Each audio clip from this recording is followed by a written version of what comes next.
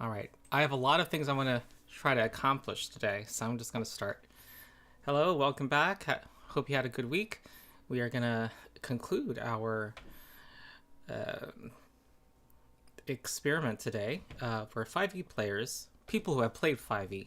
It's not necessarily their primary system, are playing Pathfinder 2e. And we just had a tough fight with a animated statue. We're also gonna we're gonna go 5 hours today, and in the last portion, we're gonna go to level 2 today at some point. But in the last portion, we're actually gonna finish the adventure early and do GM's React segment and look some at what Pathfinder is like for the GM. All right, any thoughts from the past? Any updates from you guys over the past week? Anything you guys have been thinking?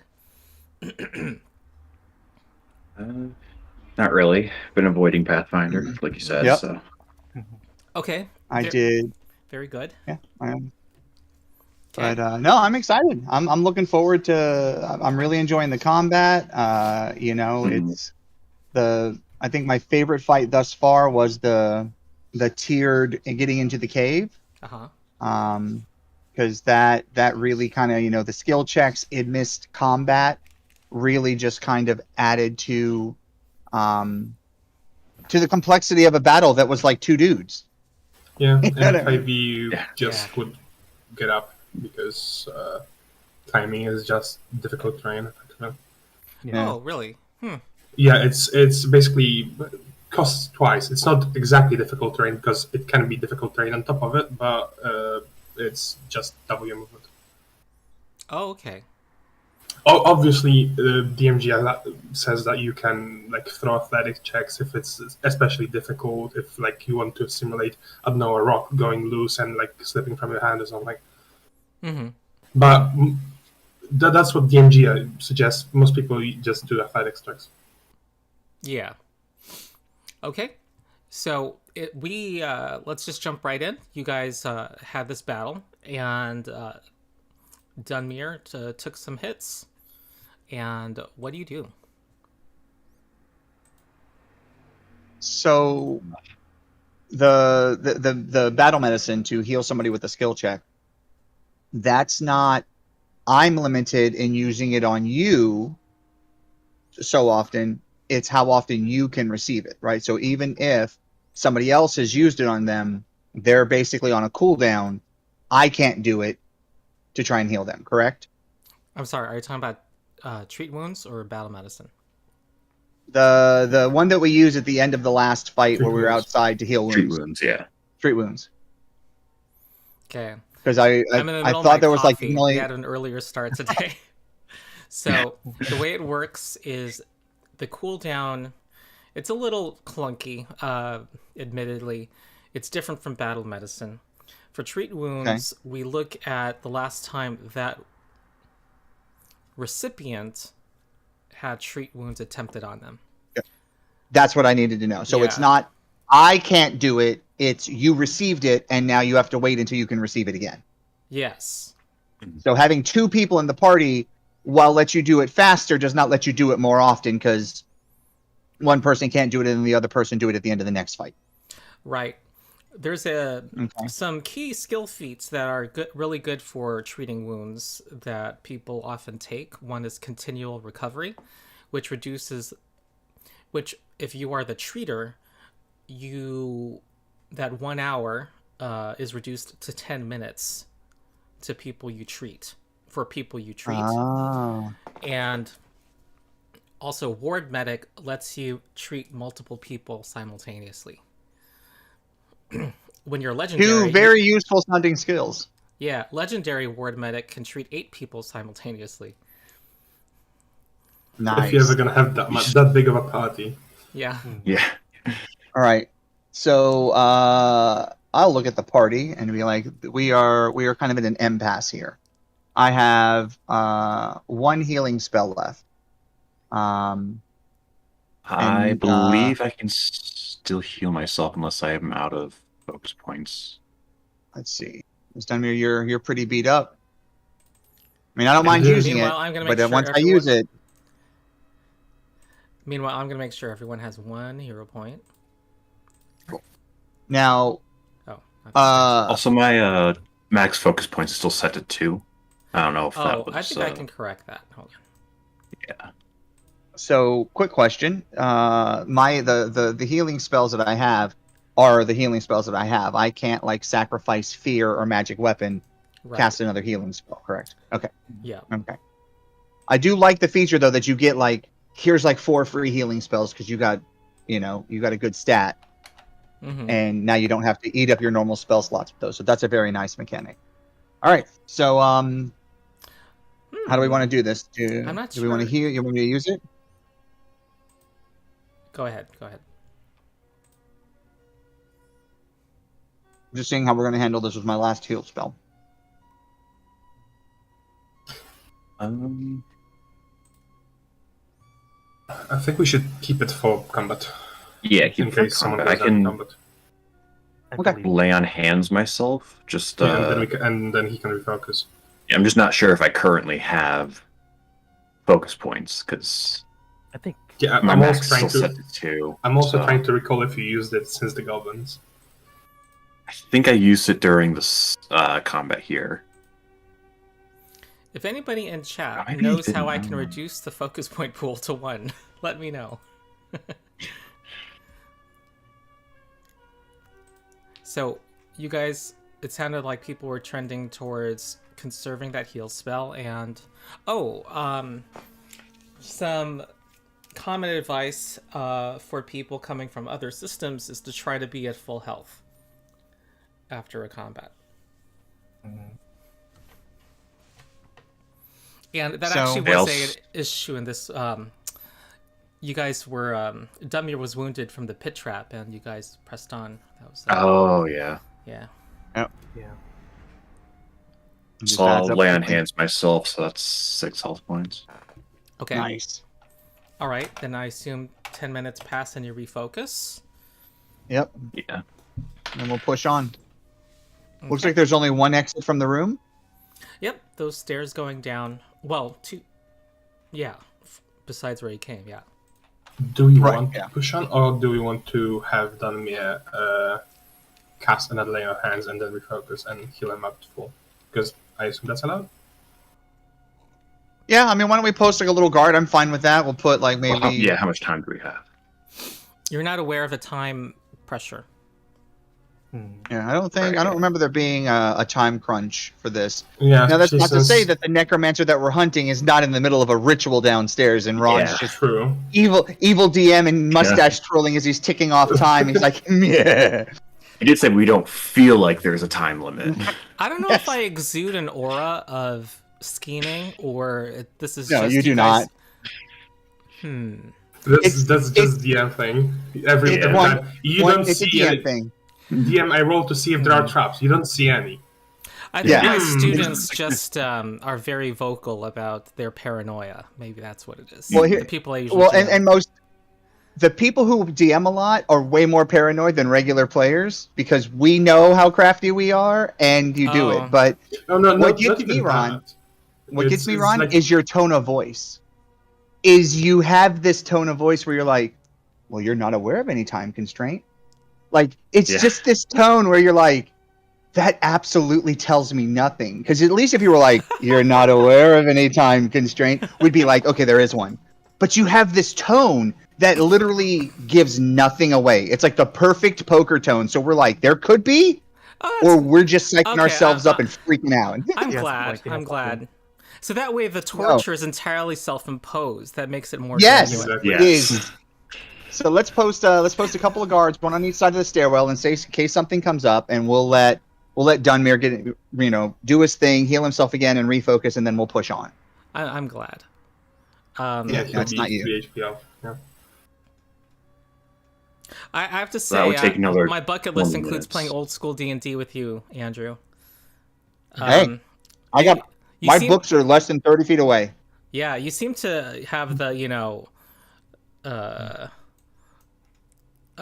anyway, you got Yeah. the little plans and schemes going on. Okay. yes. I don't know if you heard my die roll earlier. No, but I wish you hadn't told me about it now. Yeah, I saw it pop up. I thought I misclicked something. Yeah, nothing happens. And you are and you are now at full health. You're scaring us. Rolled a that. 5 Yeah. and nothing happened. He's like, yeah, nothing happened. So, That you're aware of. all right, done here. Right there, you see, that makes it even worse. I rolled, but nothing happened. Right? Yeah. So, okay, Dunmere, you good? You Yeah. feeling good? Oh wait, let's see what's chat saying. Keep spells for combat. Lay on hands is so cool. Mhm. Yeah, I'm pretty neutral. Haha. There's a thanks. Oh yeah, you're welcome. There's a thanks for showcasing PF2. Yeah. And oh, GM Ray switched to PF2 thanks to me. Cool. Rock on. Yeah. I feel GM, like I birthed was a it GM Ray? child. Hey, And there's many That's children awesome. out there. My legacy will live on. Yay! Oh, and my videos too. Well, my duck slices drawing is bugged, but whatever. I guess we press on. Okay, very good. Yep. That took And I'm assuming that you're took 30 minutes. 30 minutes. That took, yeah. So does, if anyone else wants to do something, yeah. I don't think there's anything else we need done at this point. I think we're all, other than getting you back up into fighting shape. I think we were good. Yeah. I do need to repair my shield though. Oh, so Well, maybe the Is it a Correct. skill to repair shields? Yes, it is. And it's the level of the item, which makes this a DC 14 crafting check for level 0. I believe. So 10 more I could minutes. find my, because I could repair that. No, because I could have Yeah, repaired he- it while he was healing himself. yeah, and Oh, I that's, that's that's stood watch. true. Yeah. I'm trying to remember where my skills are, so bear with me. There we go. I have +3 crafting, so I could do that while he's down. Sure. I have +4, but yeah. Yeah, but you're trying to heal yourself, sir. Right, yeah. All right, do you want me to roll it? Sure. All right, What could go wrong? pray for me. That's the thing. 13. All right. Nice. Enough. Did anyone want to aid? No one else was That'd good at be great. crafting? Okay. Okay. All right. First 10 minutes, not successful. What do I need? 14. 14. 14. Are you kidding me? Yeah. I have like no intelligence and no proficiency in crafting, but That's fine. Same here. And there's only one All right, I repair worked kit, on- actually, so maybe I would only... Okay, go ahead. Yeah, kind of hard to repair if you only have one repair kit. Yeah. Here's the thing: worst case Well, I scenario, don't I'll know, give you maybe my I would shield. allow it. Mm-hmm.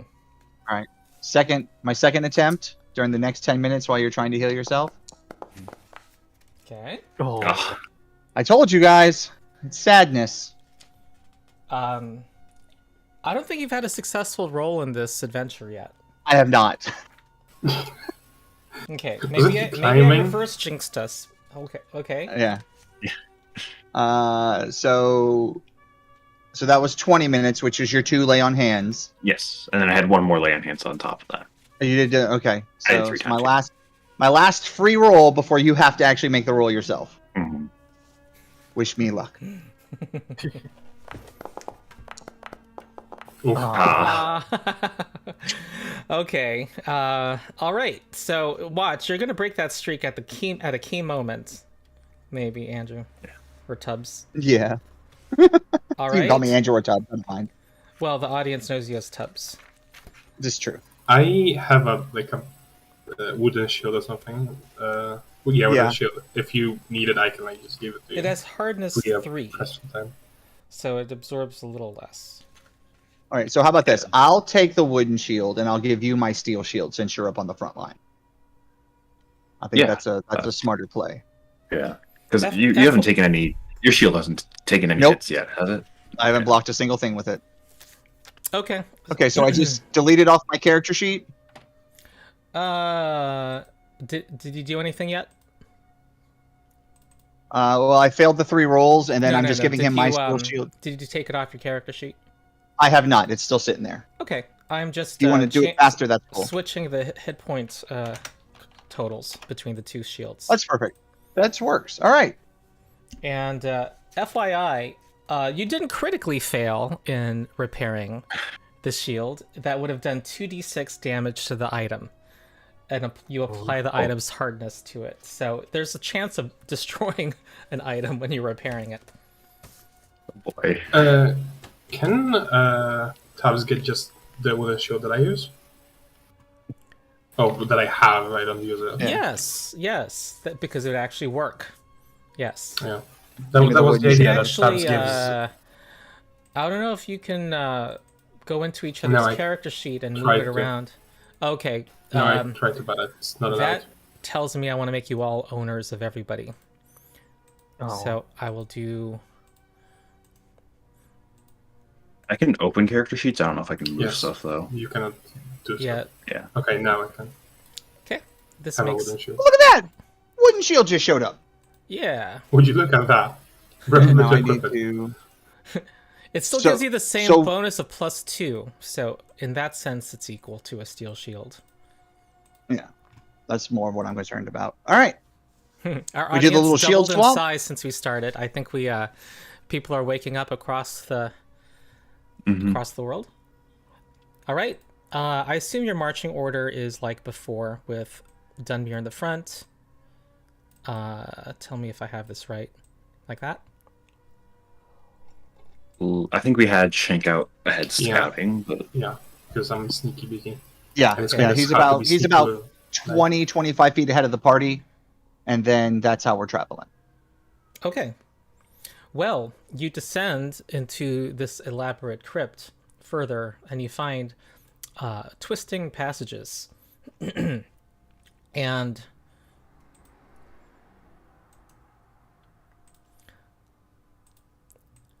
you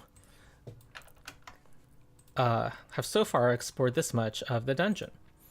These look like these have empty where there used to be skeletons. They have all been emptied, and you came from the south. How many are there? There is space for 24. No, 12. We only killed like 12. oh, yeah. we killed 6 upstairs, so that leaves potentially 6 more plus whatever the goblins brought. Great. Yeah. Ooh. All right, so let's move in. Sneaking, as in moving quietly, is like less movement, I assume. Yeah, though I'm not measuring time in that way. Okay. I'm assuming as you proceed that Shank will remain behind cover if and hiding behind cover if a combat were to break out. Yes. All right. We'll just, once like Shank waves us into the room, we'll come into the room. Oh, I'm informed that my mic is lower than everybody else's. I think that might be a stream thing because you're fine on you're this end. the same way as you used to be. Yeah. Okay. Keep commenting, chat. Let me know. I increased my own volume, and I can also do this. Okay. All right.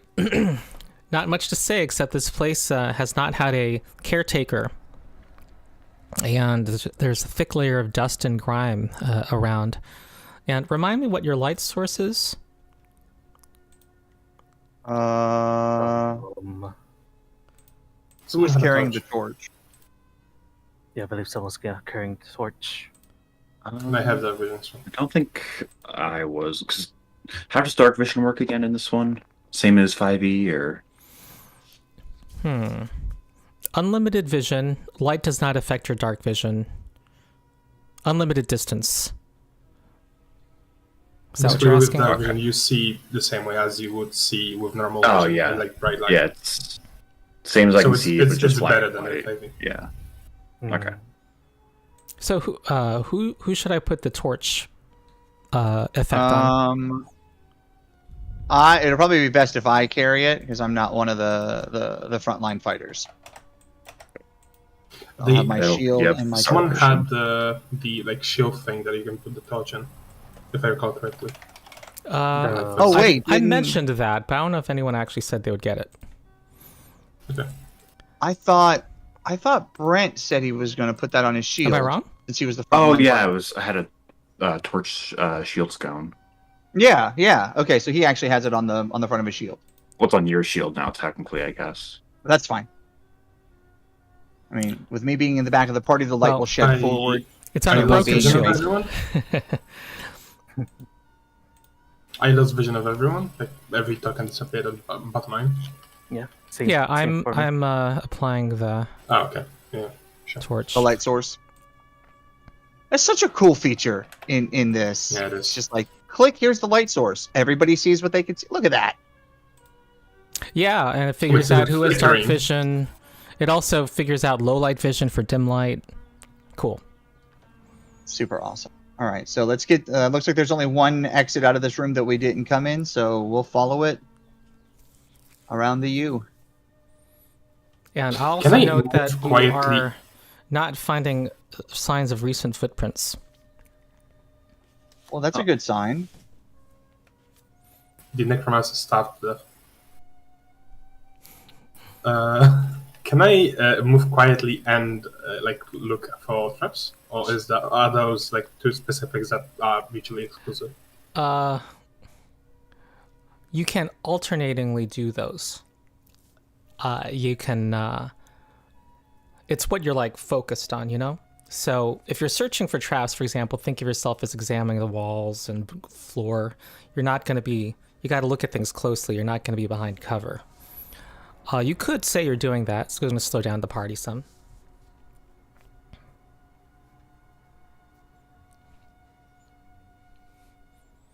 By the way, Ron chat says your mic sounds good now. Whatever you did, Yeah, good. perfect. Okay, so I'm presuming you're focused on what? Shank. It's what's not my letting you perception? see in the dark. Nope, Yeah. That's my direct vision didn't work. yeah, I'm not sure what's going on with Foundry and the mods right now. I have to manually say that you can see in the dark on your token, though I would have thought that it's smart enough to know that you have dark vision according to the main page of your character sheet. But, meh. At least it's fixable. Okay. No signs of footprints. So if there are any traps, they weren't set off. And even if there were, they wouldn't set off their own traps. Kane Deese is a half-orc with low light vision, am I right? Yep, I do have low light vision. Okay. Yeah, I think it's working now. I put dark Yeah. vision on my character sheet, and I think now it's working. Oh, I changed your token Oh, settings. you did that. Okay. Yeah. Okay. There Yeah, I'm is- gonna move quietly. Very good. The party proceeds cautiously.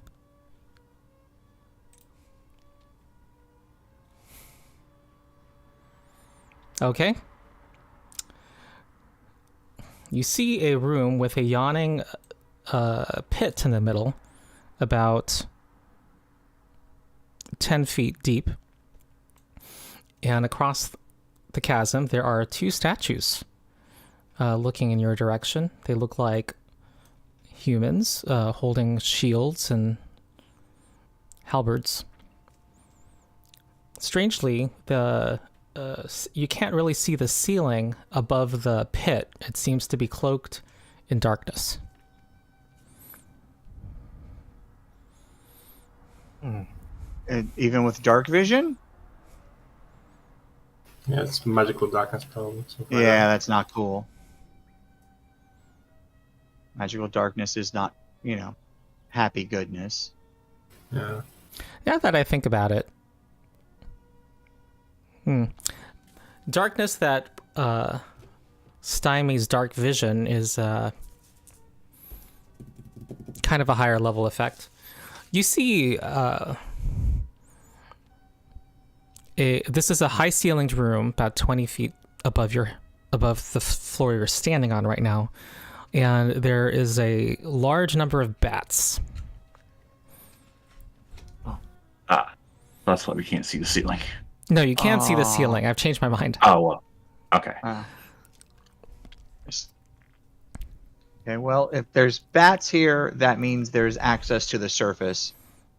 And it's probably not that long tunnel that we just came down. Oh, and there's there would be...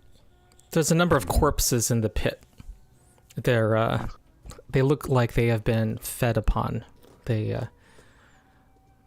Recent... By tiny little mouths? Yes. There are goblins, humans. It's about half a dozen. All right. Can we circumnavigate the pit? Nope. So it covers it does cover the whole room. All right. Well, we had really bad luck with the pit last time. Yeah. Is there like can I search for like a switch or something over here? Sure. There's like a drawbridge. What check would that be? It would be a hidden check to look for hidden information. You are examining the area and not finding a switch on your side. You see that there seems to be a mechanism on the far side next to that door. Okay. So It's like a lever. earlier, didn't Lem jump like 20 feet? Yeah. And How also, else actually? it looks like there could be a bridge coming out from that side. You see, how to describe it? It looks like something mechanical could extend out. You see where it would come out of. 10 feet. So you have that little 5 feet you have that wide. little lip. You have that little lip. So like when the lever is pulled, it goes kink, kink, kink, kink, kink across to the other side where we are. Exactly. That was the exact sound effect. Sound effects free of charge. All right. You don't have to have like mage hand or anything, do you? I don't know if that's a spell in Pathfinder as well. Right? It is a spell. Yeah, it's, I think it specifically says lift up an object. Oh. So, I'm not sure. so I'm pretty sure, like, from what I can gather here, I think I may be able to jump across it, assuming that nothing's gonna go wrong. Try to make you paranoid. Yeah. Well, We have three things that can go wrong here when it comes to like combat. Those statues could be the same statues that we found, the same statue that we found. The pit below could be like ghouls or whatever, and above the weird vampire Morbius bats. You see, I'm combining my, possible things that could go wrong. I'm adding. Well, yeah, to do a long jump, you normally need a 10-foot running start, which you're not able to get here. down. But, yes, Lem has quick jump and does not need that running start. All right, you're absolutely right. I do forgot about this. There you go. And So and Dunmere can always do the Captain America thing where he pulls his shield out and you jump and he launches you off of the shield. Oh, it has the same thing that 5e does. When it specifies that it has to be 10 feet, but it doesn't specify that it has to be in the same direction. So in 5e you can move forward, backwards, forward, and jump. I think it's implied same direction. Yeah, I'm It's gonna read that. everyone into assumes that it is, but like raw, it's weird. I'm gonna assume physics. Yeah. All right. So since the only logical thing is to just jump over there, I'll do it. All right, give us an athletics check. Well, before you do that, Shank has a bow, right? Yeah, I do. Do you want to shoot the statues to make sure they're not gonna kill us? Yeah, I was thinking about it. Look at that. I'm gonna shoot the statue. I assume. Well, the right one first. go ahead. Ooh, I don't even think that hits. Well, stationary object. I would say AC 6 because medium. Okay. Well, you hit it, and it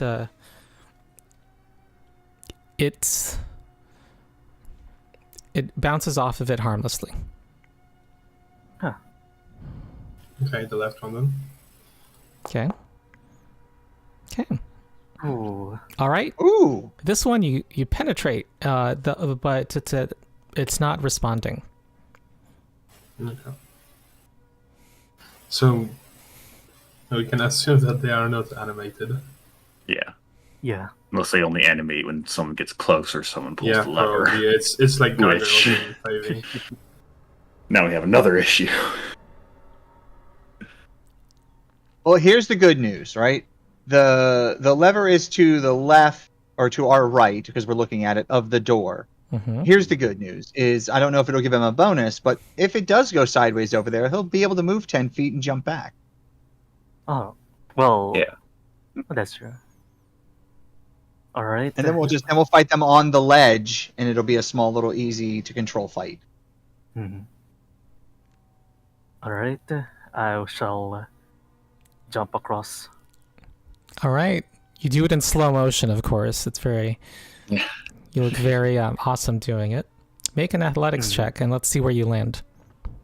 All right. I make a little stretch on my legs and try to sprint a little towards the edge and jump.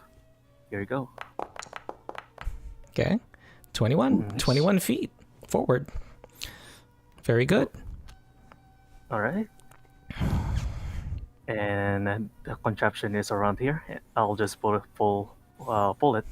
Mm-hmm. Kick. It's coming out. And do you see a... That is A so new- cool! Yep. And however, it seems to have alerted the bats. That's Yeah. Oh. So here we go. that sounds. They are coming down from the ceiling. They are curious. And we are going to enter initiative. So everyone... Oh no. Swarm. Well, Shank, you were just standing out there openly participating in things. I think you're... Yeah. Everyone's rolling perception.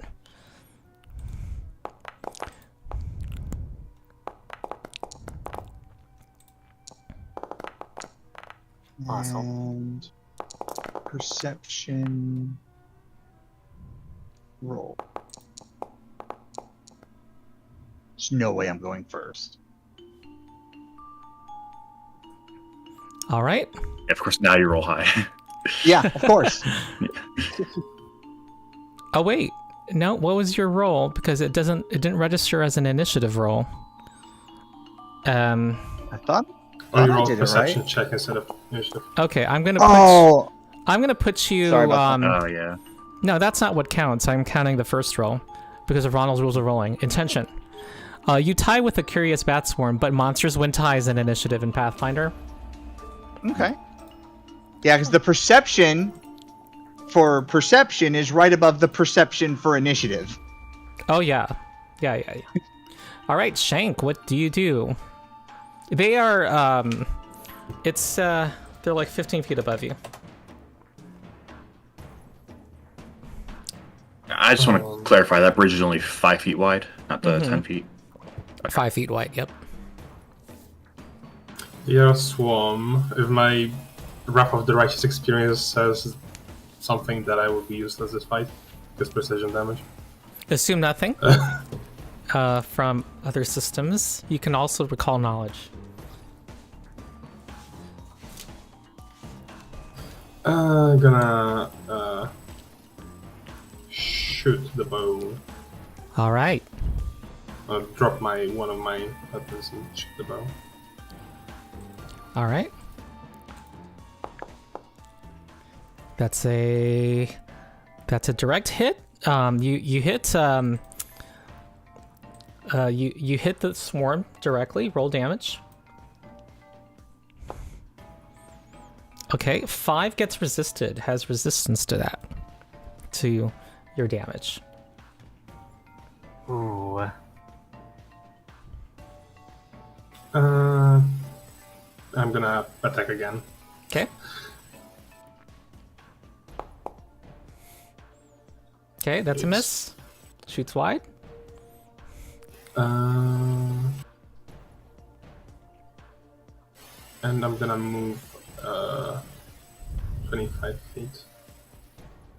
Bad rollers unite. I see what you typed. 25 feet.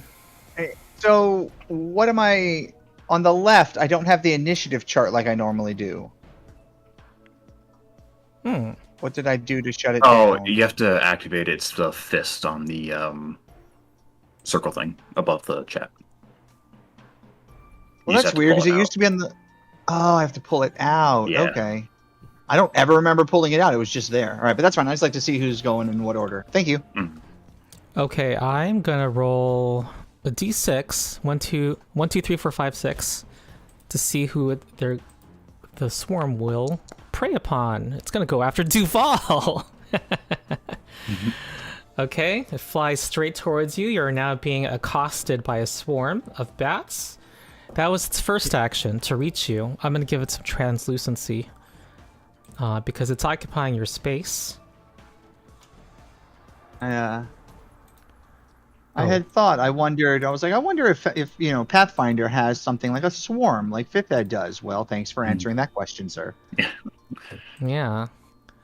And its second action is Blood Feast. Each enemy in the bat swarm space takes 1 to 4 piercing damage, and you make a. You can click the button, basic reflex save. Hold on. Yep. I can't click on my token to open my character sheet, so let me go the long way. Oh, you don't. If you have enough space on your screen, you can right-click the encounter tracker and have that pop out, and then go to the chat window so you can see both at the same time. All right, so I'm making what type of save, sir? Oh, you see Blood Feast in the chat? Boom. Basic reflex save. All Yep. right. Reflex. And remember, basic Whoa. means could be as much as double damage, as little as 0 damage. You succeed. So that is reduced to 0. We round down when we have fractions. And its last action is to do the same. And hey, it's maybe when it's biting you, it rolls low. Maybe that's your luck. Yeah. And roll reflex save again. There we go. Oh. Okay, that's a critical failure. It's doubled to 2 piercing damage. And you also are now bleeding from your wounds. You have to take persistent bleed damage. So we will be introduced to persistent damage. Okay, Duval, at the end of your turn, you will take that persistent damage and have a chance of stopping it. Whoops. So I just want to clarify that plus 15 feet means it's 15 feet in the air still, right? Oh, I forgot to remove it. Okay, Duval, your turn. So I am surrounded by a metric ton of angry bats. Mm-hmm. I will attempt to cast fear and drive it off. There's got to be a way for it to get out of here if these bats live down here, so hopefully I can drive it away from me. Okay. All right.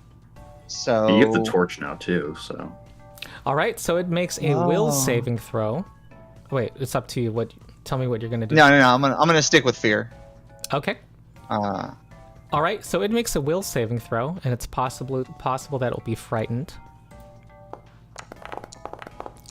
And it succeeds. Now it would be frightened 1. However, I believe fear targets one creature, right? So I don't think it has an effect. Right. Dang it. Okay. All I right. do like how like a basic success means they still get something, right? Yeah, it makes fear quite useful. You have one First more is- action left. At that point, I'm gonna just kind of like. There's a door behind me, right? An open door. Yep. Well, I don't want to lock it out, so I'm just gonna kind of like put my back to the wall and raise my shield and just try and keep the bats from getting to me.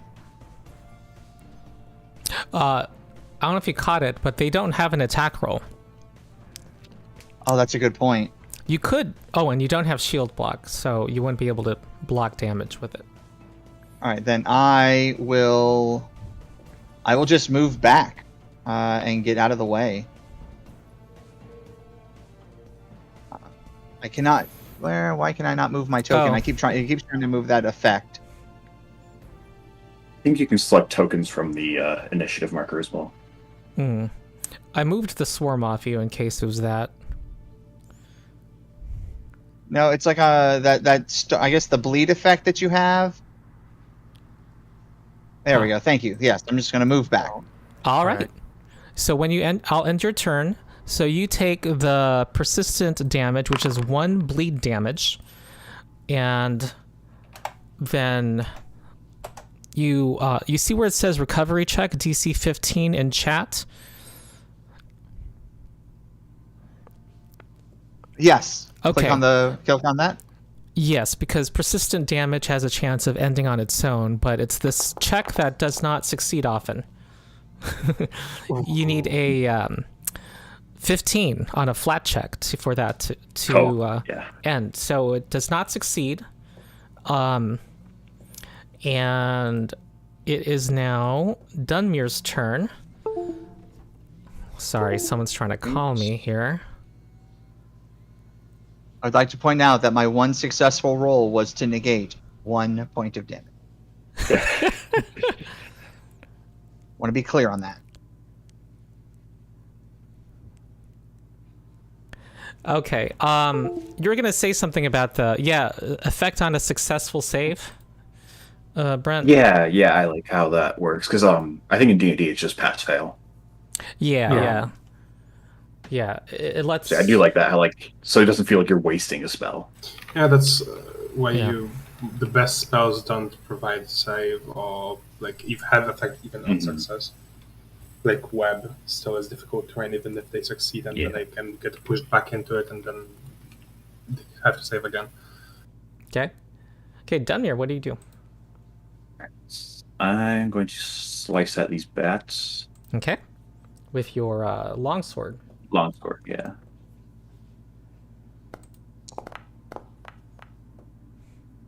Okay, that's a success.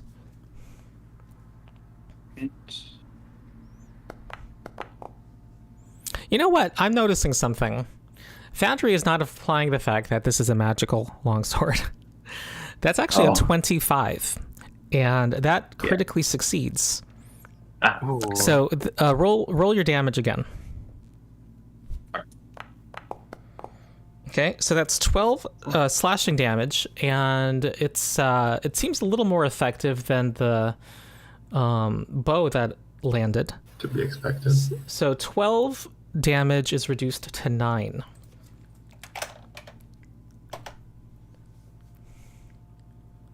And it is near death. Oh. A lot weaker than I thought it would be. Yeah.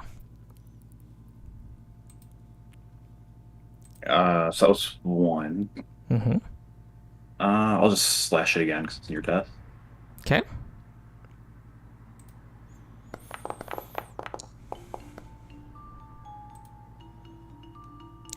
That's a regular hit. And you've defeated the bat swarm. Yay. Yay. I can actually hit things today. Yeah. And you saw my message. You actually did crit something the other time. You had you did hit something last time. And you've crit something today. All right, we still have a problem of a bleeding Duval. It's do you want to do anything with your last action, Dumir? I assume I have to be next to him in order to do a medicine check on him. Yeah. All right, so I'll just move towards him, I guess. Okay. for now. All right, Kane.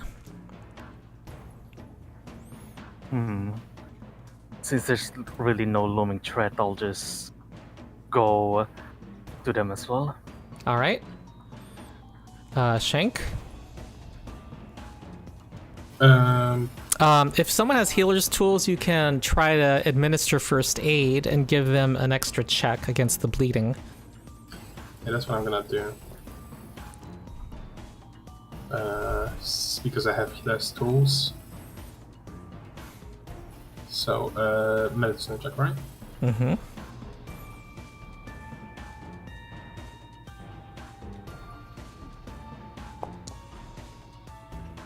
Ah, okay. That succeeds. So you have an immediate flat check, Duval. All right. What is? And so here, you just rolled the hero D20? points apply to all D20 rolls also. And I'm going to give a hero point to Kane for helping in this case. It now becomes your turn, Duval. And I don't know if you have healer's tools. I am almost positive that I do. Check my gear. Because you can I do. you can try to succeed on yourself and give yourself yet another check. Right. I believe, yeah. And that is what am I rolling for that? Medicine. Medicine. Normally I would hand wave Memorize this, these. but you're gonna see how this works. I'm fine with that. No. Okay. All right. Now give us your flat check.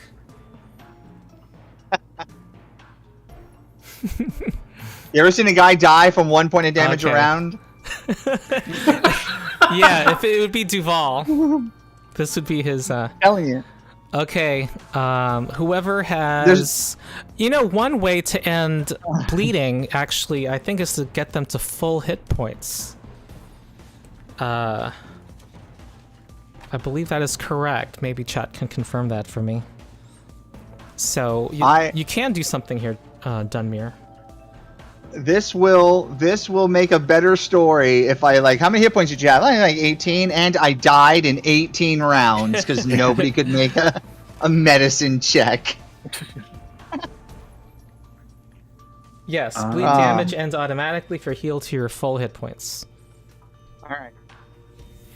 Alright, So- Reach over, Shank, and just heal me.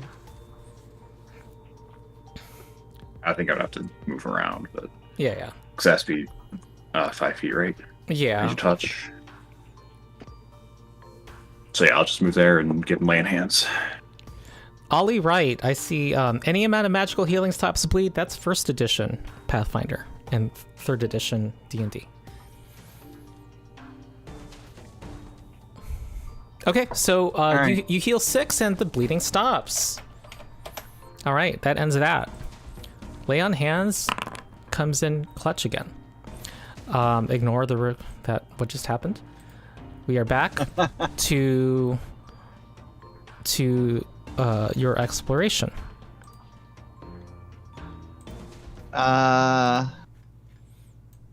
Well, so I think the undead at the bottom are not an issue, Yeah, I don't think they're undead. or Yeah. the skeleton, the bodies, I should say. So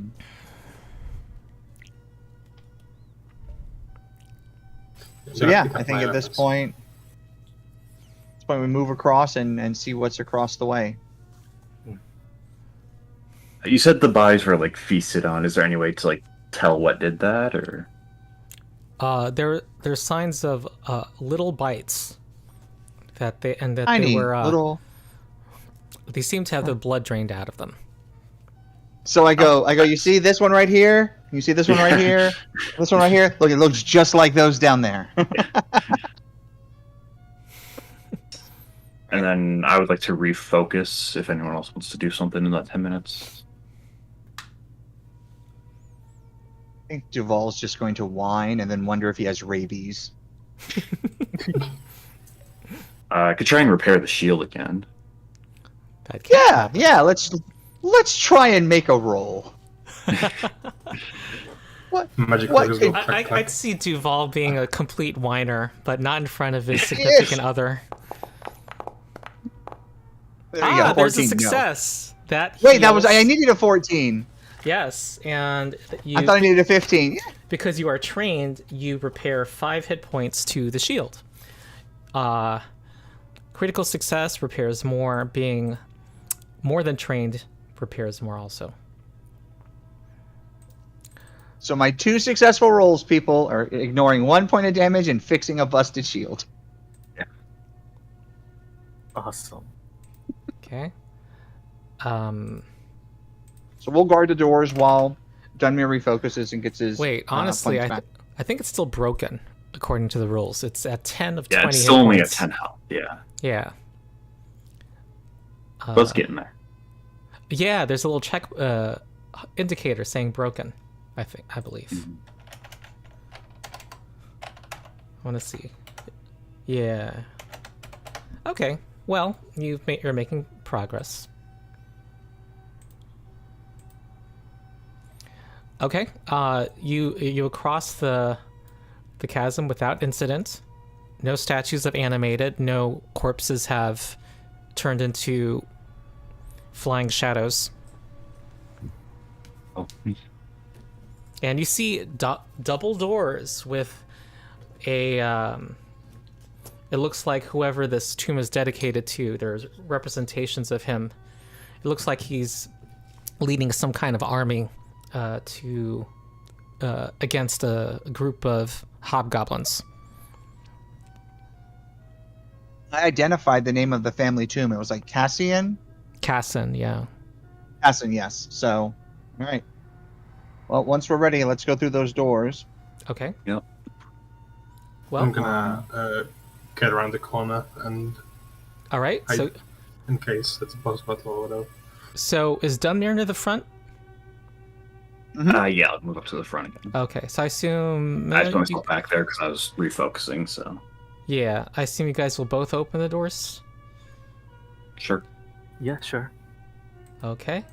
Well, you see what appears to be a large chamber with a sarcophagus at the end, and which has its lid removed. It's not suspicious at all. Let Your me. dice, what's happening? Nobody move yet, because I'm checking something. I mean, there kind of has to be something here, right? Yeah. It looks like a final boss arena. That's true. Huh. Well. You know, something is behind this. You hear, sounds like something is right there and is hidden to you, which is a defined condition in Pathfinder, meaning you know what square they're in, but you're going to have trouble targeting it.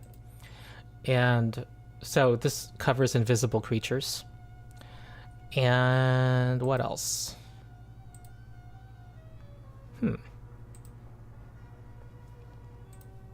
I believe that's what you're aware of.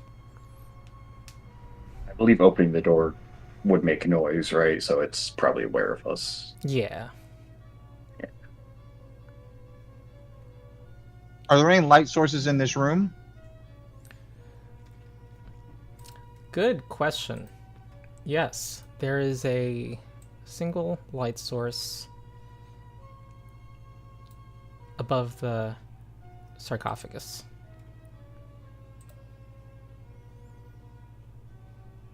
All right.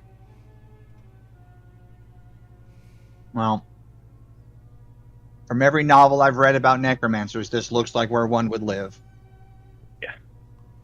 Well, it's more like a vampire of sorts. Listen, Ron doesn't Oh, yeah, need it could any be help with ideas. I just want to ask as well, that last combat, was that enough to identify the sword, or would I have to do another identify check? Well, I'll say your character believes that it is a +1 weapon at least. So I'm gonna make that known to your character.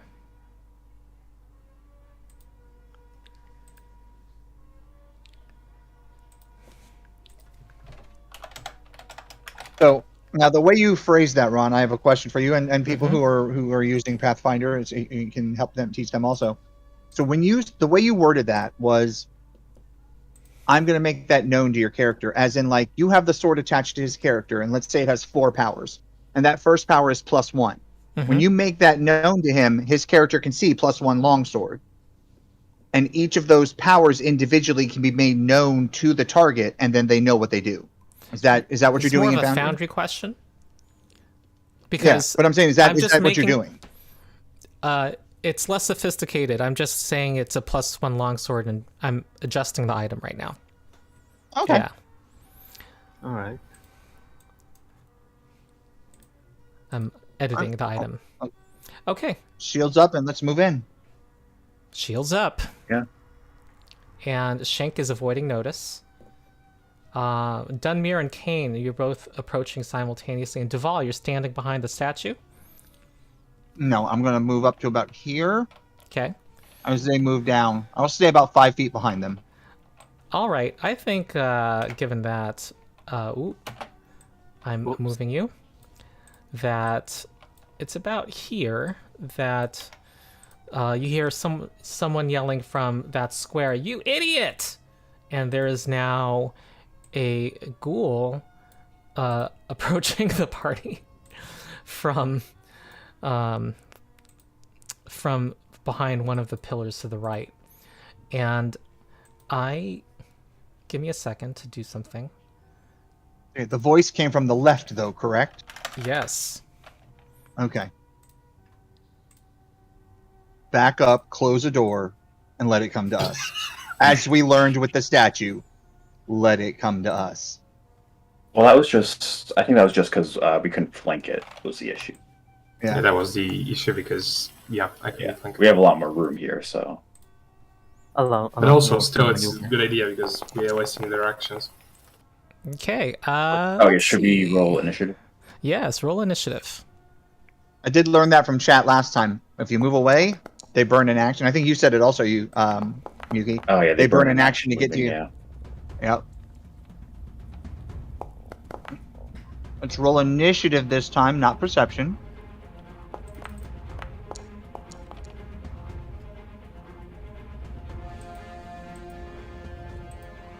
Okay. All right. So the person you How cannot. do initiative going ties for- work between players? You guys decide who's first. Right. All right. You hear. Do I want that? Okay, you hear a spell being cast. Nobody is able to recognize it. You don't have it in your prepared list, and you don't have the recognized spell feat. Epsum liberatum Isra. And it's now Kane's turn. All right. Let's see. I am fully aware that there's a spell that's gonna come up.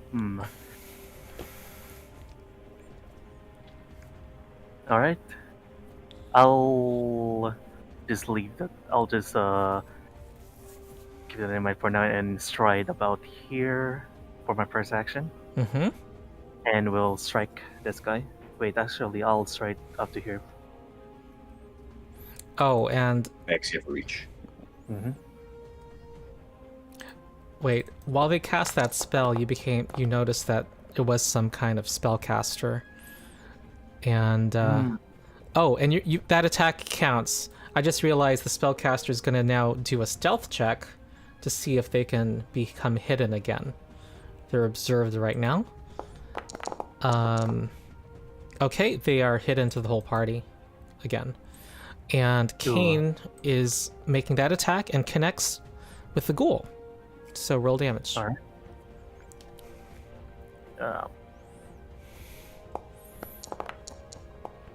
Okay, Ooh. 5 damage.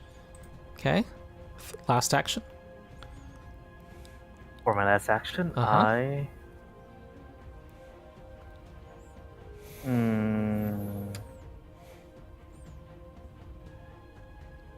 Yeah, I'll attack once again.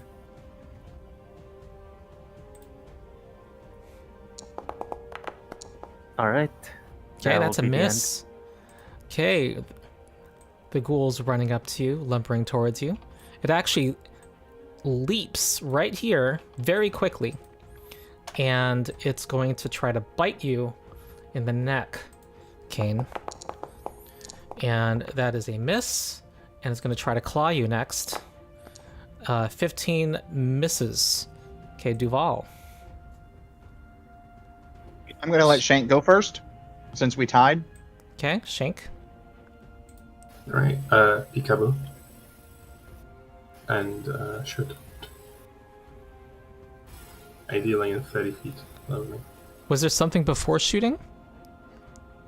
I moved through. So Okay, I allow you to shoot.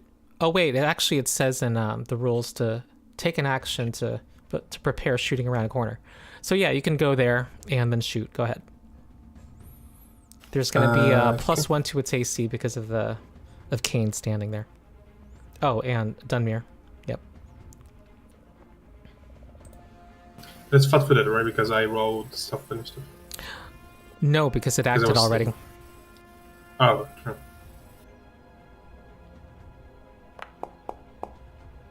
Jeez. Oof. You know what though? Okay, that's gonna fail. But I realized that you were hiding, and I kind of would probably have.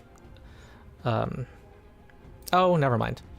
Okay, that's a miss. Oh, if at first you don't succeed. Yep. Oh, No, critical. Then roll a 20. that's a 1 and a 20. Yeah. Yes, that is 10 damage. All right. You can thank. Yeah, bows are nasty on crits. Yeah. Guns are even better. Yes, It's guns fatal. guns are fatal.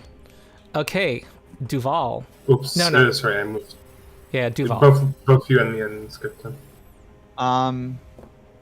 So, and maybe I'm just missing it, but I don't see anything like 5th Ed has, like where clerics can turn undead. Right. Okay. Heal spells will damage them. Right. But that's kind of universal across Yeah. most games where curing hurts undead. All right. Has it been long enough for me to use guidance on people again? Yes. Okay, so that's It's good been to at know. least 40 minutes. And we know resting. there's a spellcaster down here.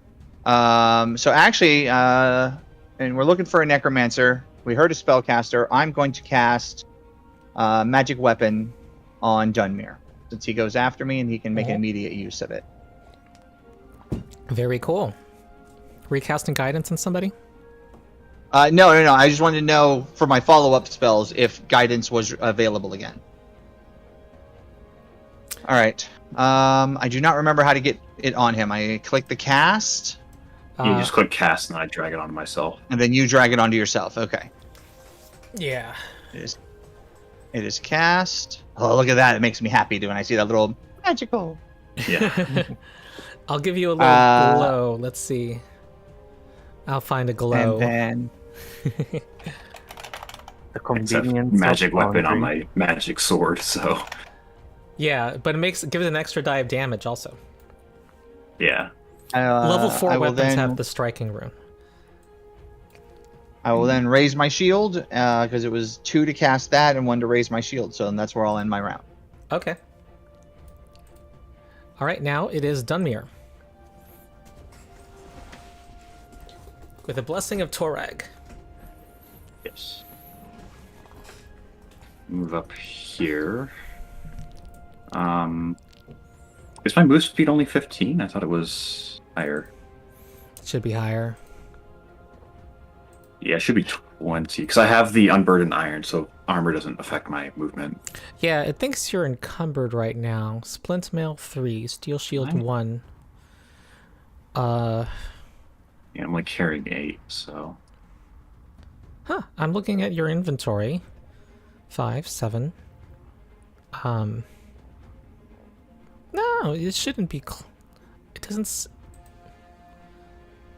Your speed. Is it because I'm wearing the armor? Does it not have the? I think it unburdened doesn't iron feat? understand the unburdened iron. I don't think I have it on me either. Yeah, you don't. Maybe Foundry. Okay, you have 20-foot speed. Go ahead.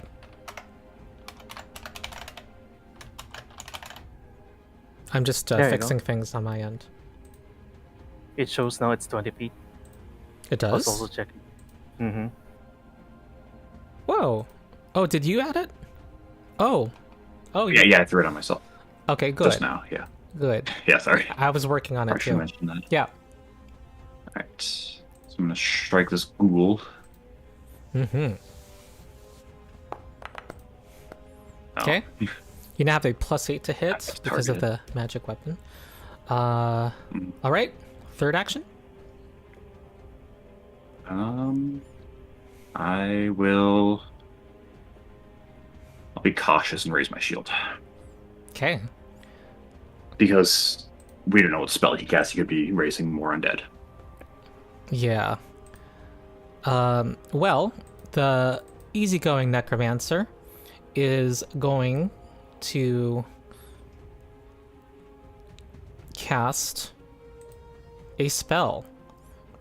He says, "You idiot!" And he extends his hand to the ghoul, and a black miasma extends from his hand, and heals it.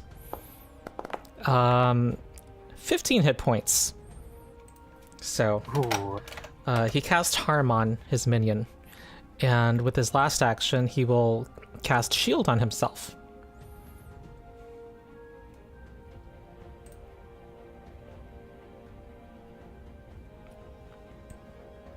Also, Tubbs, you didn't take the raise shield action. Ooh. Just so you know.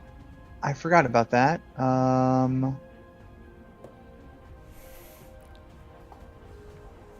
It should be on your macro if you didn't. Also, you didn't save it. There it is.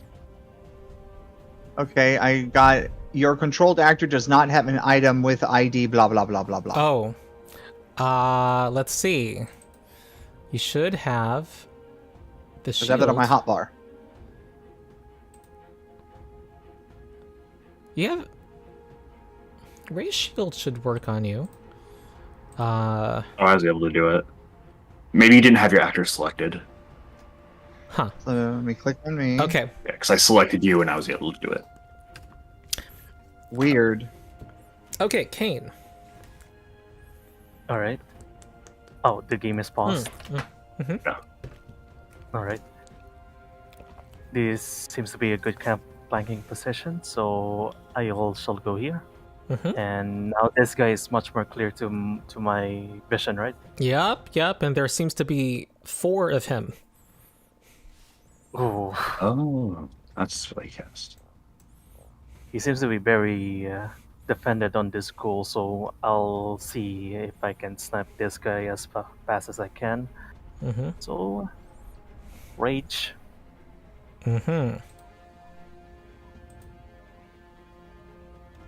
And strike. Okay, Let's try. let's see.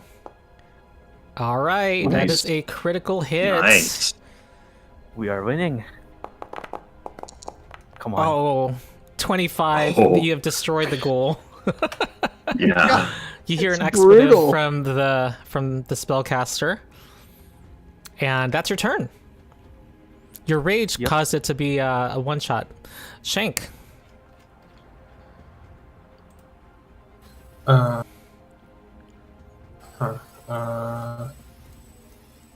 I guess I'm gonna run up to the guy.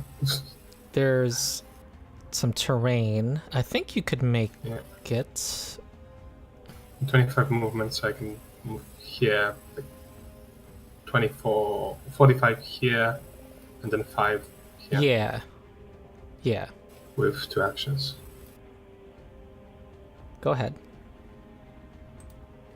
Actually, no, I'm gonna move only 25. Which is 25 would be right where I am. yeah. Huh. Or you can move the 20, then diagonal 5. Whoops. As diagonal to the left, I mean. Yeah. If I only had, if I only was level 2 for quick draw, yeah, I'm gonna do that, and I'm gonna move in here with my movement 50, Okay. and drop my bow Mm-hmm. and draw my sword. And All right. All right. 3 action economy means you run up. Okay, Duval. Okay. Yeah, ghouls hitting you are bad, and we did not get to see what happened. Whoops. I'm okay. Disease. I'm okay with that remaining a mystery in this game. Yeah. I'm okay with that. All right. I'm gonna try and give some help to.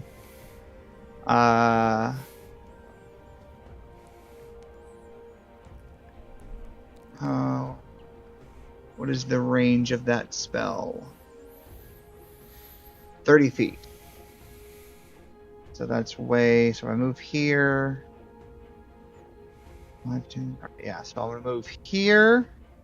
That should be one of my actions. That was 25 feet. Mm-hmm. Then I will cast guidance on Shank. Mm-hmm. And then I will keep my shield raised. Okay. I'm going to drag it on Shank. All right. Next is Dumir.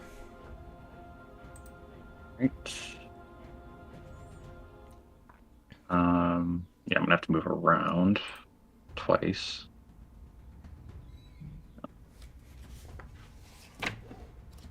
Alright. And then I'm gonna attempt to I'm wielding my sword and shield. Can I grapple while wielding those or no? You need a free hand for Right. athletic skill actions, usually. Right. So I will start by just striking him then. Okay. He is flanked. Uh-oh, 27. And he is flanked. And him being flat-footed makes that a critical hit. And let's see how Mirror Image interacts with the critical hit. And you're using a magical, and you're like, Yeah. have a magical This is gonna be a weapon. lot of damage if it hits. If an attack rolls a critical success and would hit one of the images. So what he does is he will, if he rolls a D1 on this D4, then you hit him.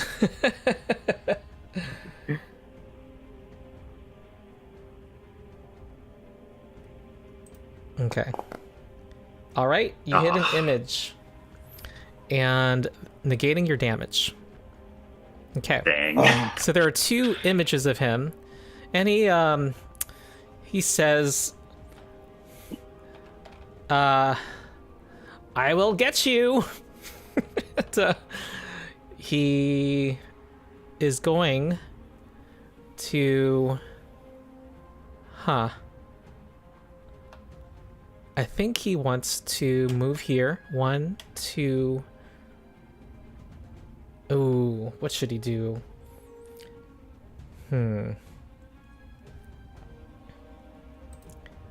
He will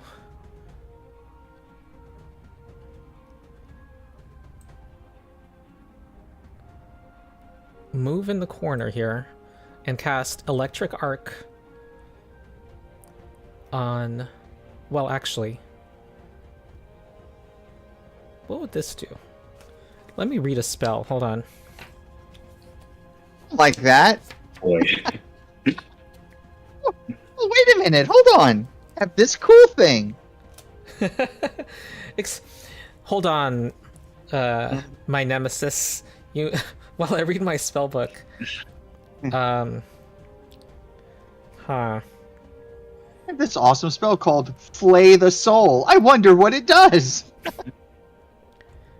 Nah,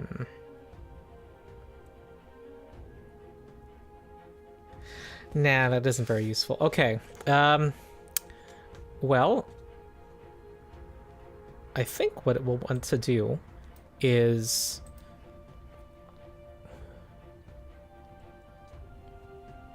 cast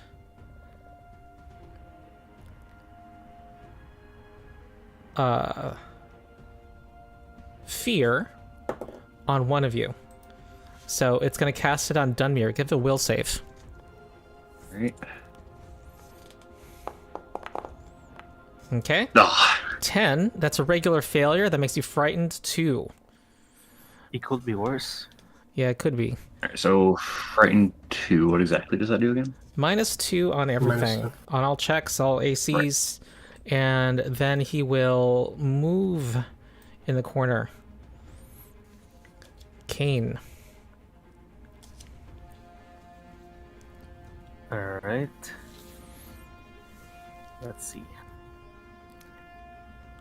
I'll move.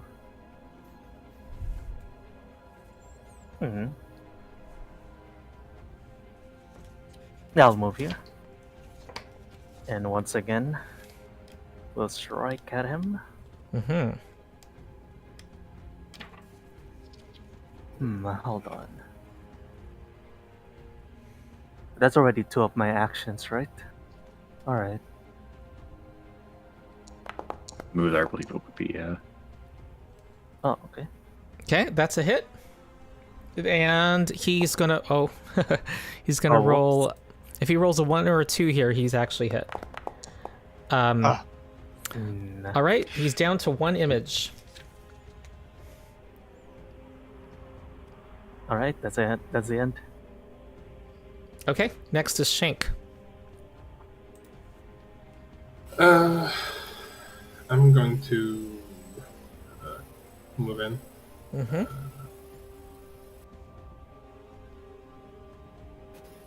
And I'm colliding with a wall. And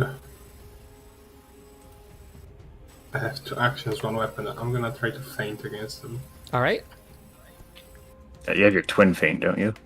Yeah, but I need 2 weapons to do that. And if I draw a weapon that's an action, I don't have 2 actions left to do that. You already drew your sword last time. Yeah, I have, but I have 1, and I need 2 for twin feint. Yeah, I believe so. So I use 1 action to move, then I would need to spend another 1 to draw another weapon. Then I only have 1 left. Oh, you need to be dual wielding. Okay. Yeah. Yeah. This is a feint attempt. 15 does not succeed. Last action. Shank. Okay. All right. This guy is frustrating you all. Okay, Duval. Oh wait, you know what? A regular miss causes one of the images to disappear, and if it were a critical miss, it would not. So he's out of images. Ooh. Didn't his shield go down too? Or how long does the shield spell last? Just a round. So he didn't have the shield spell this last turn because that was 2 turns ago. Yeah. Now it's Duval. All right, I will move here and attempt to cast Daze on him since he looks to be alive. Yes, and you attack his mind. You cloud his mind, and he rolls an 18, which is a a regular success. Your normal 2 damage is reduced to 1, and 1 mental damage. All right, and that's that. Dunmere, you are frightened. Doing my part, guys. So frightened 2 That frighten decays over time, right? After your turn, at the end of your turn. Yeah. Okay. Yeah. Move up here Uh-huh. and try to grapple him. Ah. Okay. That is a... Whoa! You succeed. He is now grabbed. He is now flat-footed and cannot do move actions. Okay. And also forces him to do a DC 5 flat check to cast a spell with a somatic... with various kinds of actions. Yeah. That was I guess that was my third action. My second action would be sheathing my sword. Oh, before doing this. Yes. Okay. Let me see if... I want to double check that there's no critical success on grapple.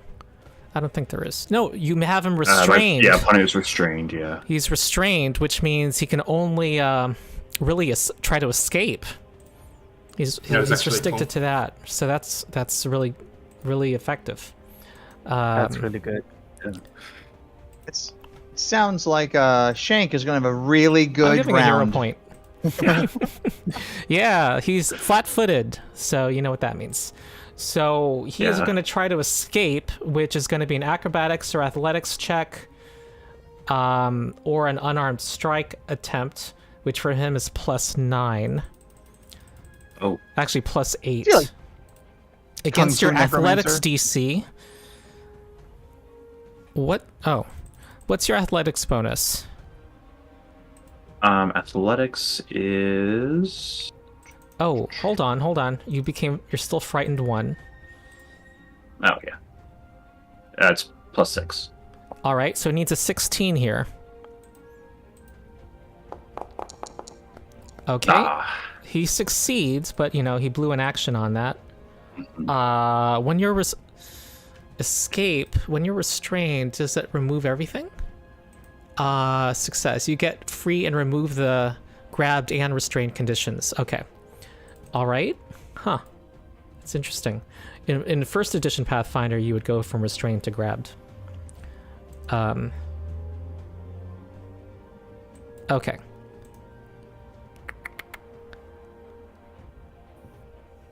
Then, next thing he does is he extends his hands, and there's a line of tendrils extending out towards Dunmere, Kane, and Duval.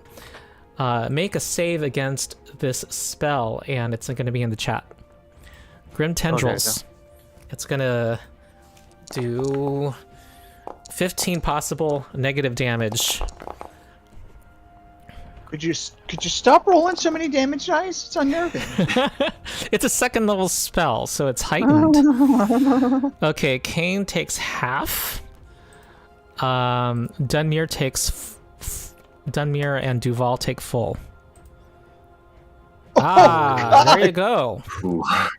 That is a second level spell. Okay, Kane. I'm actually glad that I have temporary hit points. All right, I'm still within reach, right? Yes, and he has lesser cover. Mm-hmm. What if I go here in the top? How high is this? How high is that? How high is the sarcophagus in real life? Let's see. I think this is high. Every with you. every movie you see them in, that's always like waist height, because they can push the lid off. Yeah. The leap action, you land in the space where your leap ends. If you leap vertically, you can move up to 3 feet vertically and 5 feet horizontally. So you'd have to do the... I'd allow you since you can quick jump. So... All right. Give me I will say... DC 20... If you want to do it in one action, you could get there in 2 actions, no problem. All right. I'm going to say DC 20 athletics. DC 20 athletics. That is quite high, but Otherwise, you are short. You Is would there go any way I could like boost him up there, or if you aided him, which you would need to prepare with an action. yeah? Okay. Failure, not you all- stand here. Critical failure, you're prone there. All right.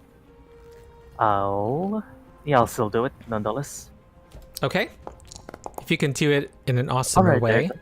All right, you Woo! leap up there. Angrily. Anakin, I have the high ground.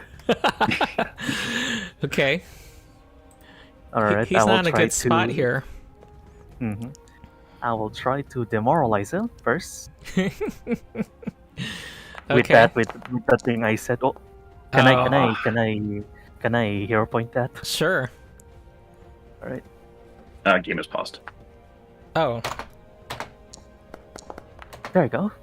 All right, that succeeds. He is frightened 1. And we'll strike. You have the high ground. Ah! Ooh, nice. Hey, critical hit, you guys. Every +1 matters. Every yeah. plus one matters. Plus 10, his AC was lowered to 16. And roll crit damage. Crit anger damage.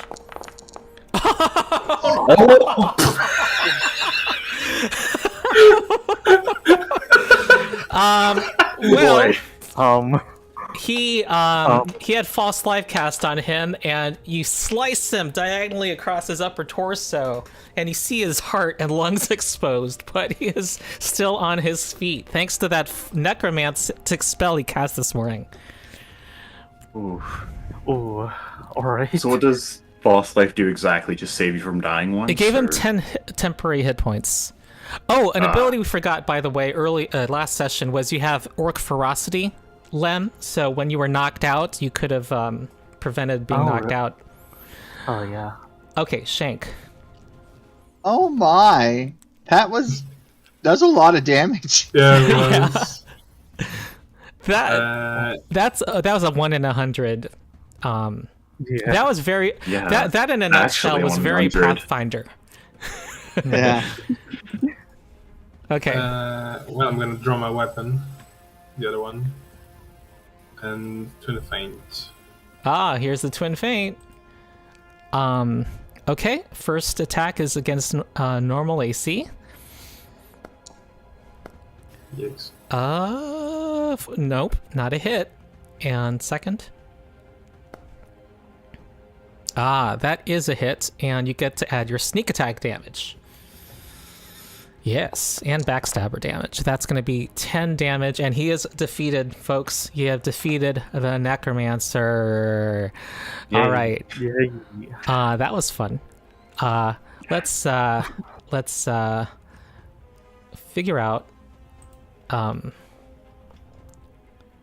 You see a you can. What do you need to do next?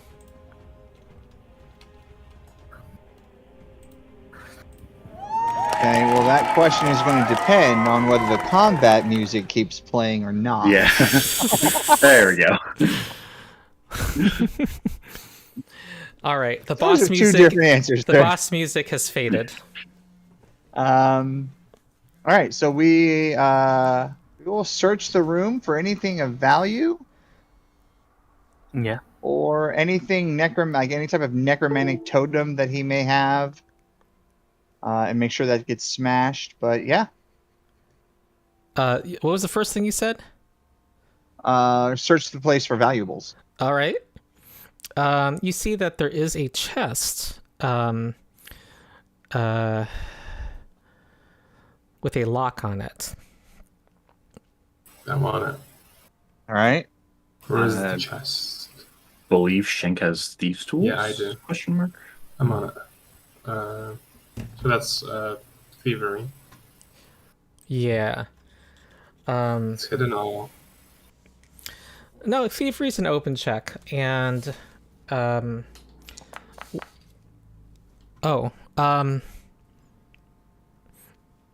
will not succeed. However, your first issue is that a needle shoots out while you're manipulating the lock, and we are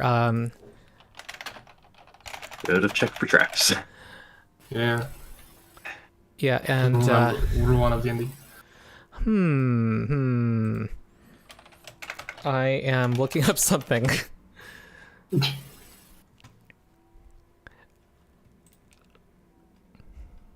Aha. Very good. A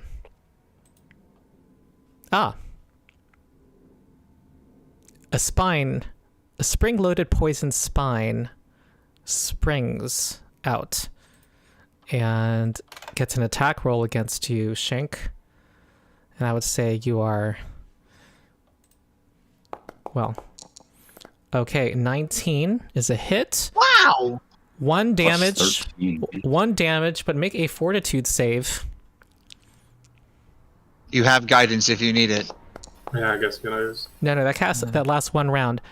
You succeed Oh, that's against the right. poison, so you are not going to experience the nightmare that is poison.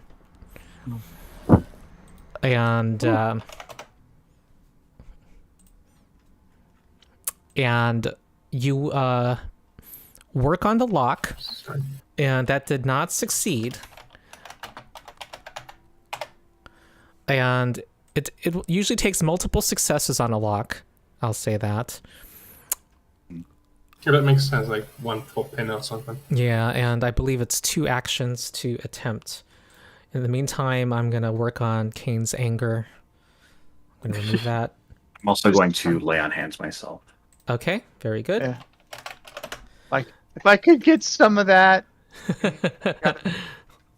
Oh, Yeah. It's a They'll take very, walking very... around. but yeah. Yeah, you see a lot of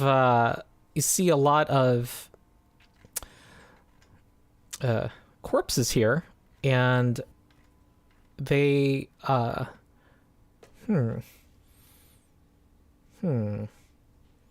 a lot of the tombs are empty. Okay. Okay,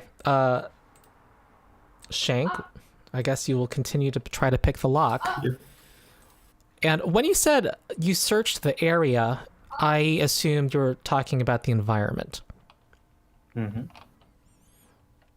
Yeah, I was looking around, looking for, secret passages, anything of Yeah. value, We're well. adventurers. There should be stuff Okay.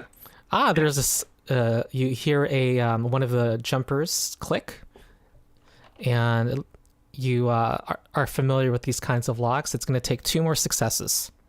We have the rules lawyer Just now, wanna- the lockpicking lawyer. Click on 1. Can I see if he has the key on his corpse? That's a good idea. And you find a key, Yeah. and Oh, you also find a letter. And that on this letter, it reads,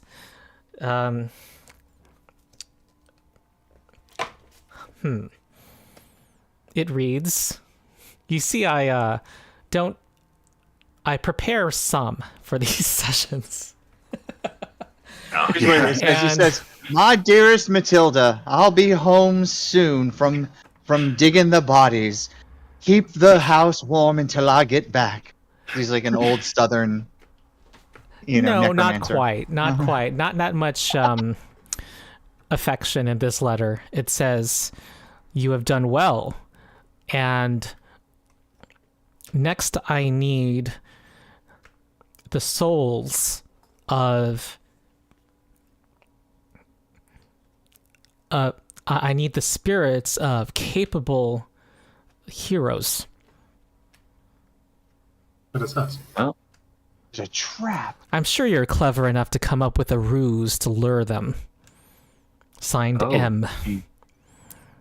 Well, he definitely isn't clever. Did we get the name from the guy who hired Well, we us? were lured.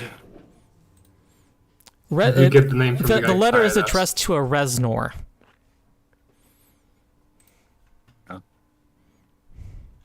Rest. Is his first name Trent? Sounds familiar. No. It sounds Who familiar is because that was the name Reznor? that was given to you Okay. guys by the goblins. Oh, the necromancer's name. Yeah. Oh, yeah, he was bringing card. Oh yeah. Okay. Did we get the Oh. name They're from bringing it into the Restore. guy Oh, who and hired us? it also indicates deliver their corpses at the but this time at the large, yep, at the twin trees.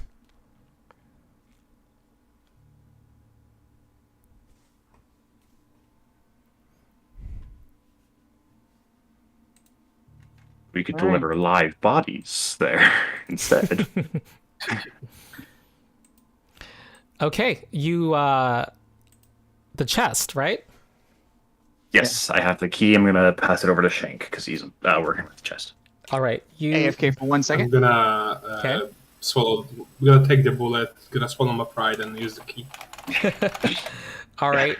Well, here you'd find 2 vials. One is a dark blue purple liquid inside. The other one has it's a metallic, almost aluminum-like vial that you cannot see the contents of. There are 10 gold pieces and 40 silver pieces, and a mummified hand, a very slender hand, hanging on a chain. That looks like it's brass. And its hands are kind of in a distinctive spellcasting pattern. Like a holy symbol or something. Would be just like You described like a zombified hand symbol of metal. I can only think of Vecna, but that's not a thing. Yeah. oh yeah, that's. I just watched Stranger Things, so that's what I was thinking too. Especially since you were Stranger Things. A YouTuber I watched made a video about how the Vecna from D&D Beyond the Vecna that D&D Beyond released is underpowered. I was looking at that stat block. That kind of I don't know. I don't know why they think they need to make higher level creatures weaker in D&D. The Treant Monk made a build where he on purpose didn't like build optimized and whatever. He made like 2 arcane archers who just max dexterity and picked sharpshooter, Yeah. and they killed the Vecna before he got a turn. Oh, Yeah. Okay, I'm gonna start putting things in this loot actor.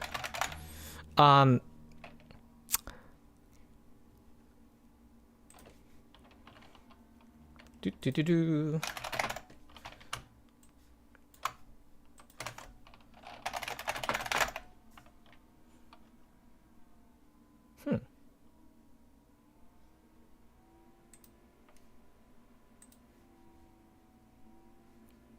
I would like to.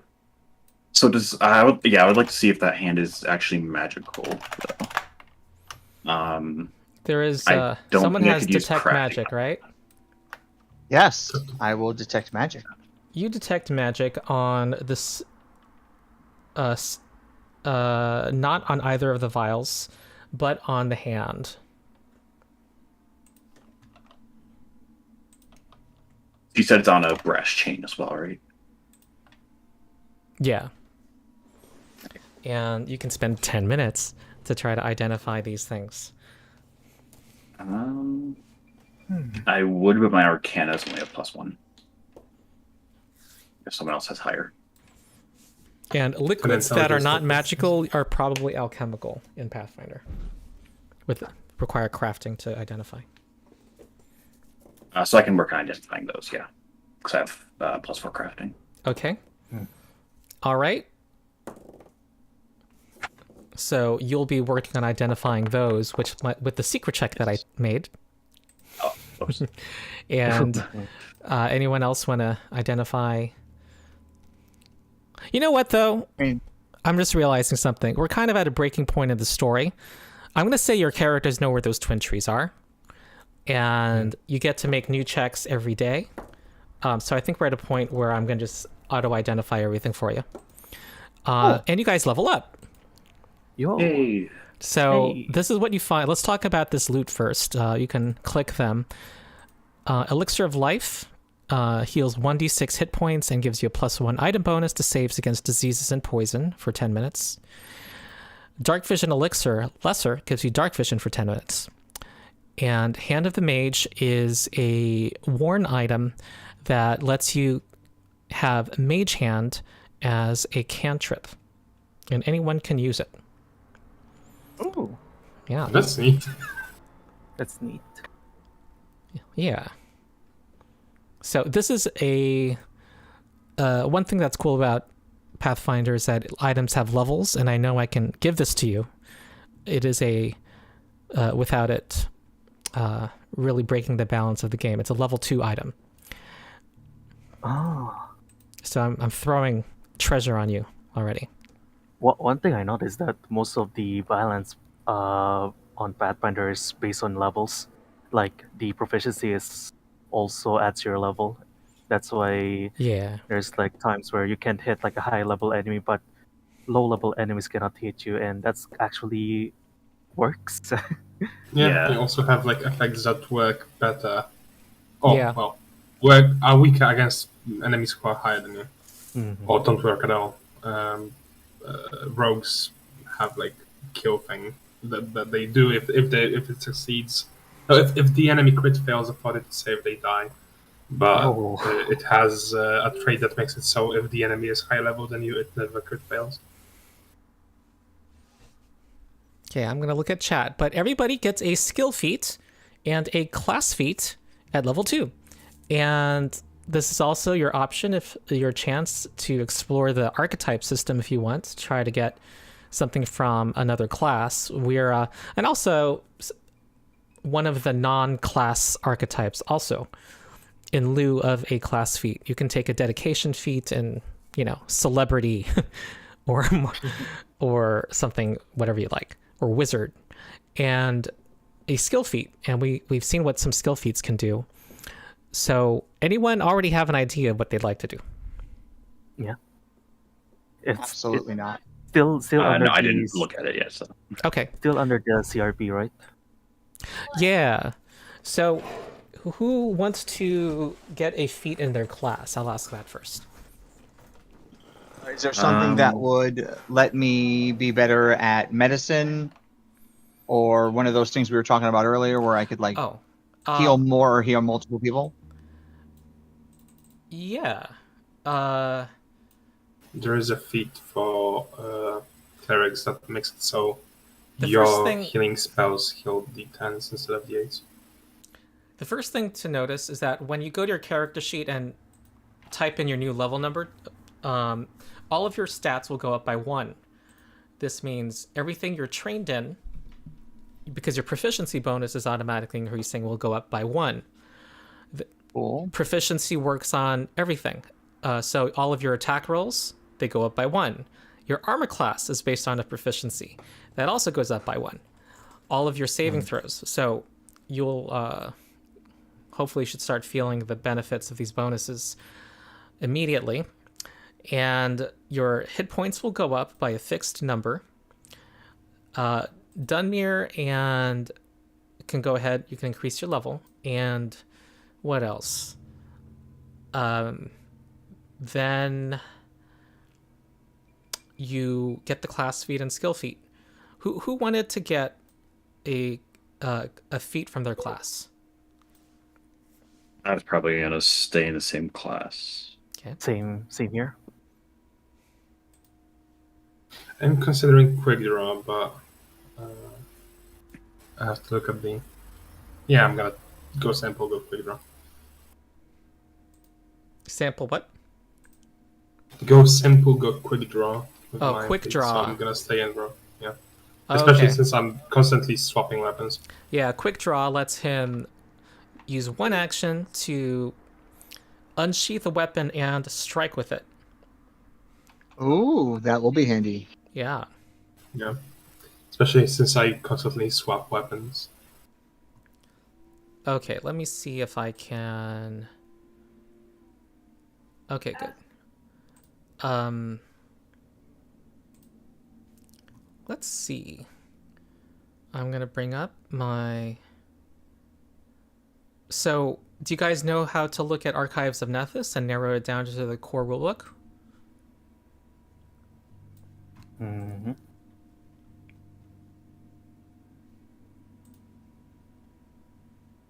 I believe I remember how to do that. I'm looking at Path Builder though, since it's already just for my class. So. Yeah, that might be. I believe it's also set to just be core rulebook right now too. All right, so I'll let you peruse, ask me questions.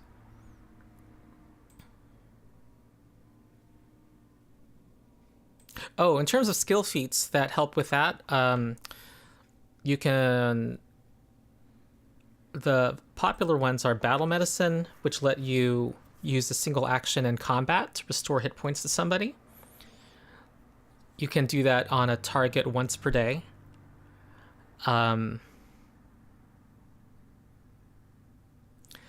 There is Ward Medic, which lets you treat wounds on 2 people at once. Continual Recovery makes it so that the cooldown for a particular target is only 10 minutes. Well, when you're treating them. Also, you can take the Medic archetype, which requires that you have the Battle Medicine skill feat. So you can take Battle Medicine at this level and take the Medic archetype, which makes you an expert in medicine and lets you do battle medicine on somebody once per hour instead of once per day, I believe. That's what I want, sir. That sounds amazing. Yeah. With as important as healing is in this, that's what I want. Oh, well, I take that back. That's if you're a master in medicine. If otherwise, you can once per day ignore the once per day restriction on somebody. So I can basically heal. I can heal each person twice per day. No, more restrictive. So you can do it 5 times per day in this party. Does that make sense? Right. That's what I was going to say. So I can do 5 times a day across 4 people. Yes. That's still handy. That's still an extra time per day. Yeah. I'll take that. That's fine. Okay. So you got medic dedication and battle medicine. So we'll do that for you. Are you going to add those, or do you want me to do those? You should learn. I'm happy to do it, but No. I know you're playing more Pathfinder with me, so. Oh yeah. So go to the compendium and go to the feats. You can type it in, and then you can find these feats. All of the feats, the skill feats and class feats, are together in the same gigantic compendium. Okay, was that the scroll, or was that the... Yeah, it was a scroll, right? It looks like a booklet. Ooh, we have a new subscriber. Welcome, Fino, or Graham. Ah, there it is. Okay. It's the second to last one. Okay, so what am I typing in first? Battle medicine. And then you'll get to drag that onto your feats.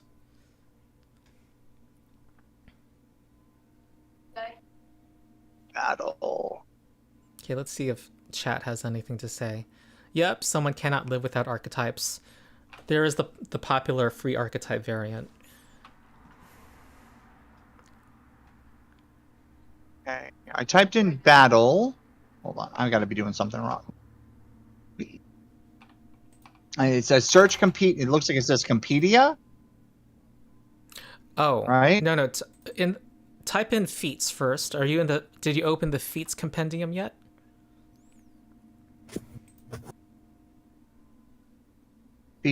Class features, feat effects, feats. Okay, there we go. Okay, and that's where you search for it. There we go. Okay, battle medicine, right? Yeah. Okay, so then.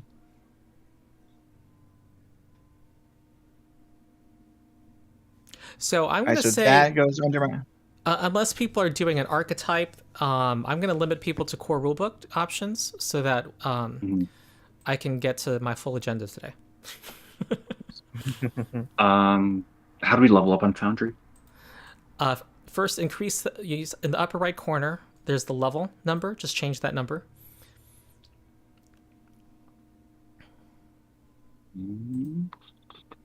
Why do I? There it is. Yeah. And that should give you more slots under your feats tab. Right. That's all I have to do is just change the number, and then yeah, my max HP changed. Okay. Yeah. Yeah, and I have 2 empty slots now. So. Yep. All right, so that I got battle medicine, and what was the other thing I was going to get? The medic dedication. Medic dedication. There we go. That's going to make you the best at medicine in the party, unless the rogue tries to one-up you here. Yeah. Because you become an expert. I just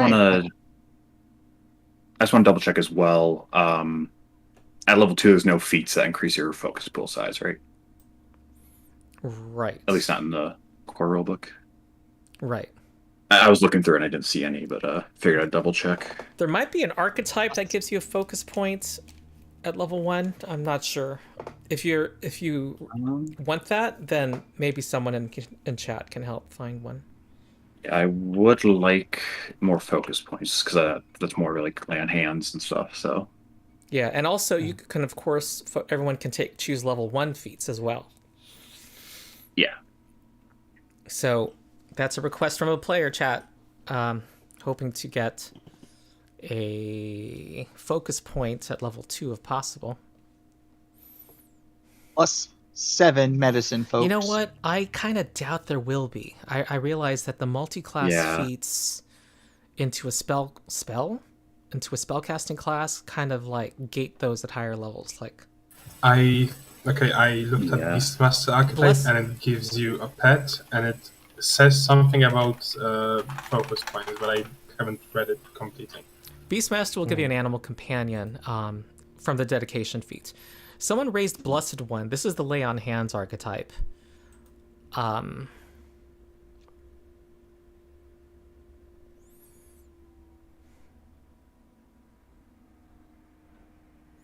Well, if someone in chat can confirm this, I believe it will give you another focus point.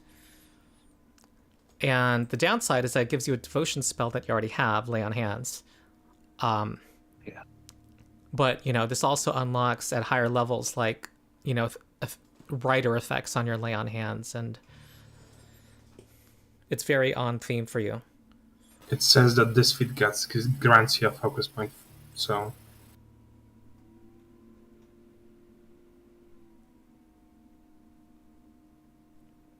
The downside in a longer-term campaign is that the only 4th level archetype feat available is to give you Protector Sacrifice. But then you can retrain feats, so that's not necessarily a bad thing.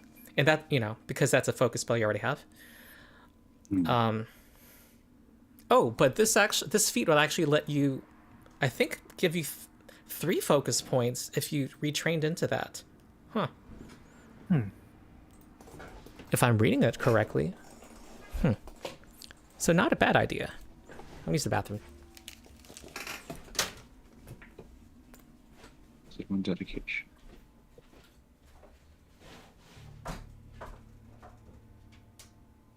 On the other hand, nimble dodge kinda not.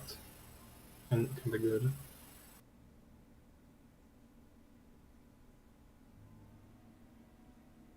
Oh, apparently a barbarian can cast Lay on Hands while raging. Really? Mm-hmm. Everyone go blessed one. Let's go.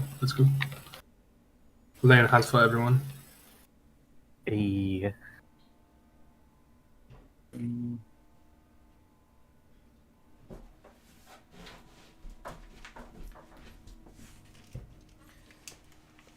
Blessed One is like Tubbs, another benefit of Medic that I didn't mention was that you heal more when you use your medicine skill. Yeah, the medic dedication, I just saw that target regains 5 additional hit points at DC 20 and 10 at 30. Yeah, but you have to use those under treat wounds. You guys, because everyone has only been trained so far, the target number has been 15. But when you become expert in medicine, you unlock the ability to try to attempt a higher DC to heal more. And that target number is 20. If you feel like taking risks with your rolls, Tubbs, to heal an additional 10 hit points. But with when you have the medic dedication, that's an additional 15 hit points. My level keeps setting to 0. Ooh, strange. There's something weird going on. I put you to level 2, and it asked me what your racket would be. So I don't know if that automation is getting in the way, but is it okay now? Let me see. Tell me what was causing it to go to 0. I thought you were level 2 earlier. I have no idea, actually. I closed my sheet and then I opened again. Okay, never mind, it's 2. Okay, cool. I was switching between tabs because I was looking at Pathfinder, and whenever I came back to Foundry, it was 0. Yeah, and when I was looking at it, though, it was level 0, and I changed it.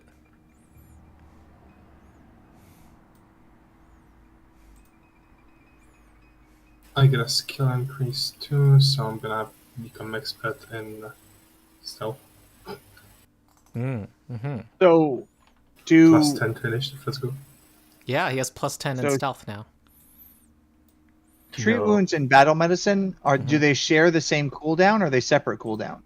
Separate. Battle medicine is every target, they can only benefit from your battle medicine once per day.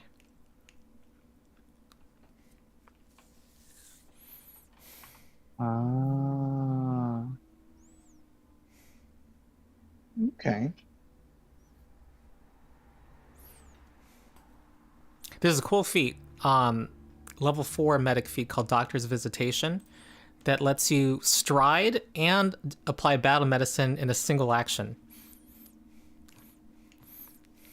They're like drive-by healing. You just keep on going.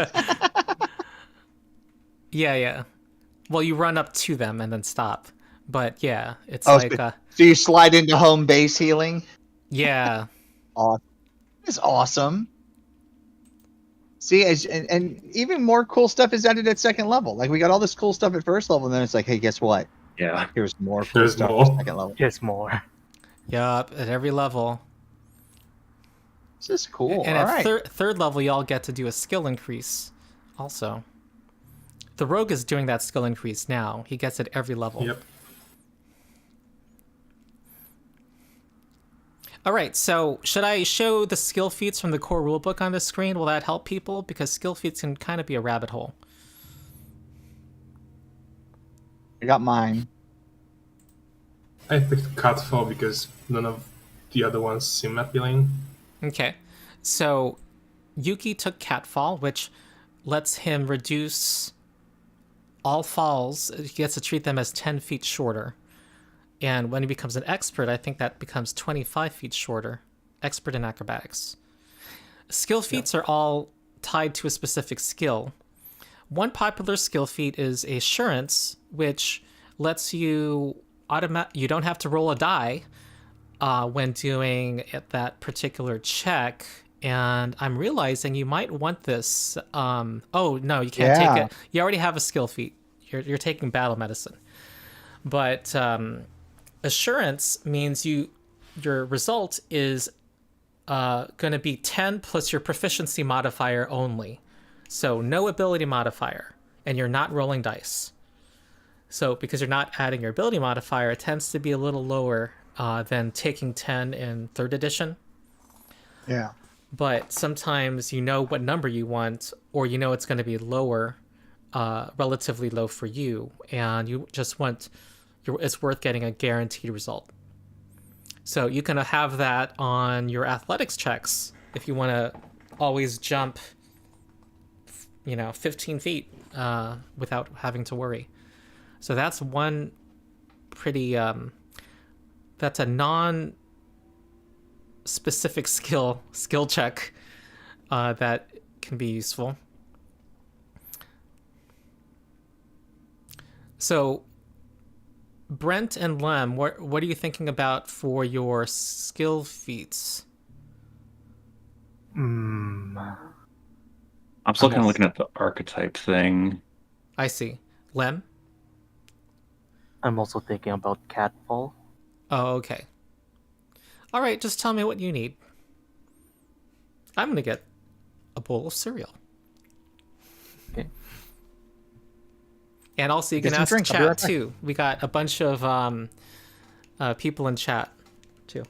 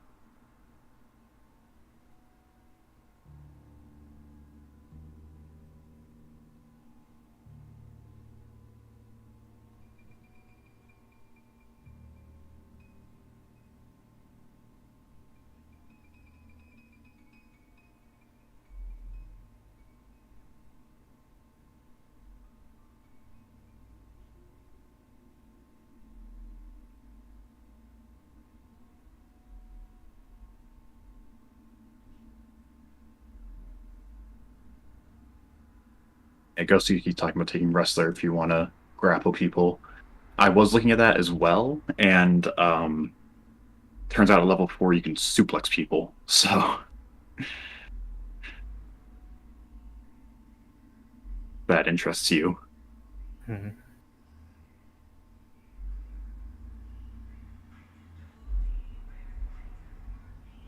I'm currently looking at Bastion. If I'm going to be like a frontline tank.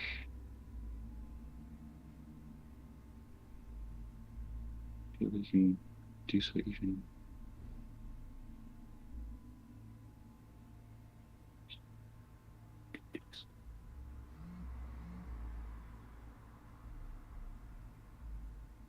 Oh.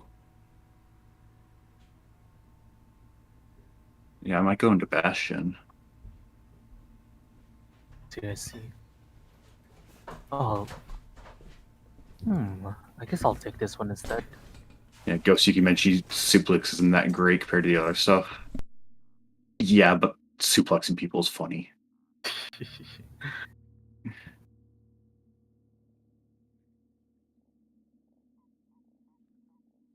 Oh, someone's also building a wrestler with like the Titan wrestler feet as well and stuff, so they can suplex huge monsters on their character.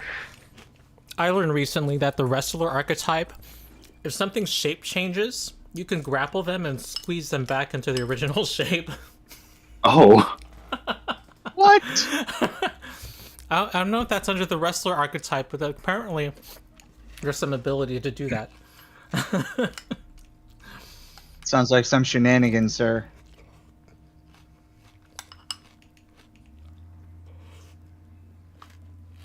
All right.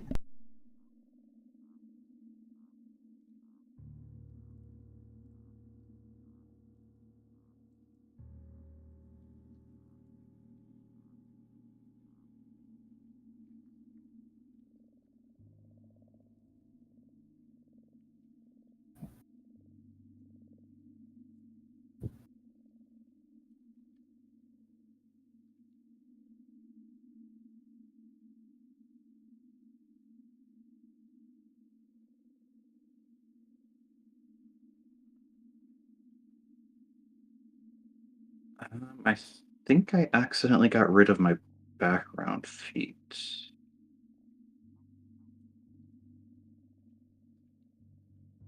Yeah.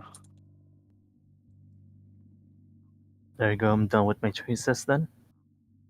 Keys.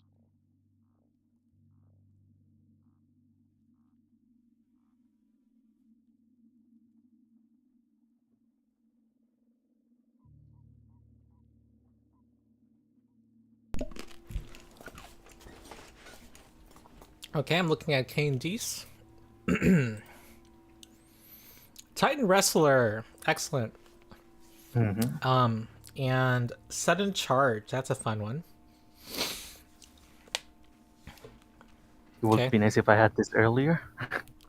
Yeah, sudden charge lets him stride twice and strike using only 2 actions. That's good action and economy. Yep. Yeah. And Titan Wrestler lets you, do athletics actions against huge creatures now. Mm-hmm. Because normally he would move, strike, and now he can move, strike, strike. Yes. Cool. So I was looking at taking the Bastion dedication that just replaces a skill feat, correct? Yeah, that gives you the reactive shield skill feat for free. Mm-hmm. So he doesn't need to raise his shield. He can just let his reaction do that for him. Now that will So it'll just reduce the damage, but not give me the bonus AC, essentially, right? No, it's the opposite. You get the +2 to AC, and it does not shield block. So it has a chance of negating a strike. Okay. And Yeah. it also gives you the benefit of that AC bonus for the rest of your, the round. Mm-hmm.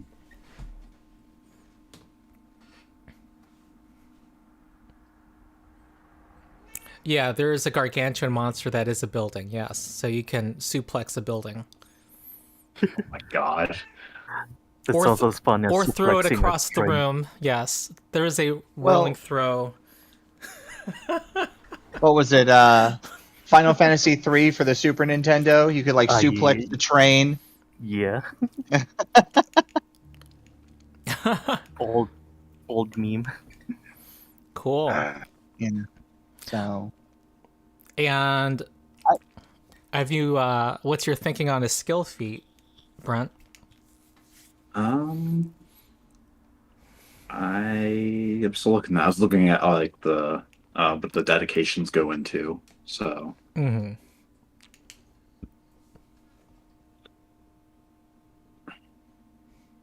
You can tell that Paizo, they waited a little while for 5th edition to come out, and then they went, how can we make it better? Because you can just see it. You can just a lot of the things where I was like, man, I wish there was more valuable customization in 5th edition. And then I get into this and I'm like, well, here's all the valuable customization. Yeah. It makes sense from I think people are a little mum. I spoke with one of the Paizo people about the extent to which they saw themselves as competing and trying to improve upon it.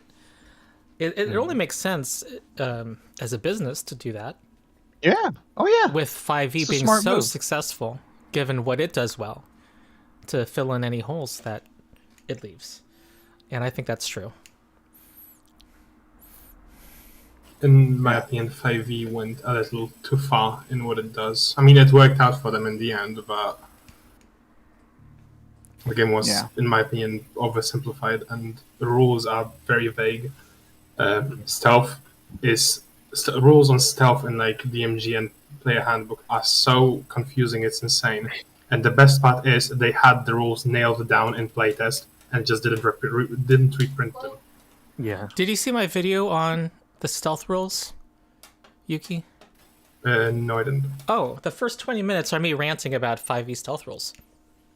Yes. Yeah, and like I said, the something best tells part me is you like to read about rants or see rants. So I thought of you. Absolutely. We have a ranting channel on my Discord. Yeah. Okay.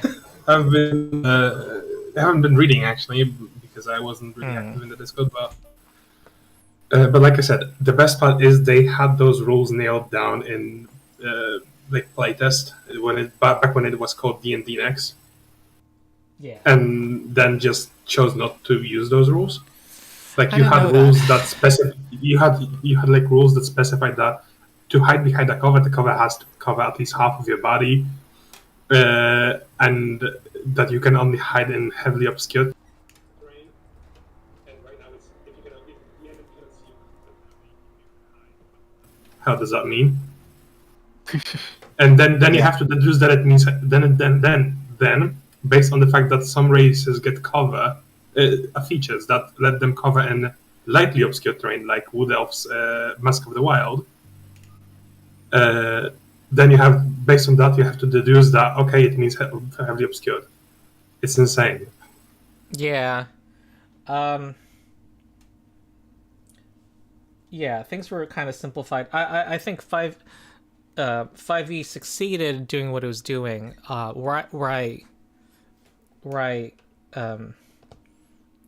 think the problem is they might retain a lot of those design elements for the next edition, which is going to be the subject of a video series of mine. Subscribe if you want to hear my thoughts on that. Okay. All right. I'm trying to decide between. Okay. I'm trying to decide between quick repair and assurance right now, but I'm not sure how useful those are at low levels. Okay. Quick repair is... How quick would it be if you're trained? 1 minute. Not that useful at this time because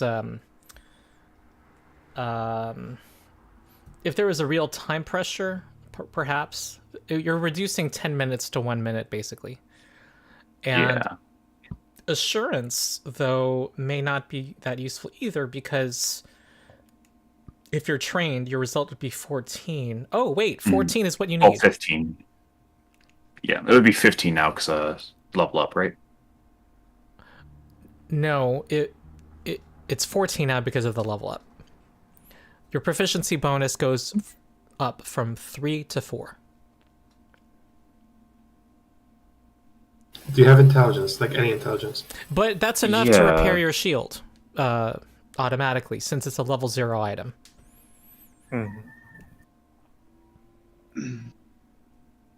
Well, I have a +1 to intelligence, and then it would be +4 proficiency, right? Oh, you don't add your ability modifier in assurance. If you use assurance, you take 10. You don't roll the dice. You just take 10, and then add just proficiency. You don't add proficiency and intelligence. You just add proficiency. So the 2 plus your level, if you're trained. Okay, yeah. So it would be flat 14. You can just choose to... Oh, yeah, I see now. 10 plus your proficiency. Okay. I guess I'll take that for now in crafting. Okay. Cool. While he works on that, I'm speeding things along. And I assume you want to go after this mofo who wants to kill you. Absolutely. Yeah. We haven't given up the loot yet. Oh, right. And you guys got 15 gold for your troubles. This is another thing.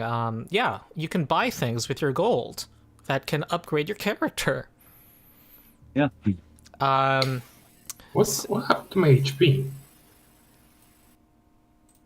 Your max hit points went up, so that made it look worse. There we go. Okay. So we have the loot boxes here, and I assume okay, let's go through these one at a time. Short bows. Does anyone want one? Nope, we're selling all that for money. Okay. Dog slicers. I assume no. And that's going to increase the pool to... What about the hide armor? I already have splint, so no. I already have breastplate. And you guys have a third shield in the party now. Mm-hmm. A wooden shield. Are you selling that? Now let's keep it in case we have the same thing happen again. Okay, you can repair the shield now, just add the full hit points. We have a minor elixir of life. Who should have that, or do you sell it? And the prices I have are all one there. on me. Mm-hmm. So let's give that to I say we give it to Shang. He's usually ranged and stuff.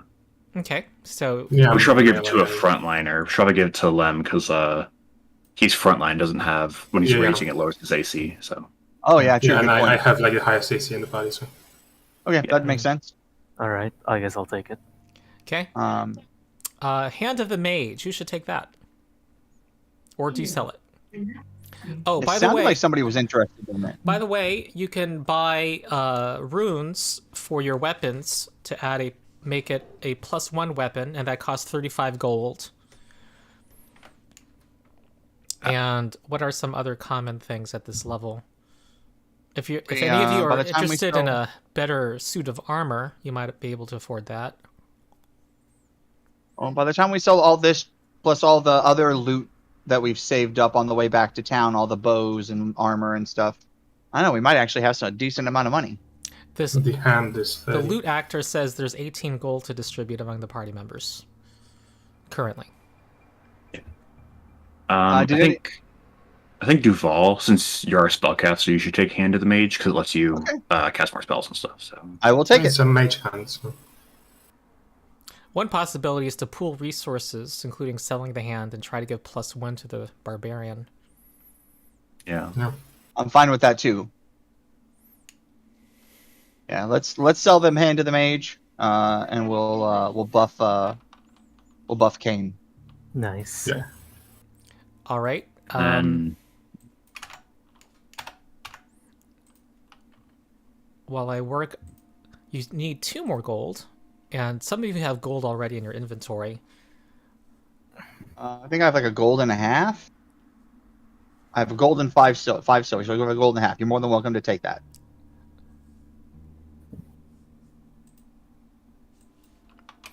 What about the other boxes that we left behind of the loot? There was what did happen to this one? Was it all wrapped up into this one? Yep. Okay. Yeah. I believe, Tub, you're the only one without dark vision. I don't remember if Lem does. So you should take the dark vision elixir then. All right, sure.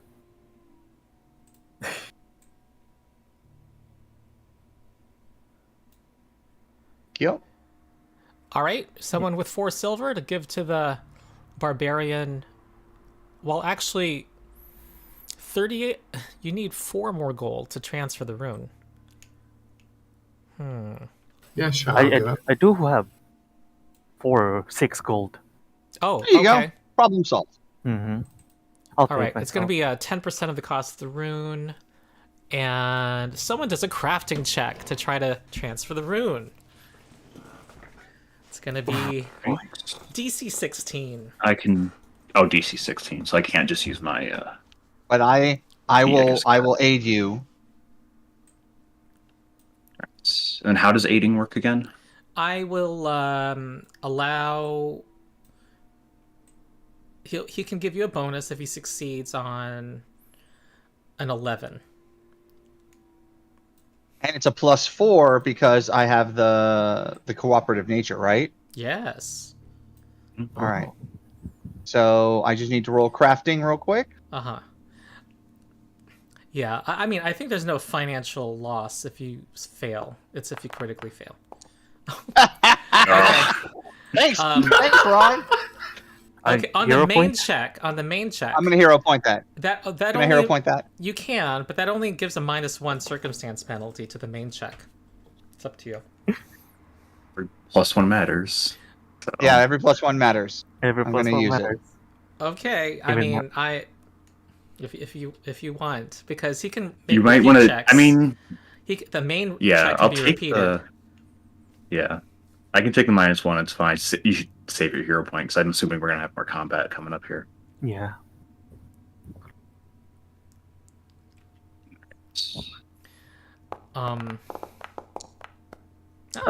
You succeed.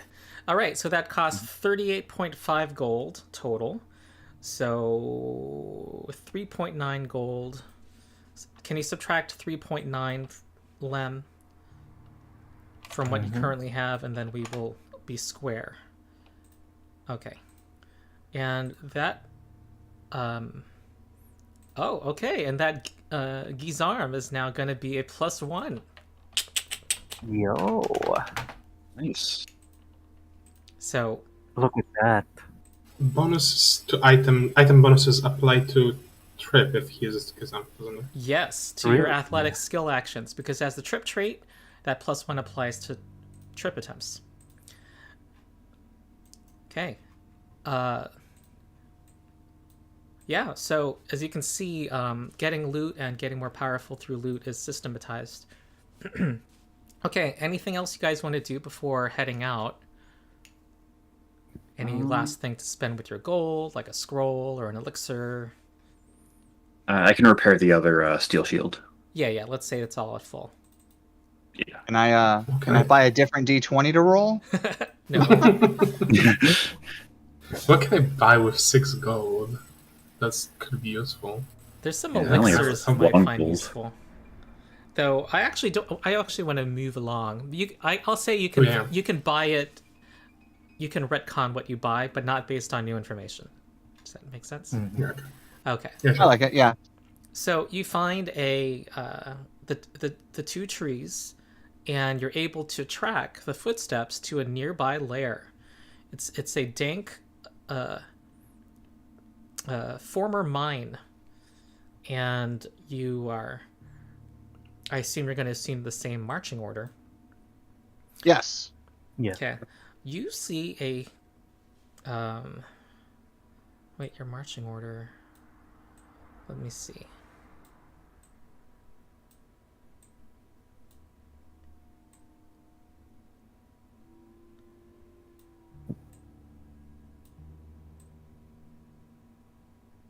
I spent 2 silver to buy 20 arrows. Okay, and what are you doing as you're going down? What are you focusing on in exploration as you're going down this dank, abandoned mine shaft? Have you moved us to a new? I have not yet. Oh, okay. So making sure.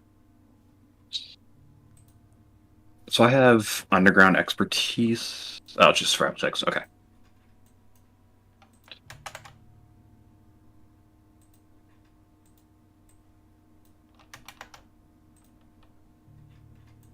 I don't believe there's anything.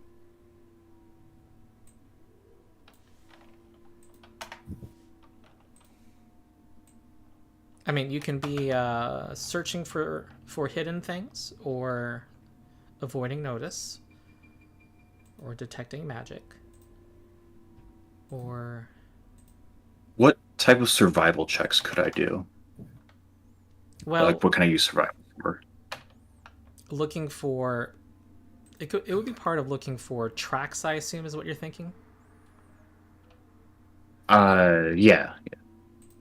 I would say you'd be searching. Okay. And then since it's underground, do I get the +1 bonus then? Because of my terrain expertise? Yep.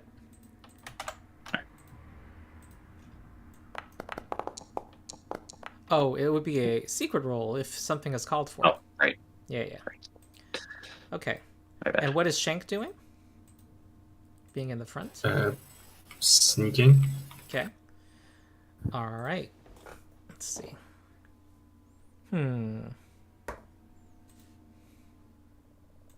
You are proceeding along.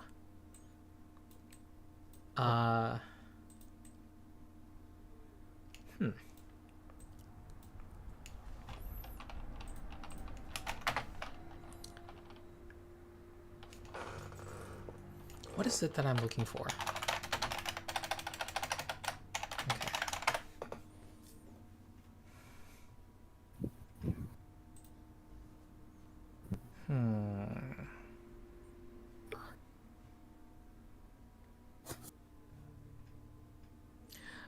As you're proceeding ahead, Dunmere, you're going down a 10-foot wide passage.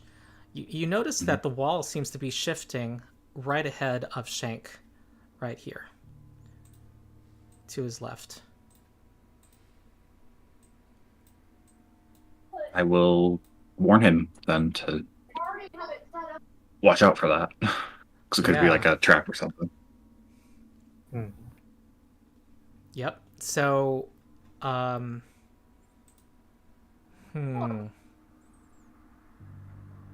I don't know what you guys want to do there.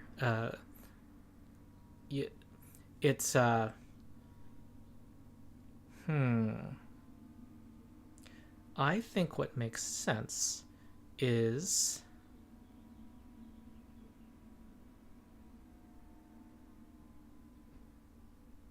yeah. You what do you do, Shank?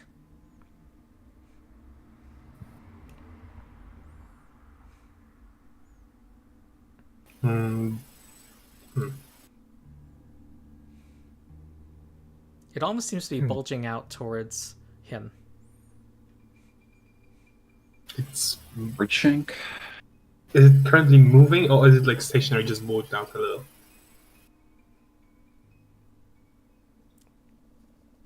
Wait, see, it's like bulging outward into the tunnel in front of you. Also, it's like narrowing. Okay. Slightly. It was very yeah.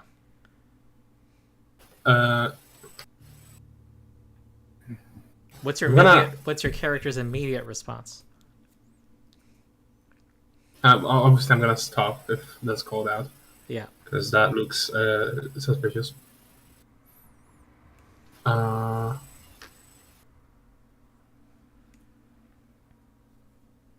I'm gonna try to like see if there is if that's just like a decorative thing, right? Like when it goes out, or like the issue of a building or whatever, or if that's there's some mechanism that would make it look like a trap. So you want to search for some kind of yeah, if that's like on purpose, like just more like what is on that wall. Yeah. Oh, okay. What's with that? Well, it clearly is roiling towards you, and bulging out of the wall is a humanoid face, and it howls. And it seems to be screaming, and tendrils extend out from the wall, stony tendrils. I want to avoid. Yeah. We're gonna go. That's a logical response, and we're gonna go into initiative. And this trap has an initiative count. Oh. And I will. You know what? I don't even know if I have an actor for it. I will just put you guys in initiative. Would I use survival here for my initiative? If you'd like.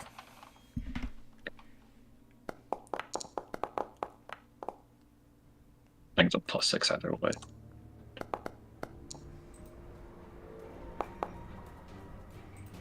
So just to make sure that it loaded properly, I should just there's no visuals on this one. It's just like like a black square with slightly less black rectangle. Plain, no artwork. Ronald did not put artwork. Yes.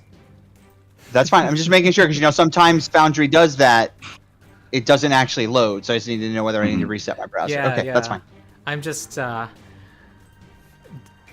what's the word? Deprecating myself. Okay, we are. I want to. I think it's not in Foundry. Double. That's why I didn't put it in onto the screen. Yeah, it's not. What's that? I want to double check my what's it called? Terrain expertise. Does that apply to the initiative as well? I'll say yeah. And actually, what's your survival check? Because I actually think I would have applied your survival, the secret roll I did earlier. My survival check was 19. Okay. Your survival bonus is 6 and your perception is 6. Okay. Okay, you're kind of where you would need to be anyway. Yeah. Yeah, Shank, you do want to get away, and you can... Okay, the first thing you need to do is do a will save, because as before initiative was rolled, that what I described you have to respond to, and it is very frightening. Make a will save. Yep, give me a second, because Foundry is reloading. Okay, save will.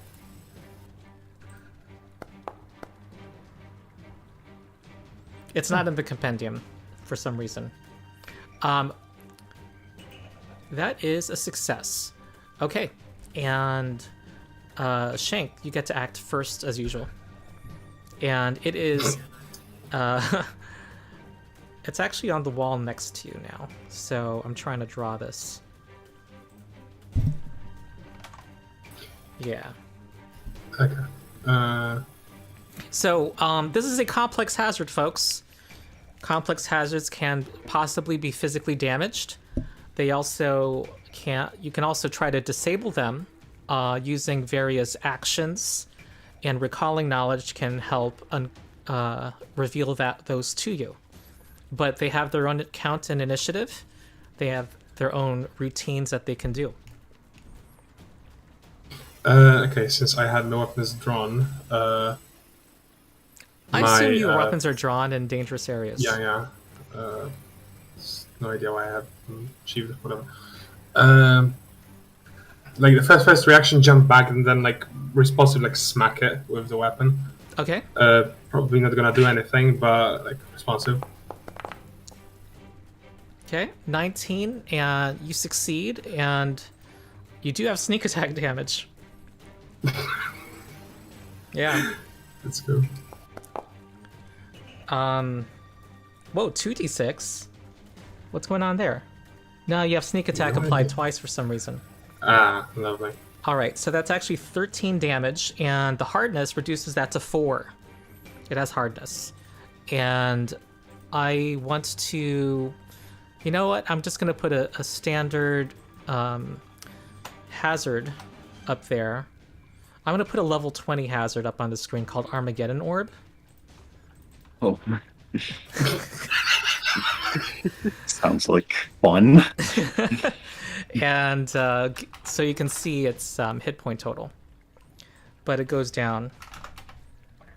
And you should be able to see it is still pristine according to the...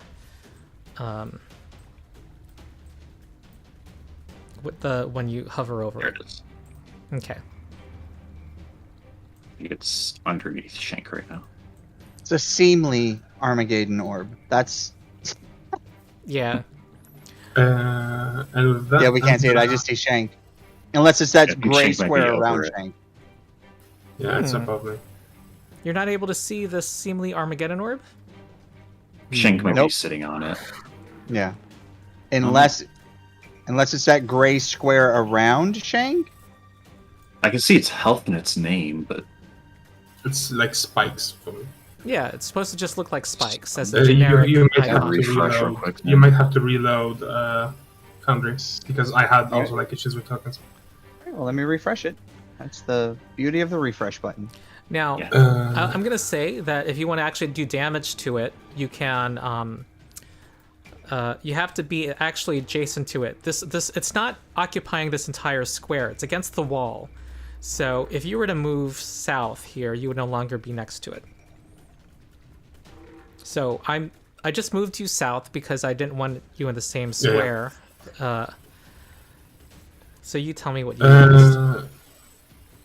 And then I'm gonna run away Okay, that's from it. good. Survive. 25 here. Okay. Oh, there we go. Creepy spike things. No ghost. I see your suggestion.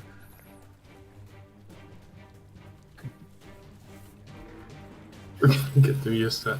And that's my turn. No further action. Okay. Now is Dunmere. Hmm. And I'm gonna try to sneak attack out of There there. we go. I'm loading back in. Did you have an action left? Because you could try to recall knowledge, Shank. Oh yeah, actually true. I could do that. So I'm gonna Okay. try to recall. So I'm gonna do a secret check, and it's rolling off the floor onto my cat. Okay. Is this still the same day? No, it's some days later. Okay, so let me put okay. my spells back. You did not. You did not get information, but you can make repeat attempts. Dunmere.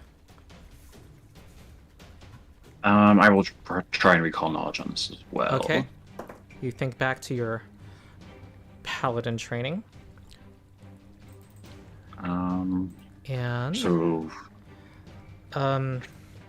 okay, you conclude it's kind of a haunt. It's a spirit in agony, but you didn't quite get a high enough roll to kind of figure out how to disarm it yet. yeah. But physical violence is always an option. Yeah. I mean, you saw it do something. It had an effect on this face on the wall.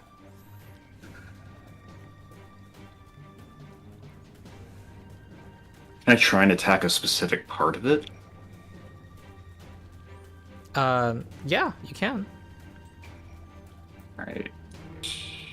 You can go for one of the That's tendrils 20 or feet one of exactly. the face. I was gonna go for the face. All right. When in doubt, hit it. Yes. Violence isn't a question; it is an answer. It's a question. And the answer is yes. Okay. Yes. All right. The face moves to the side. You don't get a direct hit.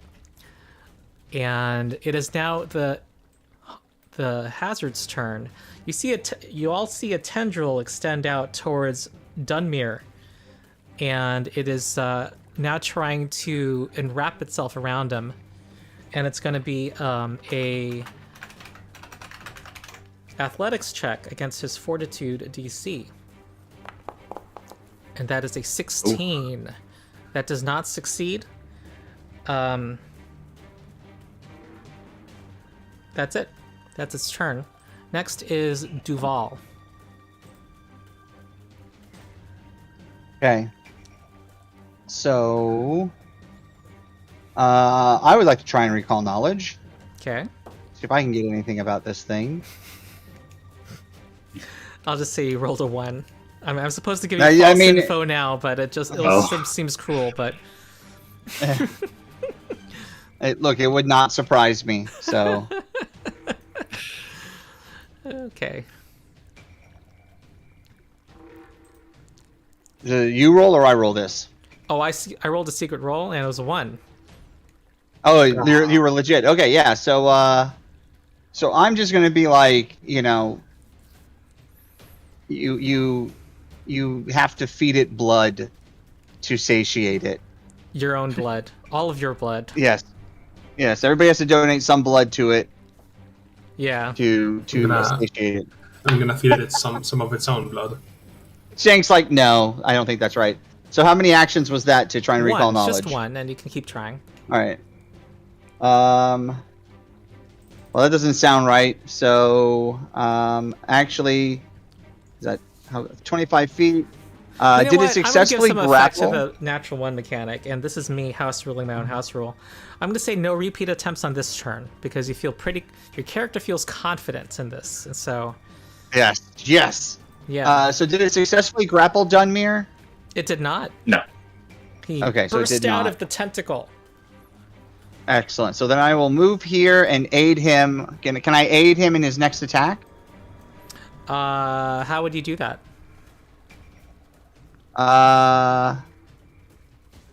Well, behind him wouldn't work.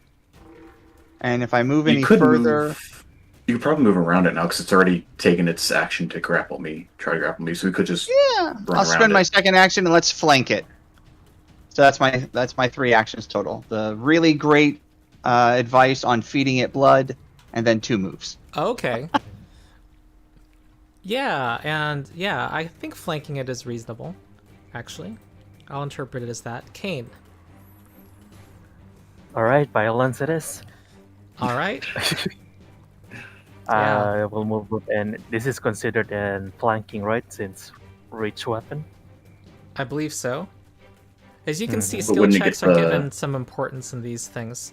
Yeah, it would be flanking and also +1 from cover. Yeah. From All lesser cover. right. Rage. Yes, it's deserves it.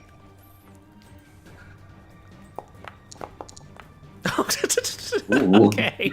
All right, you're our all-star today. Roll damage. Yeah. Good start. Okay, that is 29. That's going to be reduced to, by hardness to 20. And it is now a broken hazard, which means it retreats into the wall. You basically slash it, and whatever that was, you seem to have beaten it into submission. Okay, so people know I'm gonna copy and paste what knowledge might have revealed to you, and I would elaborate on that more. You can force a spirit's face inside the wall. Yes, That's awesome. with athletics. Knock down That's the actually cool. Yeah, push its face. Yeah. For those who can't read that tiny type, you can use occultism to weaken the spirit, athletics to force it back into the wall, diplomacy to talk it down. And diplomacy, like interacting with a spirit, is kind of a thing I'm finding among various haunts. But there's also other kinds of complex hazards like spinning blade traps, flood rooms that flood, and things you have to disable, all in the stat block. So it's like a little mini encounter that the GM can just plop in. Okay, all right. You don't see any loot or gold coins from this encounter. Darn. Yeah, so you can proceed down. All right. All right. So I now have you in this area. And it is there is a very noticeable stench as you enter this large cavern. It is let me explain these various areas. And where's my little sound? Okay. So let's say there's a ladder right here that leads up to this higher elevation, and that these two shelves are at the same height. And in addition, this little platform here does not exist. Whoever made this artwork, thank you very much for making the artwork. This is one of the free... There's a number of free mods for Foundry that gives you dozens of maps. I say this doesn't exist because there's a ladder leading to this higher platform here that is standalone. So yeah, that's what you see in this area, and you see it looks like an abandoned mine.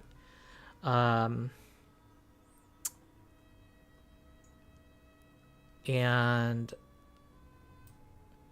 you know what? I think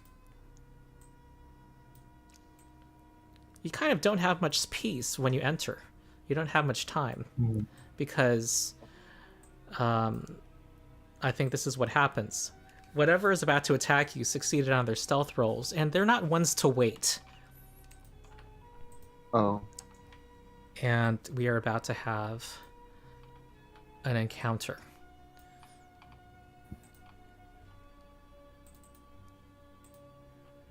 Let me see. Ronald really wants us to roll on diseases. Yeah. Yeah, here we go.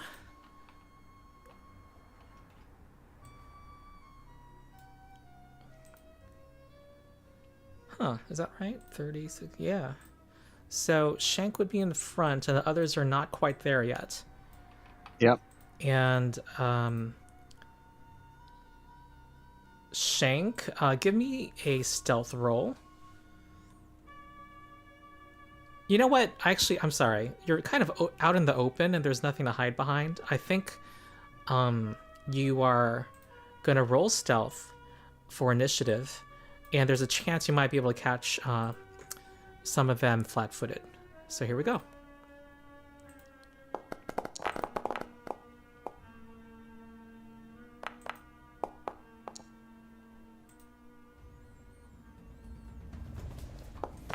Okay, I'll be right back. Some of them. Oh, that's a 29. Some of them flat-footed, by the way. I'll be right back as well. I need to get some water. Alright, save for me. Be right back.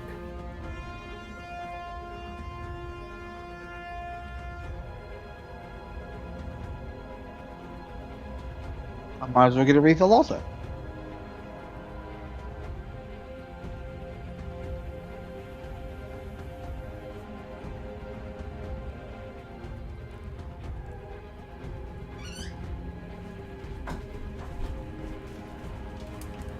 Let me ask the party something. So, you guys said Shank would be like 25 feet in front of the party, but you see that the tunnel was about to open up into a larger chamber. What would your party be doing in that kind It would of appear situation? I'm the only person currently here because they went to grab some water. Oh, Taptaps is okay. here.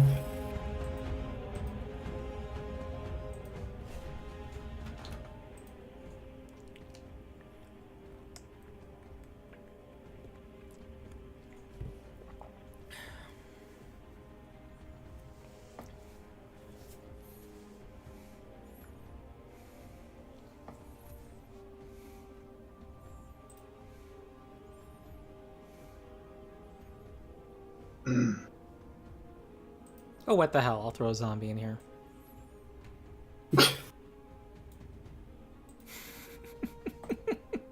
Oh, just a casual zombie. Yeah.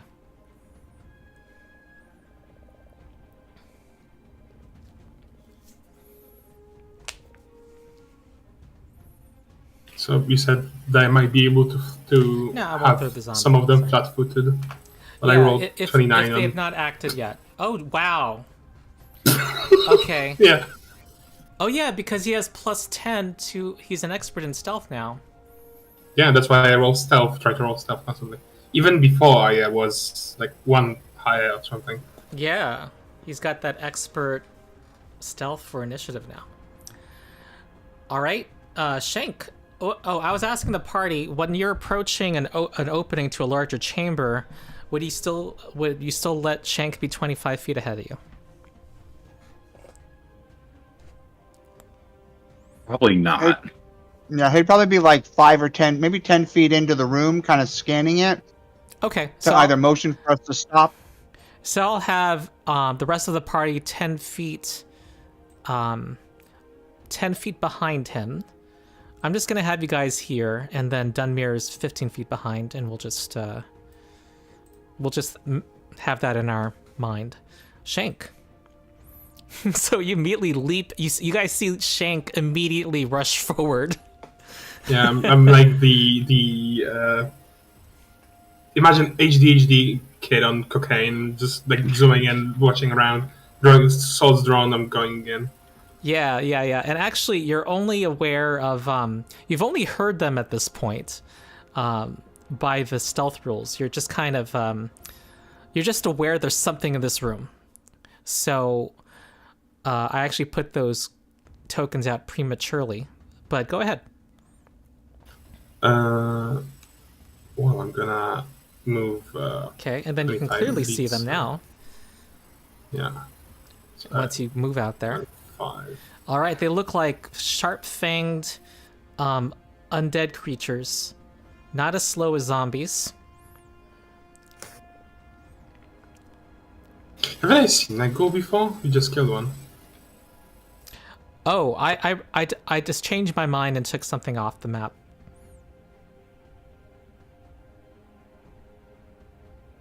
What did you ask?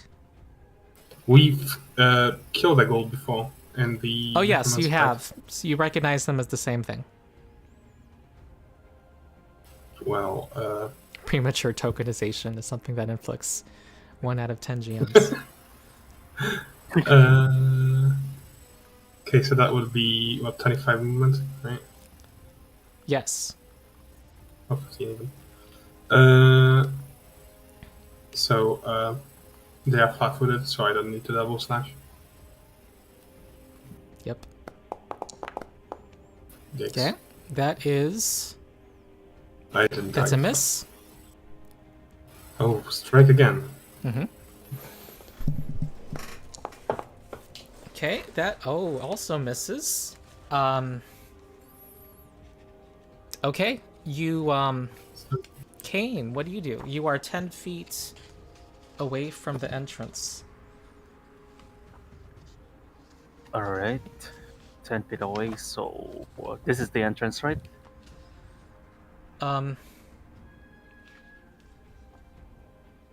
Where Duval is. Okay. And Duval's going to be shining low light to where the goblin just ran.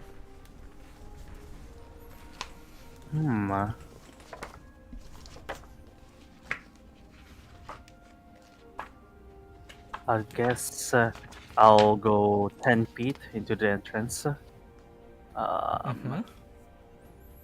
you go.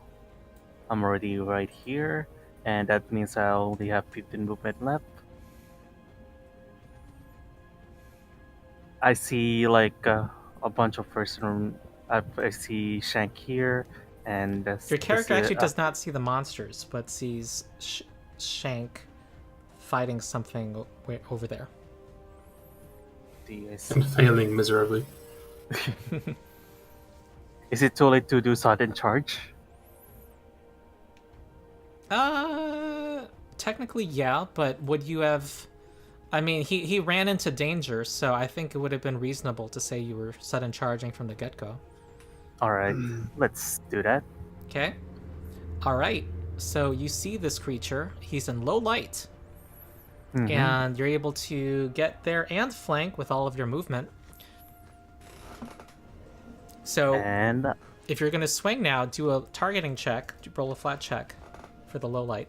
Wait, you don't? You have low light vision. Never mind. yeah, I do. Okay. Alright.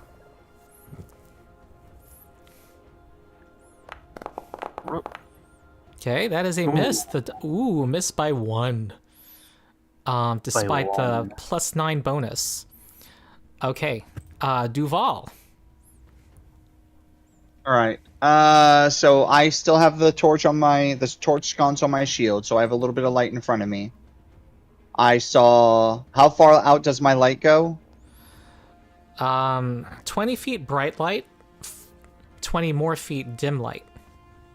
Okay, so I can see Shank and Kane have rushed over there and are attacking something behind that pillar. Yeah. Okay, and I don't see the other tokens on the board, right? Yeah, I mean, they were really good on their stealth checks, so I think that that's what you're aware of, yeah.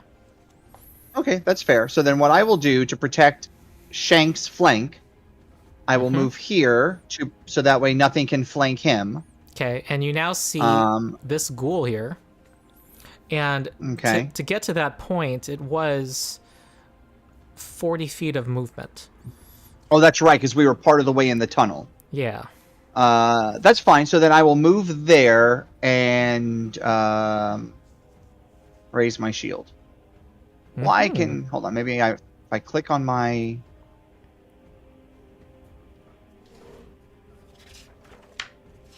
I can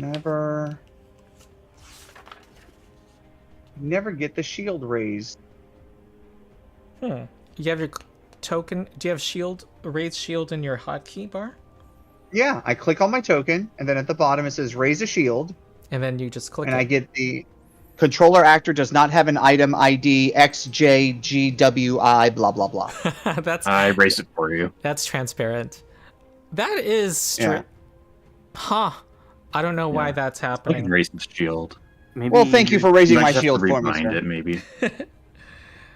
Yeah, let's see if I can do that. If I can remember, let me see if I can find it and try and rebind it. Yeah, you should probably rebind it. All right.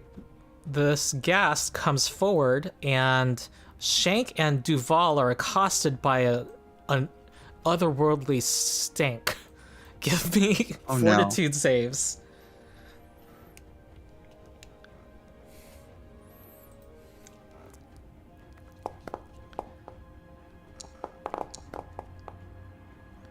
All right, you both succeed, and I think are immune to it for a minute. And it's gonna now try to bite you, Duval. with a plus 11. 18 Oh, misses you because of your raised shield. And now tries to claw you. And that's going to be a hit. And make a fortitude save against the claw damage. Wait, oh, you don't have shield block. Wait, you do have shield block as a war priest. yeah, I do. Yeah. Do you want to shield block? Yes, I would. Okay, you block 5 of the damage. And you're equipping the steel shield, am I right? Yes. Okay. And my fortitude save for the claw attack.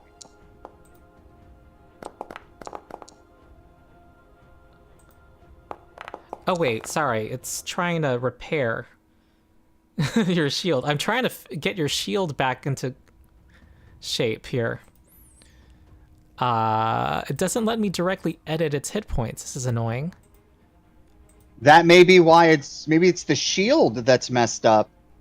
Oh yeah, maybe. Why it won't let me raise it. Okay. Alright. Oh, it might have been.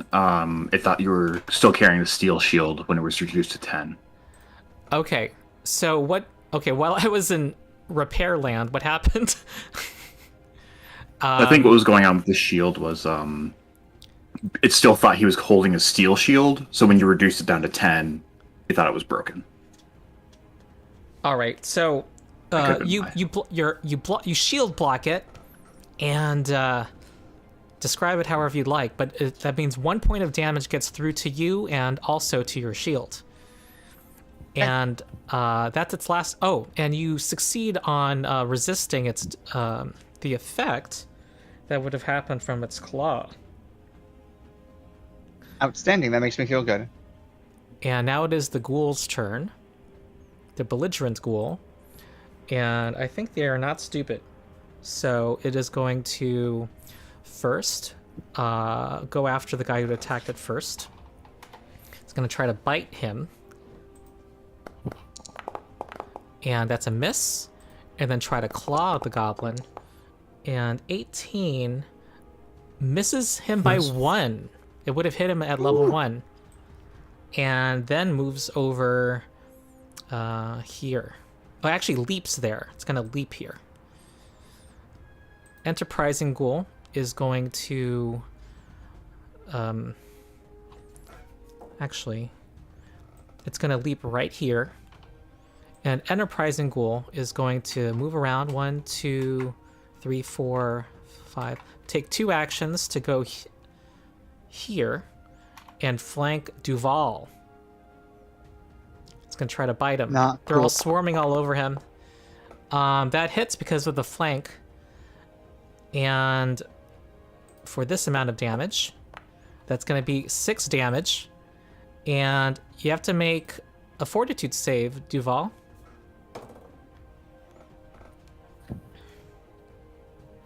Right, fortitude.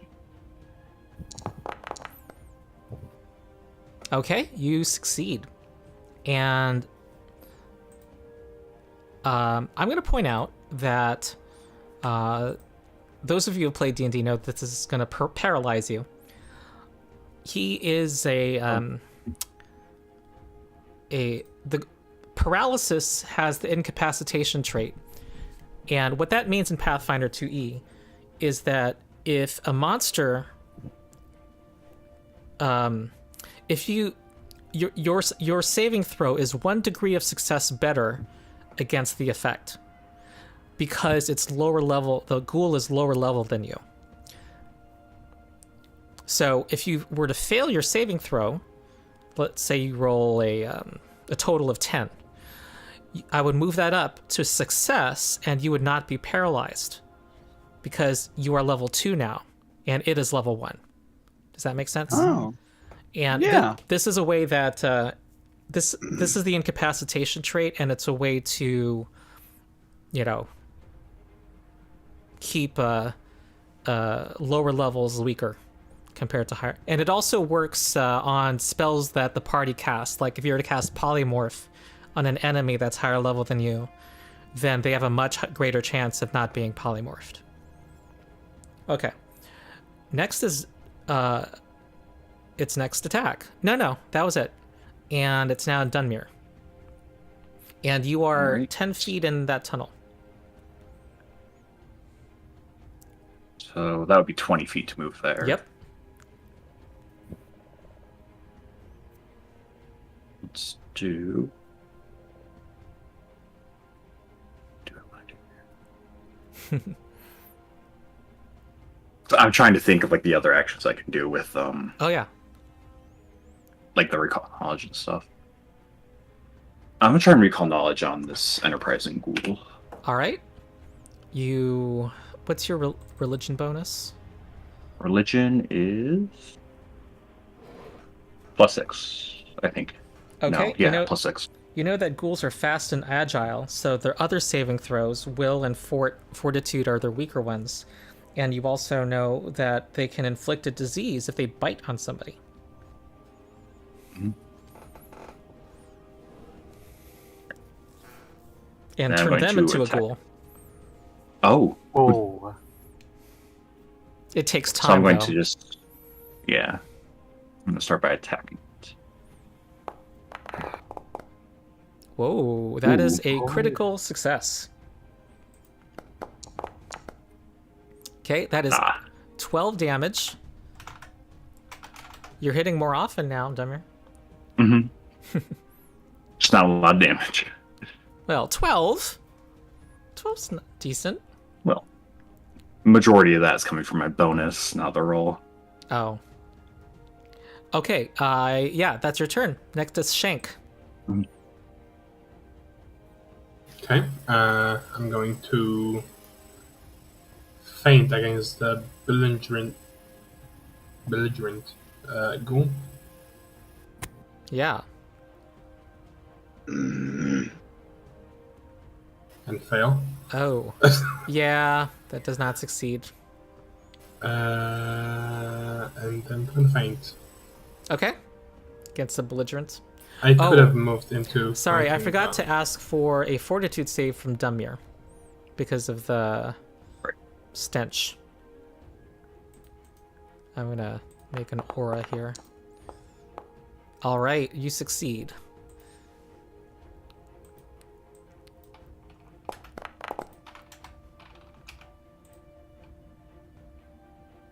Okay, that's a hit by the dog slicer. That's 5 damage. And then Next one is flat-footed. And then it's flat-footed against your next one. Yikes. Oh, no. All right, so... Okay, next is Kane. all right.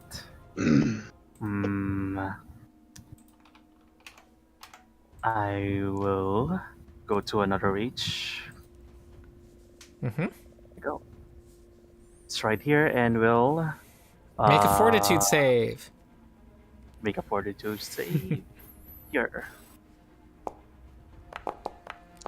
Nice. Ah, none of you failed. Okay. Strike. Uh-huh. All right, that's a hit. Thanks.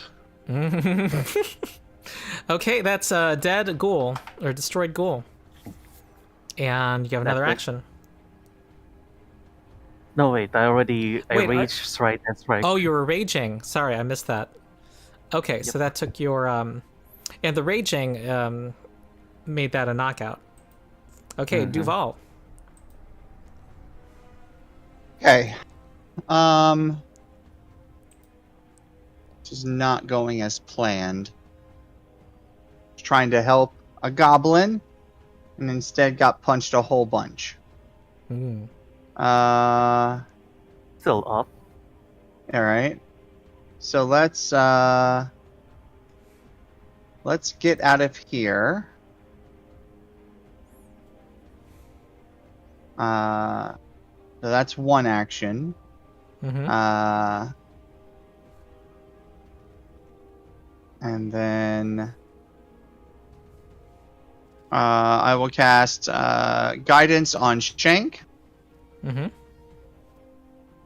And then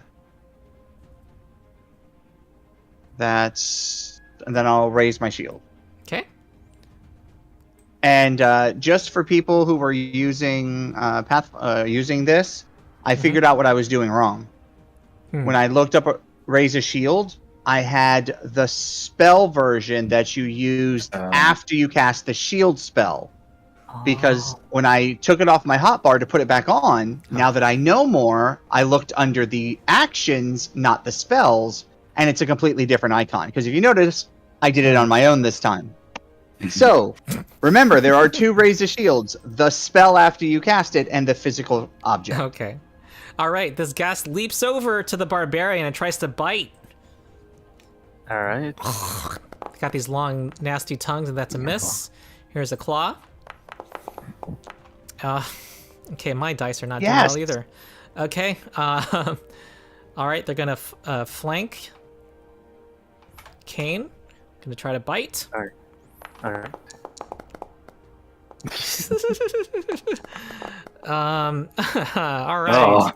Okay. Now it's Dunmere. All right. I reached out and touched your dice as you were rolling them, Ron. Okay.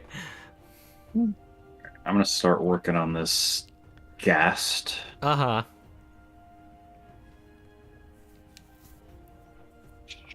Strike it. Okay. All right. I'm touching. Are you touching his dice too? No, And then I will raise a shield. All right. Shank. You have guidance. Yeah. Moving. That one is badly injured. No, I'm gonna go for this one instead. Twin Fate. Against. Against this one. Okay, the ghast. Okay. And I'm gonna use guidance. Uh-huh. Ooh, okay, that is a hit. And that does 8 damage. So it's now... This one is against flat-footed. Kind of mind. Oh, that's a miss. All right, the dice have been low for everyone except Kane. Okay, Kane. Well, we'll just have to see if it's still low. So, this is not a favorable disposition. No, I'll trip it. I'll try to trip it with my weapon. There you go. Okay. Yep. That Nice. succeeds and falls to the ground. Nice. Mm-hmm. I'll try to finish up this one ghoul over here at the back. Okay, so use your second attack bonus. Mm-hmm. There you go. Yep, the dice are like you. And Yeah. that is 14 damage. That's a destroyed ghoul. And now Okay. we'll move away. All right. Duval. All right. I believe my companions have it. So I will use an action to try and to gain lore about them in case we have more ghouls down here. Okay. You know that ghouls tend to live in their own isolated colonies and usually don't follow a master. That's not always true, though. And Yeah. you know that they...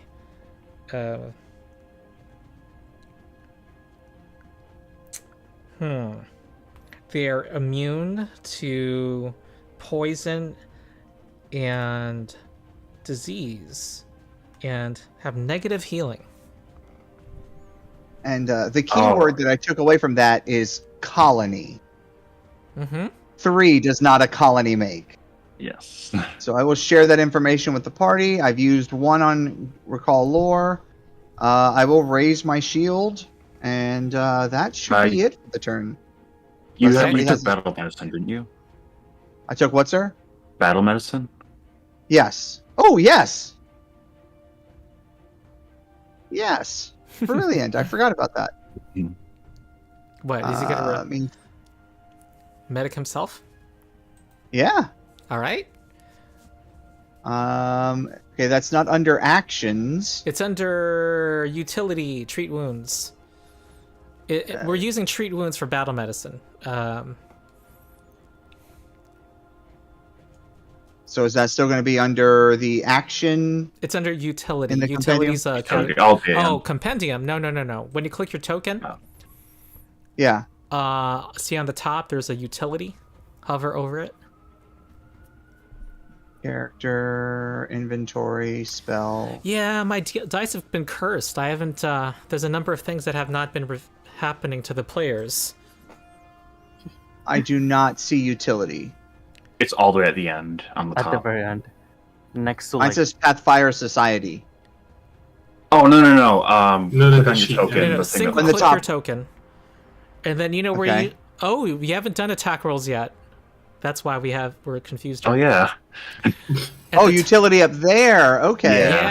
Yeah. Okay. Treat wounds. And you get to choose whether you want to do the more conservative die roll or the riskier one. Conservative, sir. Whoa, that's a critical success. Wow. So you healed 18 hit points to yourself. Jesus. You got a natural 20, Tubbs. Right? Yeah. Okay, this That's ghast awesome. this ghast is getting up to its feet. It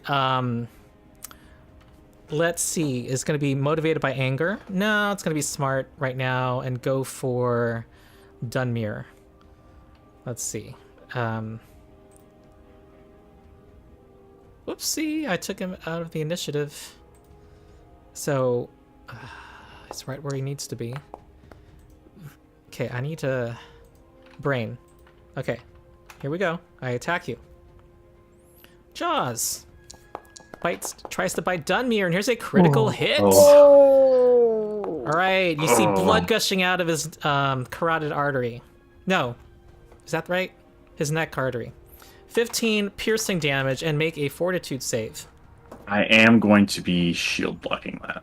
Okay, so 5. I have my shield raised. Your shield then breaks. Okay. And make a And I still fortitude take the save. fortitude. Yeah.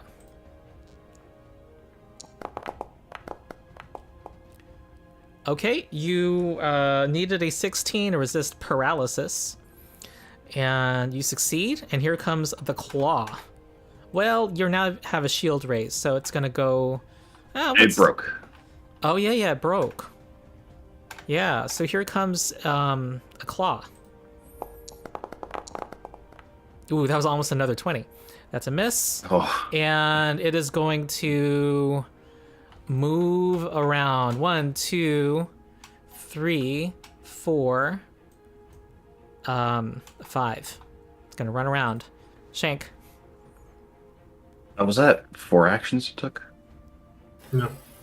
It had to stand up and then attack me twice. Oh, you're Oh, yeah, right. true. You're right. It does not move. Thanks to the trip. Shank. nice. That would have been free, like half of his speed in 5e, by the way. It would still Yeah. move. Okay, Shank. Twin feint. Mm-hmm. Actually, no. Normal feint, twin feint. Oh, okay. Faint. faint, backstab, faint. Guess I want All to. right. Okay, so at least your bad roll went on a feint. No, I am flat-footed. Oh, yeah, you critically fail, so you're flat-footed. Yep. Oh, God. Yeah, you had the good luck last time. Yeah. Oh, there you go. That's There we a go. hit. And this It's it's flat-footed. flat-footed, so it's sneak attack damage. But you were also flat-footed. Fair trade-off. Yeah. Ooh, 11 damage to the ghast. And this one's tougher than the others. Kane. All right. That's right. Strike. Mm-hmm. Yep. Oh, I don't know what's going on. This seems to happen in bursts. 22 What has damage. happened? You what does that look like, Lem?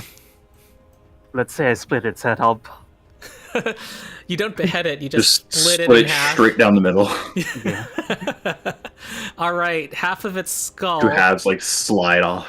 Yeah, yeah. You know, that magical shield just, melts through it like butter. A magical sword.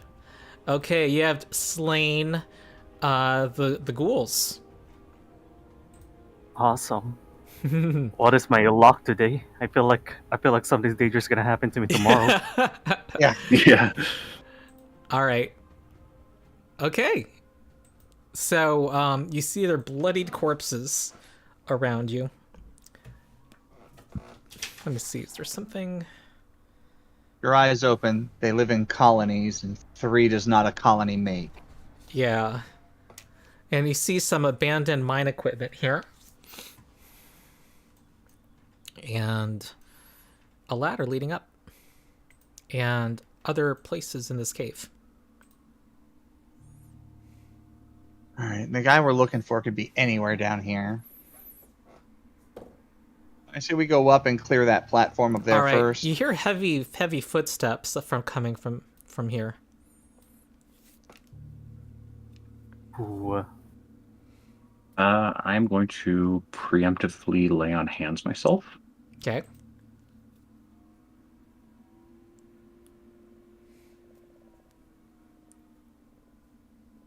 Okay.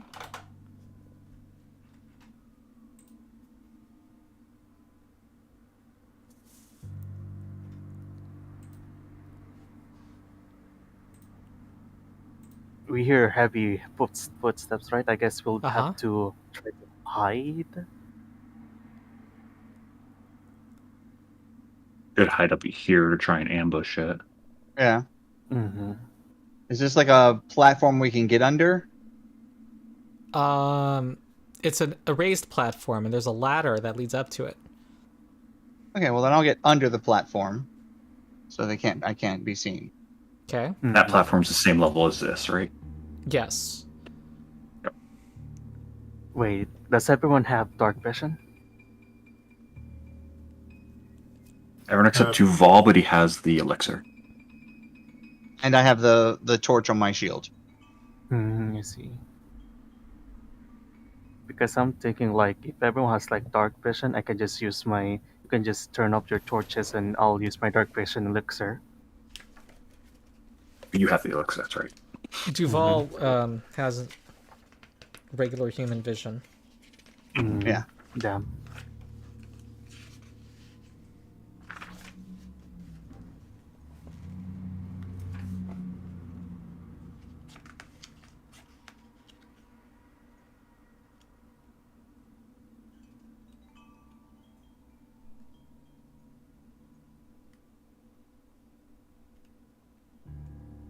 Your heavy footsteps. It might just be able to walk down this. Assuming those are like big steps. So it might just come down from here. So we could hide under this platform, right? I think so.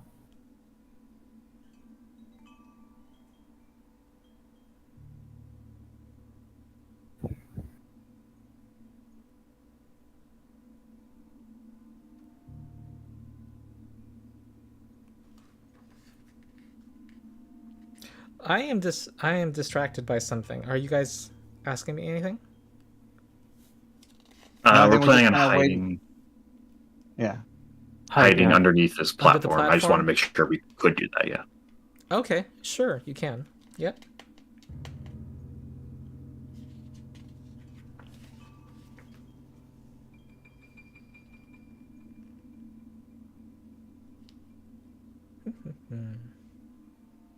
I'm sorry, I got a beer back from it. Okay.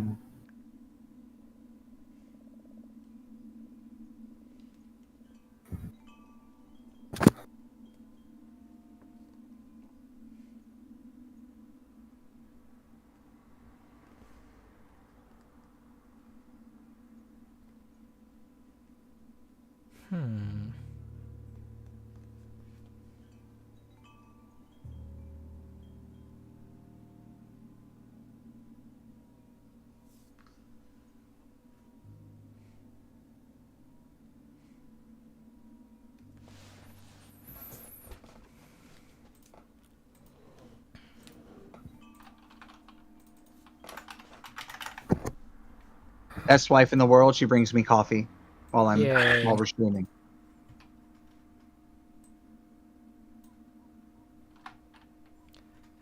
Okay.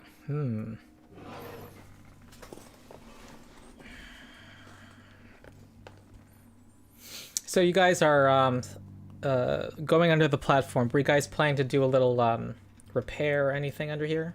Is that what the idea is? Or were you just... Well, based on the footsteps, if the footsteps are coming, we're gonna try and ambush the person. Okay. If the footsteps recede, like it comes over like on a patrol and then the steps recede, then we're gonna go ahead and try and repair the shield. They the steps stop. You don't hear them. They could be very stealthy, or they're just stopped. How much damage did my shield take? 10. 10. Yep.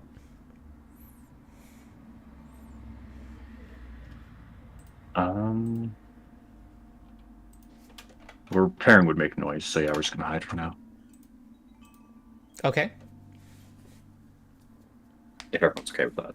You guys just had a big battle, though, so you guys made a lot of noise in that.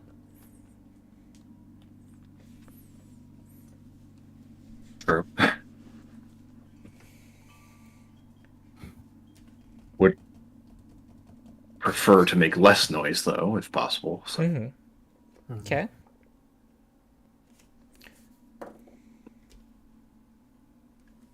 All right. Well, if after a few minutes, we don't hear any of that, we'll wait for Dunmere to repair his shield, and then we'll climb up and see if we can see what those footprints were.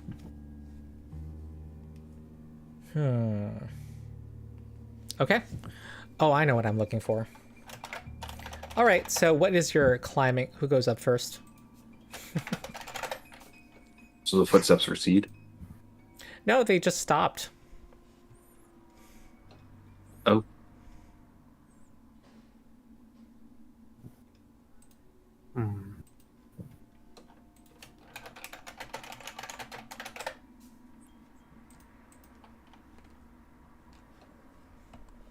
As you wait, you don't hear any noise.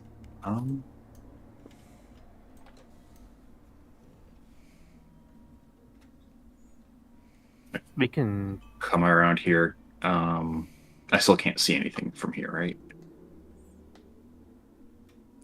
On that platform? No. Yeah, up here. Not really. To get a good view of what's up here, you might have to... Oh, I see that there's like a natural stair here. Yeah.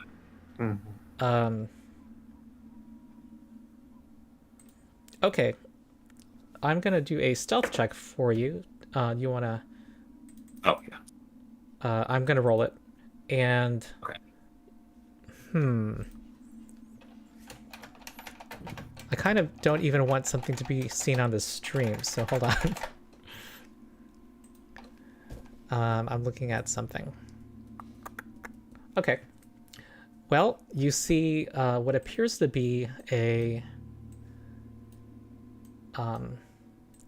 large creature standing at attention. Oh, yeah. that's a huge boy. Yep. Can I tell if it noticed us, or? It is just standing at attention.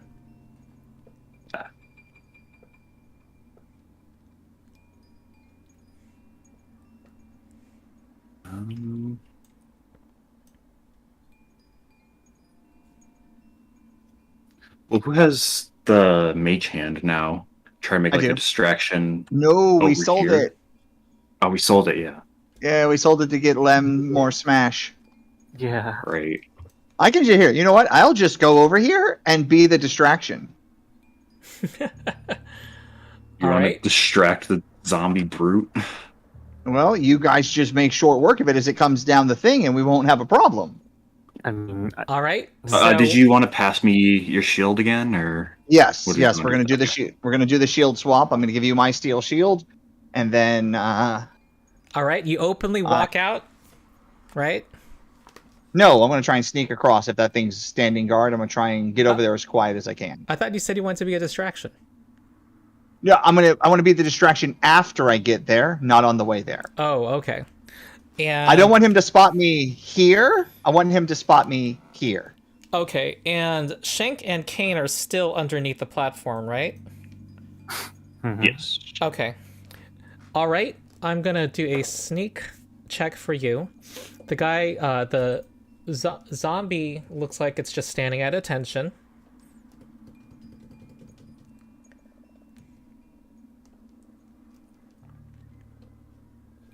All Do right, you once want- everybody's ready, Yeah. I'll just bang my shield on the stone.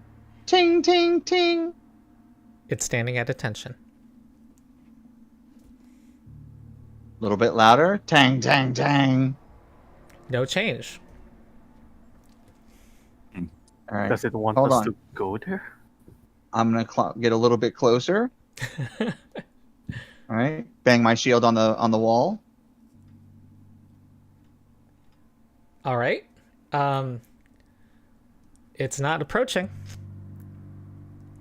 It's just looking dully ahead towards something in the distance. There is Kind a of in the ladder direction of the other platform. There is a ladder to this platform, right? There's a what? A ladder? A ladder. There is, yeah. I'm gonna climb. Okay. I'm willing to say that you... okay, so you have nothing in your hands and you climb up to the top, right? Yeah. Okay. All right. You just see the zombie is just staring ahead. I'm gonna move up here and You're going up the shelf, the stairs? yeah. All right. I'm gonna turn around and see what the zombie's looking at. Yeah, I was looking at something. Can I see something over there now? It's just, you kind of look in that direction. You see darkness in that area.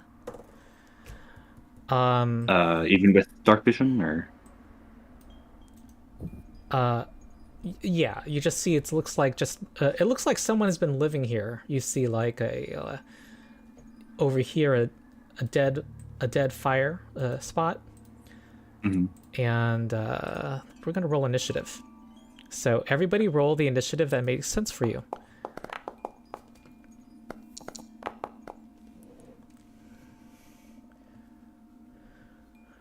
I was gonna check, see what he was looking at over there. Okay, Duval. And so that we're clear, I'm gonna have Duval is 5 feet below everybody else, and so is Kane is gonna be like kind of interesting. None of you see this Oh, creature sneaking up. Oh no, it's a And- vampire.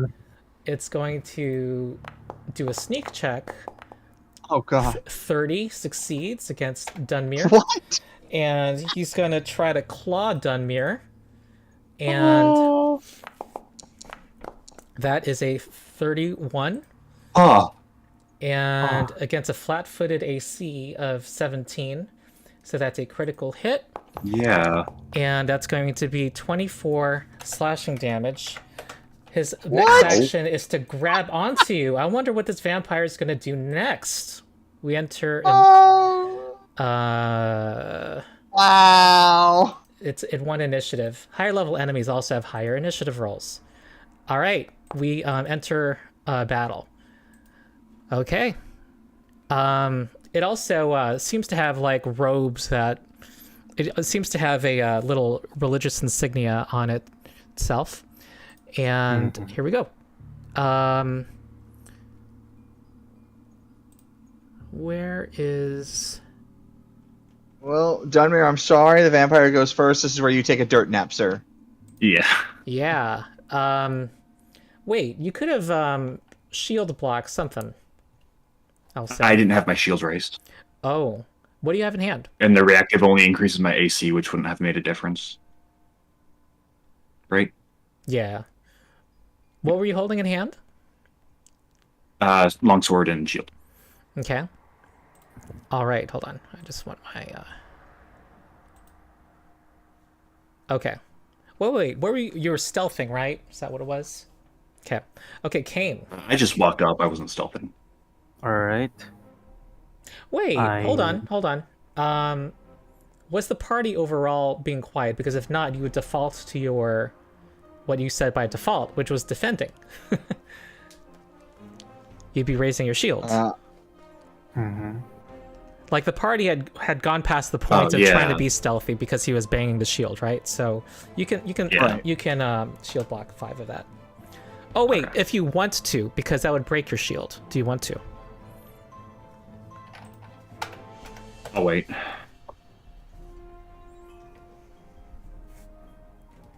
Wait, does it? Is it since he raised his shield? Does it like also remove the critical hit or something? No. All right. It was too high. Oof. That was a lot of your hit point bar that disappeared really fast. Yeah. Yeah, I saw it. Yeah. Ooh. All right, it's my turn then. Kane. All right. All right, go to reach once more.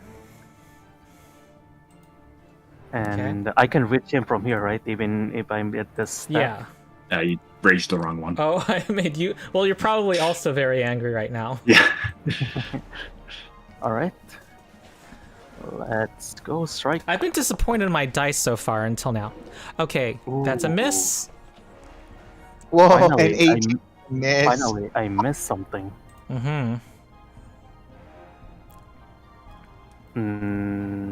Not sure.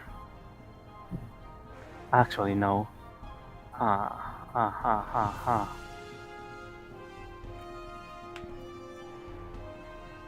Let's try tripping this guy then. Okay. There you go. Oh. Oh, that makes you fall. You go fall prone on a critical failure. Alright. Oh, that's the downside to doing it on your second attack, by the way. Yeah. Okay. I think that's your turn. The zombie brute goes for it and then tries to hit you. Dummier. That was a really good sound effect. Bravo. Yeah, tries to punch you with a miss. That's a miss. Duval.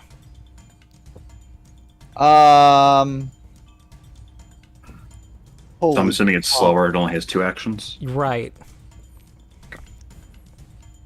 All right. I will move here, and I will cast. 1, 2, 3. Wait, it's difficult terrain to go up. So 1. Is it? Wait, did I say 5 feet? Yeah, you're fine. 1, 2, 3. Yeah, go ahead. Is that one action? Yeah. All right. I want to double cast heal All right. on. Why is I? Hold on. My heal on the hot bar is not working. Let's drag you down. You have me targeted? That won't I matter. just left click on you to target you, right? T. I don't think targeting matters for you. Oh. Oh, if you left click, now you're selected. You selected me, so now you're playing as me. So you have to select yourself again. Oh, yeah. Okay. There we go. Okay. That is 15 health returned to Dunmere. Okay, And that's me. Dunmere. Alright. So I'm gonna escape from this guy. That is a fortitude save?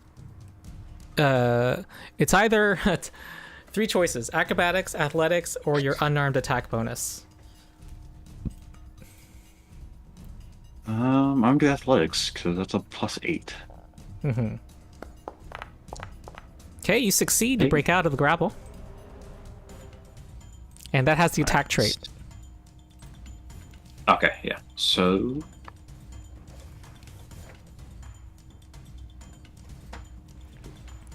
I can't trip because I don't have a free hand, right? Right. And then can I shove him with my shield, or would that still need a free hand as well? I think, bizarrely, the shield does not have the shove trait, which is totally strange. Yeah.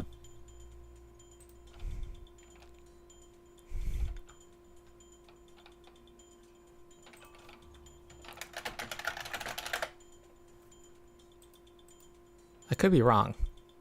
Yeah, it doesn't. Totally a reasonable question. There are feats that let you kind of shove with it. Yeah, there's a feat later on that I can take that'll let me have a free hand while holding a shield. So I'm just gonna attack then. Okay. Second, using your second attack. Yes. Okay, that is gonna not hit. Ooh. One more And action. I will raise my sheet. All right. All right, standing in the face of danger. Shank's next. There is a flanking spot there, if you're thinking of one. Isn't this higher up? It also has a place underneath it. Oh, I okay. get the... No. 20 feet, but I would have to, like, move around. 1, 2, Oh no, 3, I could 4. mine. Yeah, I'm good. I think that is 2 move actions, 2 strides. That's 20 and that's 5. Yeah. Oh, you're yes, 1 25. stride. I'm about to find out that it has opportunity attacks. I don't know if this is true, Brent, but someone says the Bastion has a reaction that might let you shove. I don't know if that's true with the dedication though. I was looking into it. I didn't. I Okay. kind of recall seeing something like that. I don't really remember it too well though. Okay, you move there without incident, Shank. Okay, I'm gonna shank. Shank. Okay, now. Ugh. Nope. And I'm gonna miss. And Yeah. I'm gonna do it again. All right. Ah, there Oh. you go. Oh, that's up for the target. Yep, and it's The rain.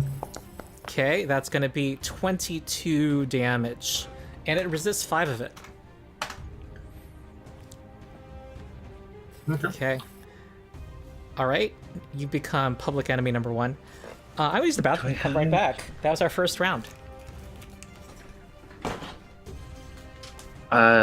Tub, you didn't happen to pick up holy water, did you? I did not, sir. I did not have enough money. That would probably be nice to have about now. Yeah, well, we didn't know we were going to be fighting vampires when this whole thing started. I wonder who mentioned vampires. I was just being silly, and then Ron's like, "Now maybe this monster is actually in this adventure. Is he running?" Without ruining anything, is this like a published adventure that he's No, running, or is this? He mentioned it during the first. It's homebrew, yeah. It's homebrew. Okay, I couldn't remember. Yeah, I really kick myself in the butt now because I could have taken Shining Oath, which makes me deal +4 damage to undead. All right, I'm back. It is our favorite vampire who is next. And I think you have caught its attention, Shank. It will move here and it says, "Get it, meathead!" And then he tries to claw you, Shank.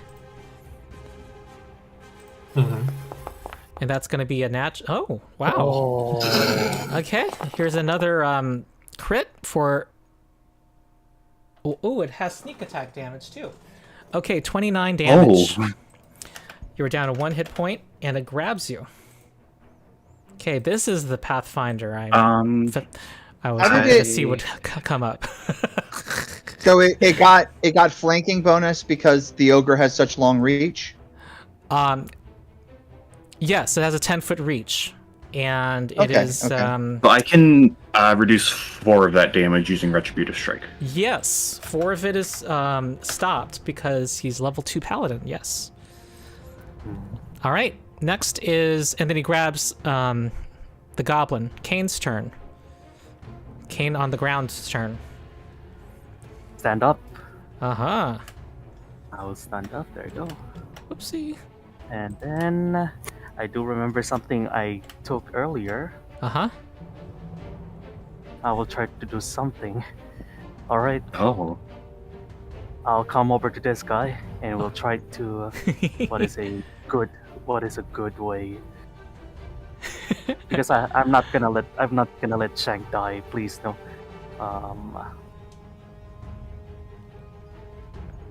Yeah. You know what? I'll trip him. All right. Try to trip the brute. Yes.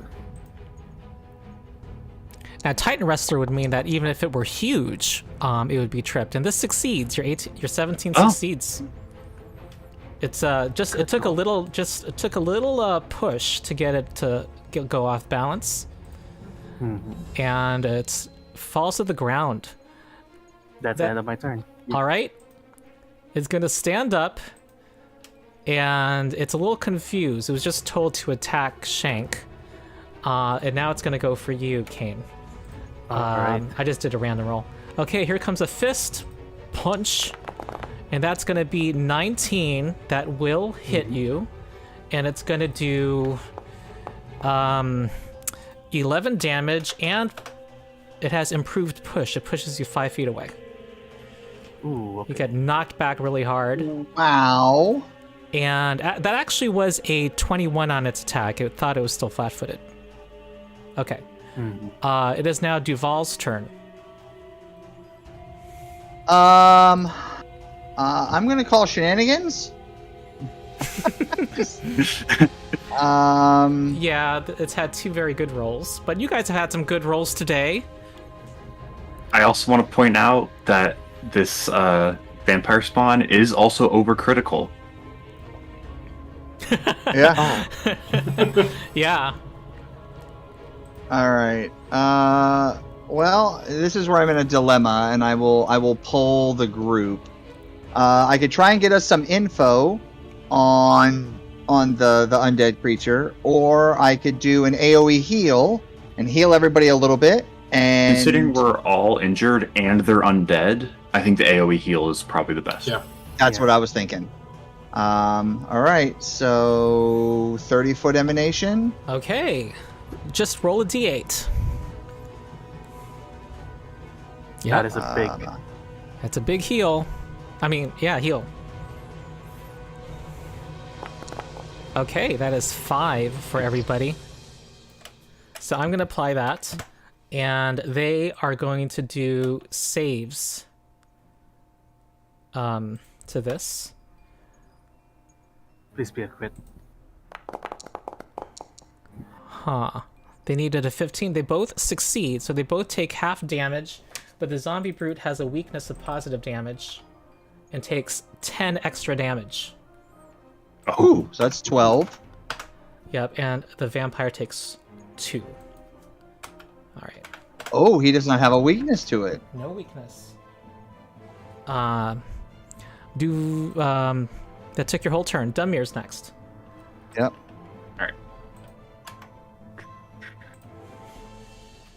Move over here to Link.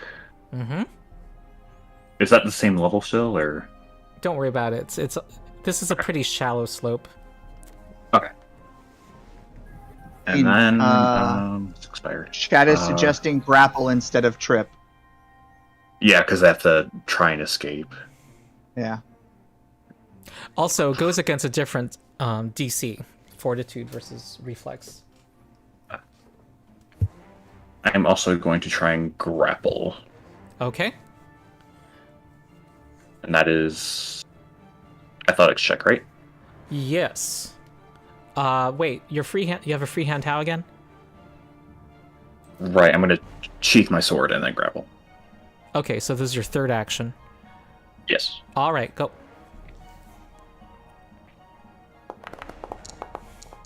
Ooh, 26. And you succeed. It's a regular success, and it is grabbed by you. And so does he also let go of Shank now? no, it's a grab chain. The cuddle party? Yeah. Yeah, it's like a what's that in a line? The limbo? No, Conga line? Conga. it's a conga line. All right, Shank. It is meanwhile flat-footed to you because it's flanked, and because it's grabbed. While you are flat-footed, and also flanked by the zombie. So, It is a conga line. yeah. we have a 5e flanking chain. What do you call it? Conga line, yeah.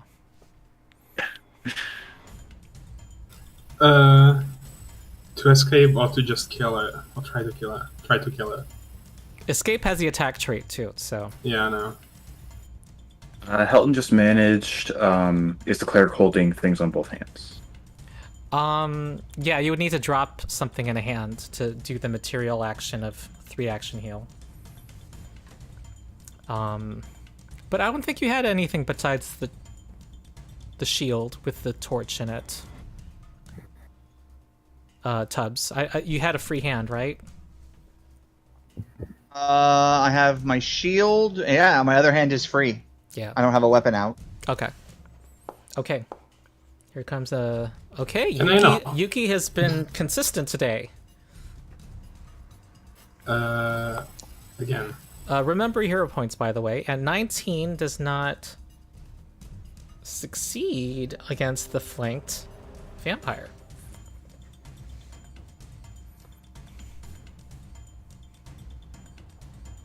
Ugh.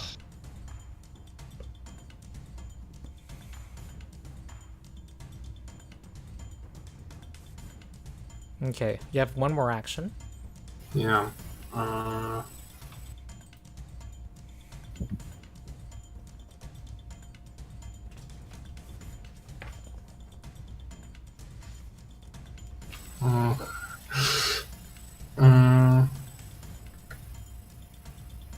That I am not going to do. What is the critical failure effect of attacking?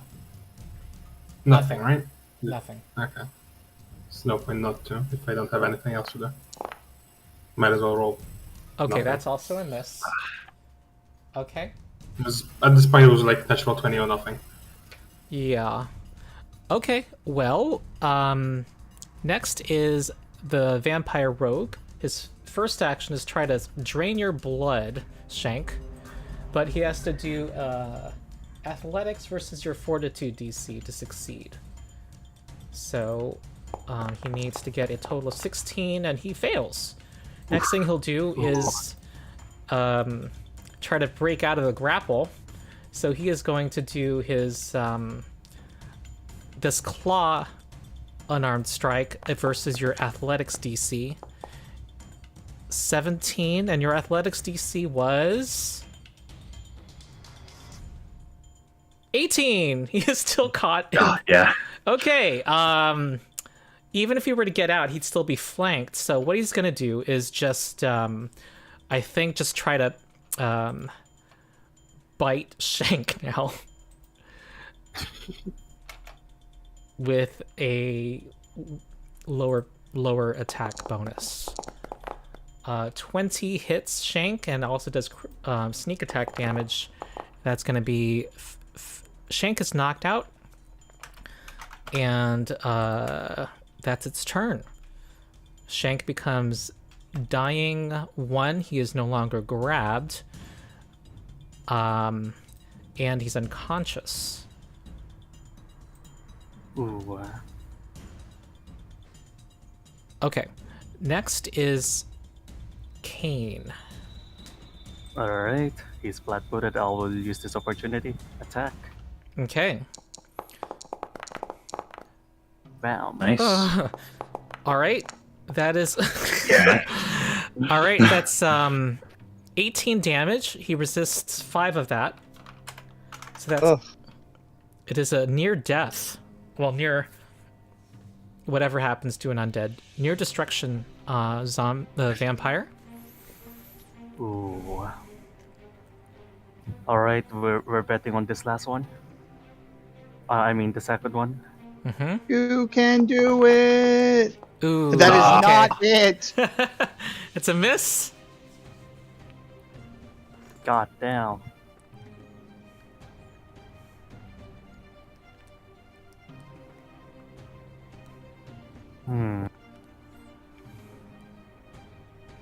Let's try to demoralize him then. All right. You just glare, right? You don't even need a language. Okay. Yeah. Intimidating Claire. Okay, No. not successful. Okay, the Urbane Zombie Brute is just gonna flail away at you for attacking its master. Here comes a fist, and that misses, and this is gonna crit you, Oh. and Oh. that is gonna be all the 30 crits. damage. And Ooh. improved on a crit, it pushes you 10 feet away. All right. Christ. That was a crit. Wait. It was a natural 20. Okay, yep. Duval is next. Can I wake up from this nightmare? Or can I get a do-over? Okay. You want to How- try that 3-action heal again? Yeah, that's what I'm thinking. Like, that's really the best. That's the best play I got. I mean, At the this zombie point. would have gone after you, by the way, if it weren't grappled. I might. Yeah. All right. There we go. All right. Let's do it. Okay. But Yeah. that is enough to bring Shank up, which is the usual what 3-action heal is for. Play dead, sir. Play dead. Don't move. Pretend like you're still unconscious. Okay, so I'm gonna restore 1 health to you guys, and they get a basic saving throw.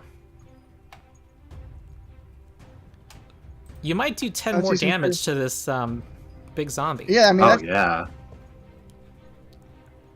if they crit fail, does it do a lot more? Not really. Please No. quick. Okay.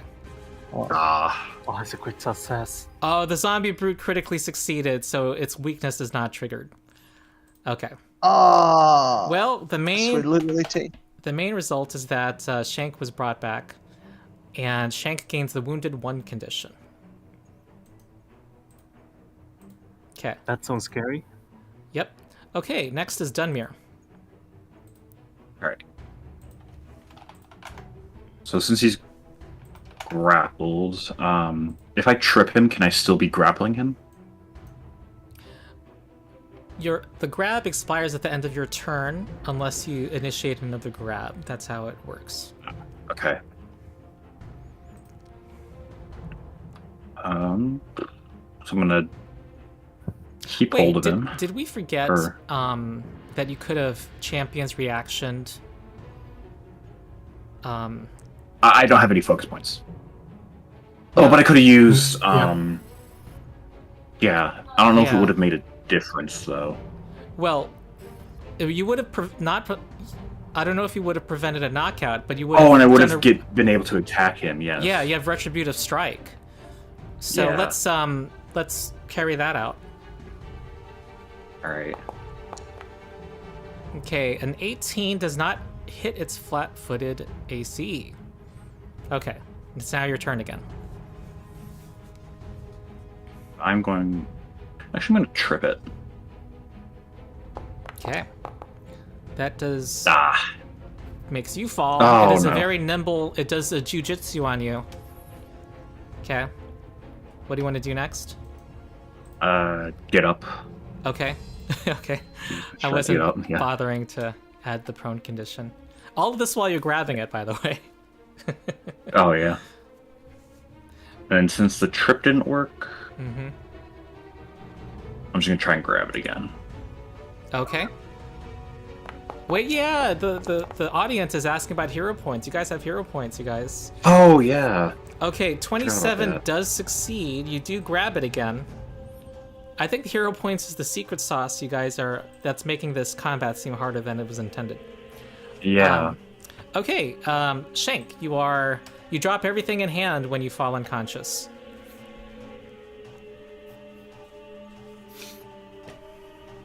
Can he quick draw them back up with his quick draw? Yeah, he can quick draw twice. He can stand up, quick draw, then quick draw. But isn't draw like only for drawing instead of picking it up? Oh, you know, I think that is true. Yeah. Let me see quick draw. Because you draw and then You draw your weapon. And Sorry, weapon drawing inside your the same. weapon is an interact. Interact to draw a weapon, then strike is what it says specifically. Yeah, I think you have to be having it on your person. Yeah. Okay. Well, Makes more sense because you don't really know where it is on the ground. This would be an argument for having 4 dog slicers. Someone, you're laughing. Someone mentioned that I should just have like so many weapons. Yeah. Yeah. And also, you can Regarding also the quick draw a combat. dagger and throw it. You know, that's a thing too. Or I can get up from prone. Yep. Hey, Ron, is there a rule for crit on grabs? Chat is asking. I don't think so. They become restrained. Oh yes, It there happened is, earlier yes. when I grabbed we just ghoul. did that earlier. And what was your? The 27. It looks like he rolled. Yeah, it's not crit. It's just a regular. It's not a success. crit. Okay. Yeah. Games post. Oh, sorry. Don't know how that's happening. Okay. 20 foot here. All right. Let's So keep you that leave name. your dog And slice- Thanks, like behind. I'm leaving. Yes, I'm gonna quick draw my bow. Quick draw bow and fire. There you go. Does that work? Oh. Nice. Ooh. Wait, you know what though? Oh, sorry. No, I sorry. actually don't know if it works with the bow. It does. Wait, strike with the weapon includes the interact. Okay, I'm gonna say yes, but I'm not quite Try. sure. Okay, that's a hit for 8 damage. It's reduced to. Oh Wait, yeah, there but is. there is no. because- Oh, there is sneak attack because It's it is grabbed. grabbed, so you do get the sneak attack damage. However, that is reduced by 5. Okay. Very good. Yes, son. Overcritical vampire rogue wants to get out of this death grip of yours. And it's gonna, claw its way out. It's gonna succeed. It is no longer grabbed. And it is gonna go after Duval. What's the speed? Let's see. Let's see how Duval's luck plays out now. It has a climb speed. Huh, interesting. It's gonna go here. It's gonna go around to your other side. Wants to get away from everybody else. And it's gonna try to claw Duval. That 20 will hit. And it will do... It does not get sneak gonna attack play- here. I'm gonna play the 12 Cusco slashing. rule and no touchy. No touchy. Okay, you were not raising your shield since you did 3-action heal. And that's 12 Right. slashing. Kane's turn. I can use my retributive strike to Yes. reduce that damage. Yeah, by you 4. reduce it by 4. You only took 8 damage, Duval. Wait, no. You're not. The vampire's not in your range. Right, it went further up. Right. Okay, Kane. How high is this platform again? Wait, what do you want to do? Trying to get up and attack the vampire. You're kind of once at the and for all? same elevation. Okay, so I can just easily get there. Yeah. All right, and let's see. Come on, finish this. That misses by 1. Hero point. Give me a hero point. I'll give Hero you my point. hero point if I can. Come Okay. on. That is a hit. That hits Nice. for Oh. 14. Man. Okay, that is 13 damage. It is a actually technically it's made it unconscious. Oh, okay. Okay, and you have another action, Kane. Can I just drink the potion in That my? gentleman is a level 4 creature. Oh. Oh. All right, I'll drink the potion from my inventory. That would take 2 actions. Oh damn. And also releasing your grip off a 2-handed weapon.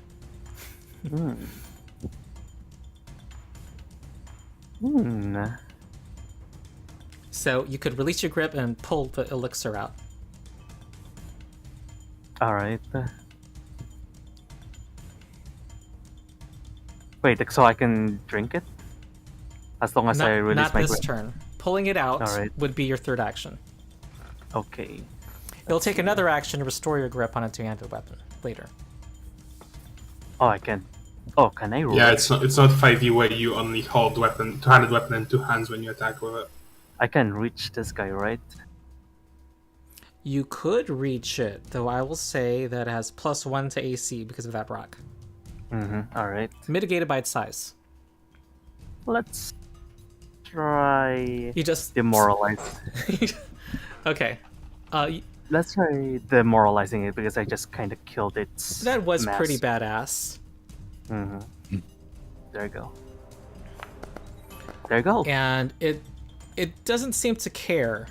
It's not affected by that. All right. So that's your 3rd action. The zombie brood is in. Well, it's just moving forward. It doesn't have much brain, and you have +1 AC against it. So here comes the big smash. Smash. Wait, no, it's gonna go around. It's gonna go around here. Here comes a big smash with its action. That is a 17 that misses Nice. Duval. Missed by 1. Yeah, missed by 1.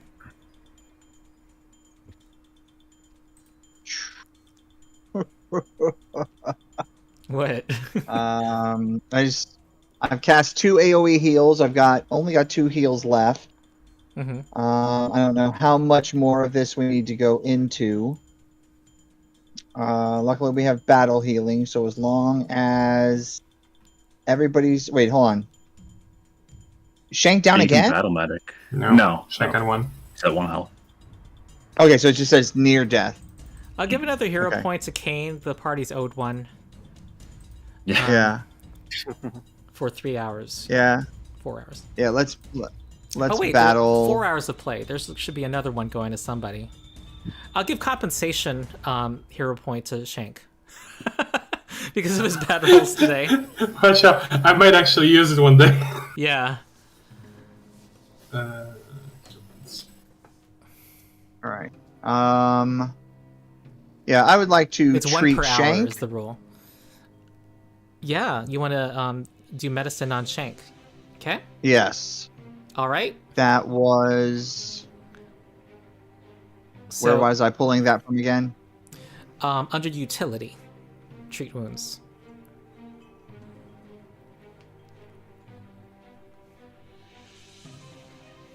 Hold on. See, this is one of the things I hate is you don't do this enough until you've played for a while that you don't remember where everything was. Oh, yeah. So I go here, it's up here. Yeah. So then I treat wounds, roll. All right, that 17 succeeds, and that restores 11. No XP, no HP bonus from the higher check, but that is 11 health. How many wouldn't- actions is that? 1 action, battle medicine. Can I battle medicine twice in one round? Yes. You can do Okay, it well 3 then- times. Guess who's next? All Kane. Okay. Wait, let me double check. So That's that's- not. Wait, hold on. Let me double check. I feel like Okay. it might be, but I don't. If it has the flourish No, trait. no press. No, it doesn't. Okay. General healing manipulate skill. The trait, the keyword I would have looked for is flourish. That's the way some actions are balanced. Okay. All right. You attempted on Kane. Go ahead. So I'm allowed to do it? Yes. All right. Treat wounds. You can even attempt. So it if I ag- raise... You could even attempt it again on Shank this turn because of your medic ability. Yeah. Once a day ability. So if I raise the DC to 20, meaning I would have to roll a 13, I would get plus 10 healing, but it's an all or nothing, right? If I don't, even if I Yeah. exceed 15, don't get 20, I get nothing. Right, and it's a plus 15 for a medic. Also, it's harder to crit succeed, which gives Yeah. you an additional 2d8. Yeah, so I'll just do the regular one. All right. Okay, that's exactly what you needed. So 10. So you're rolling All right. dice and succeeding. Awesome. All right, Third action? and so that's my second action. Yep. The vampire is just merely unconscious. Yep. Can I just stomp on his head as my last action until he's dead? He looks destroyed. However, that's not what's keeping him from destruction. Okay. Being I will 0 hit step. points is not what. This is some other kind of situation. Okay, then I will step here. Okay. And I'm done. All right. Dumir. All right. So I need to draw my sword, Uh-huh. step up between them. All right. You are the champion, interposing yourself. Yes. And I will strike. All right. Very good. That is a 22, and that hits. Roll damage. All right. And 9, it has weakness 10 to slashing, so it's 19 damage. Oh, Oh! nice. Yep. And then I can't raise my shield, so that's a turn. Wait, your shield's destroyed? Is that why? No, I used 3 actions. I moved, drew, and hit. Yeah. Okay, Shank.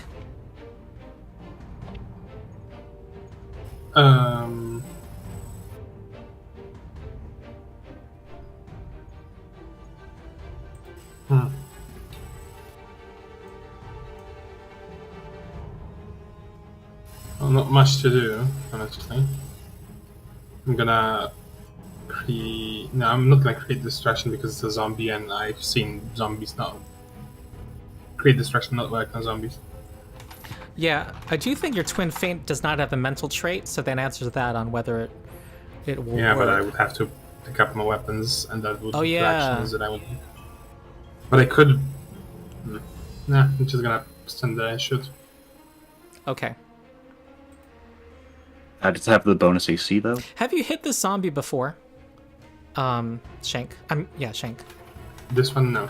Okay. I've had the old ones, All right. the small zombies. Ooh. Ooh, 27, and that critically hits the zombie brute. Nice. Okay, that is 14 damage. It does not trigger weakness, and it the one of the pus-filled pustules on it bursts when you hit Oh. it, and coating adjacent creatures with a vile fluid. Make a fortitude save, Dunmere. Oh boy. All right, you refuse to be sickened. You are not sickened. Okay, Shank. Next. Shank. Okay. All right, miss. Miss. And last one. Can I recall knowledge on why the vampire don't die? Yes. What you recall about vampires is that they have a coffin that they would that they can possibly... Wait, you know what? I realized something. It is possible to destroy it at this point. The rule simply says that it's unconscious at 0 hit points, and that it can be, it can heal in its coffin. But that doesn't preclude it from being, killed, destroyed. I think. I think what you gotta do is cut off its head. That's what you recall. Oh, I would assume a wooden stake to the heart. Or a wooden stake to the heart. Yeah, you learned vampire weaknesses. You know that, that would prevent it from healing even in its coffin. And... You know, on the question of how to destroy it,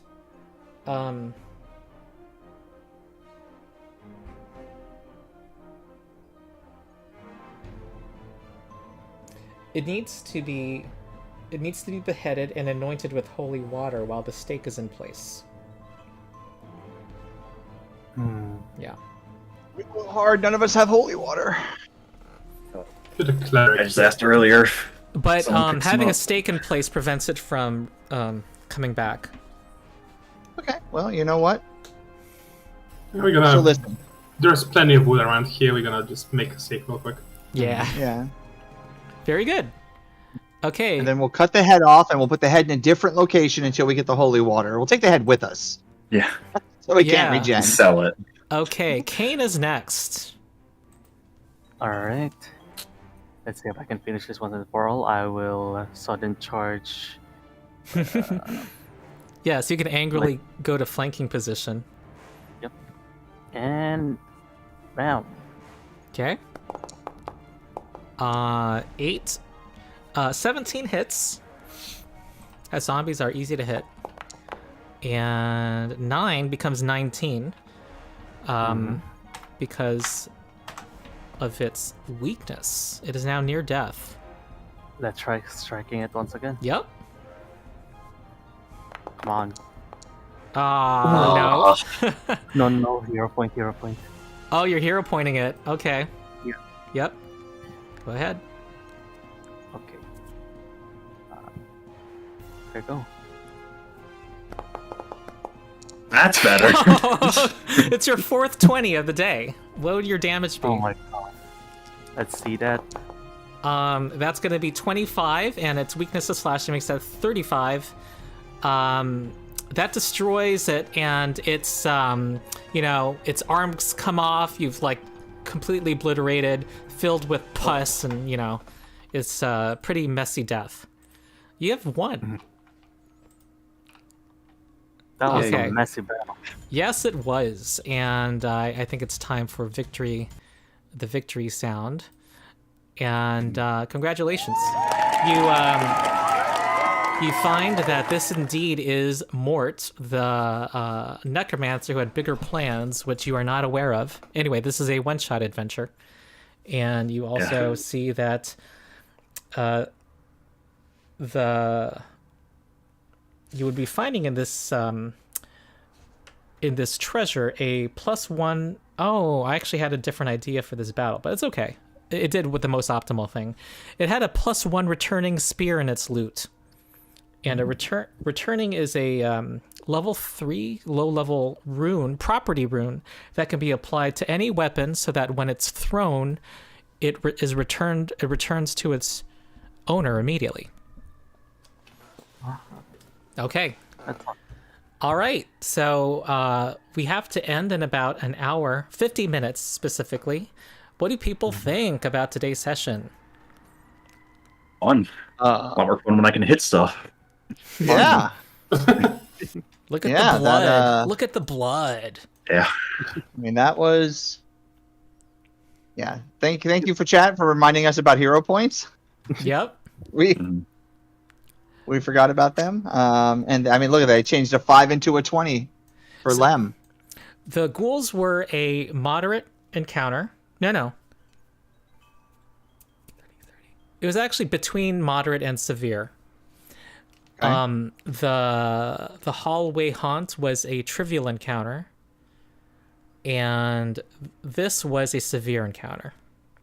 Of course it is. Definitely felt like that this time. Yeah. So Oh yeah, what do you think of the much talked about difficulty in I like it. severe fights? Yeah. It's very clear. Like you feel it like right at the beginning because it's like I hit you and there goes half your hit points and you're like, oh, it's going to be like that. Yeah, or 95% of your hit points in the case of. Oh, yeah. 29 hit points. What's it total? 30. Oops. Yeah. Yeah. Yeah, it was funny because he was like, you take 29 points of damage. And I was like, does he even have that many? And then your hit point bar went down. And I was like, oh, he's down. And then Ron goes, you have 1 hit point left. And I was like, everyone matters. Yeah. Yeah, the hit points continue to swing like this even at the high levels. Well, not as dramatically as in the first few levels. But the damage scales with your hit points scaling. And you're getting your full hit die. Brent's getting 13 hit points at every level. So Yeah. but it's kind of the way the math works is kind of linear, your hit points and the monster's damage is like that too. So the doubling of damage will be kind of less you'll see somebody knocked out in the higher levels, like when you get to like level 5 and up, you'll see that a crit will take about a half your health or 2/3 of your health, but you're not being unconscious is not far off when dealing with a higher level creature. Yeah. Yeah. Yeah, because it was 2 levels above us, so. Yeah. One of the flaws of 5th edition game design is that any game that you roll for hit points, you can't scale your fights. And while 5th Ed has a rule, your minimum roll is half plus 1, so it shortens that swing, it still creates a swing. And so every 3rd level encounter isn't the same. You know what I mean? Unless you literally... it kind of scales in the party's favor slightly because the party gets half plus 1, and I want to say the monsters get half plus 1 on each hit dice. You know what I mean? So it kind of works out, but I think it's just better to just go with maximum hit points. It's easier to say this is the exact hit point a 3rd fighter with a 12 con will have every time. There's no question. There's no swing in that. One of the one of the things they did with 5e was because of bounded accuracy, they made it so that level matters less between creatures of different levels, and the main differentiation is how long they stick around. So they have the hit points kind of balloon for monsters much more than they do for player characters. So with damage not scaling up at the same time, you usually have a kind of you have less dramatic hits, and it takes more time to take down a higher level. You need more hit point to remove more hit points from a higher level creature. And because hit points bloat so hard, as a result of the fact that Constitution gets increased higher and higher. Like, to make hit points bloat, you have to increase the Constitution of the monster. And that in turn makes some spells or abilities that target Constitution just unusable. Mm-hmm. Because, like, good luck trying to land a stunning strike on something that's level higher. Like, higher levels enemies. You will not land a stunning strike on that. Yeah. Yep. You're talking about Pathfinder. No, about 5e. I'm sorry, to increase... I didn't follow. Stunning strike. Like the monk stunning fist. You hit Constitution saving throw, or on failure you stunned. But so that's most of the monsters have like really high Constitution anyway, so it doesn't matter. Yeah, so like you basically only succeed if they roll natural one. Let me quickly look up like some stats. Yeah, Helton, you are correct. Not rolling hit points, it's a fixed number, and that's just good. One of the, Pathfinder fell into one of the traps, and this is just this may be a personal preference, and chat may hate me for this, But I hate ability scores. At this point, we should be moving away from games with ability scores, because if all ability score does is determine a modifier, you don't need the ability score. You just need the modifier. So I Yeah. think Ed was no one will afraid hate to you move for away that. from it. That's purely Yeah. the only it does matter here in that it makes going from 18 to 20 take twice as long. There needs to be a way to represent that. So Yeah, actually, you know how you represent it? Is you have a 4.25, 4.5, 4.75, 5. sure. You don't need a stat, because one of the hardest things I've ever had, and since 1988 when I started gaming, teaching people to game, I literally now start my games with a brand new player. I'm like, you see these list of numbers over here? Yeah, none of them matter Yeah. after we're done generating them. Everything over here, that's what matters. And then they'll get a level up, and they get a stat Sure. increase. And I go, okay, for this one little thing, put a point here. And if it becomes even, you raise, you know what I mean? And they're like, so why do we even have these numbers? And I was like, because it's literally well, we've always had those, so we can't get rid of them because people will lose their mind. In 5e, you also have feats which replace ASI. So if you're playing with feats, and let's be honest, 99% of people do, you have the trade-off: is my not raising my attack bonus and damage by 1 worth taking that ASI? So that's at least some choice, right? Yeah. But so yeah, there's other at least than some that, slight reason to exist in 5e. Yeah. But I think again, the way, all of that. Good. I think the way 2E handles ability scores, though, I like, because you're not rolling for anything, nothing's random. I mean, you can point by in 5e, but I don't feel like point by has enough points to it. I honestly. would say Yeah, that and you'll get 5e 4 more boosts at every 5 levels. Yeah, Yeah. I would say that actually point by is exactly what, like, if you use point by, you're pretty much exactly where the game was balanced around. Like, Yeah, I like quote point unquote by more balance, than right? Because rolling. 5e is not exactly balanced. So if you guys have come up with a weird way to roll stats, I've probably done it. My favorite way to roll stats was actually the old AD&D Unearthed Arcana, where you rolled a number of dice based on how important the stat was to your class. So fighters rolled 9d6 and got to keep the highest 3, but they got to roll like 3d6 int flat, and it was kind of a way to make sure you got your prime score up, right? And in AD&D, that was important.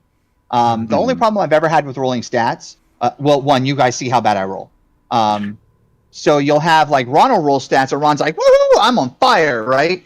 And then Lem rolls stats, and Lem's like, well, I qualify for the town idiot, So actually what I did to fix that is everybody rolls stats, and then we have Ron's stats, we have Lem's stats, we put everybody's stats, and you can keep your stats, or you could take Ron's stats, or you know what I mean?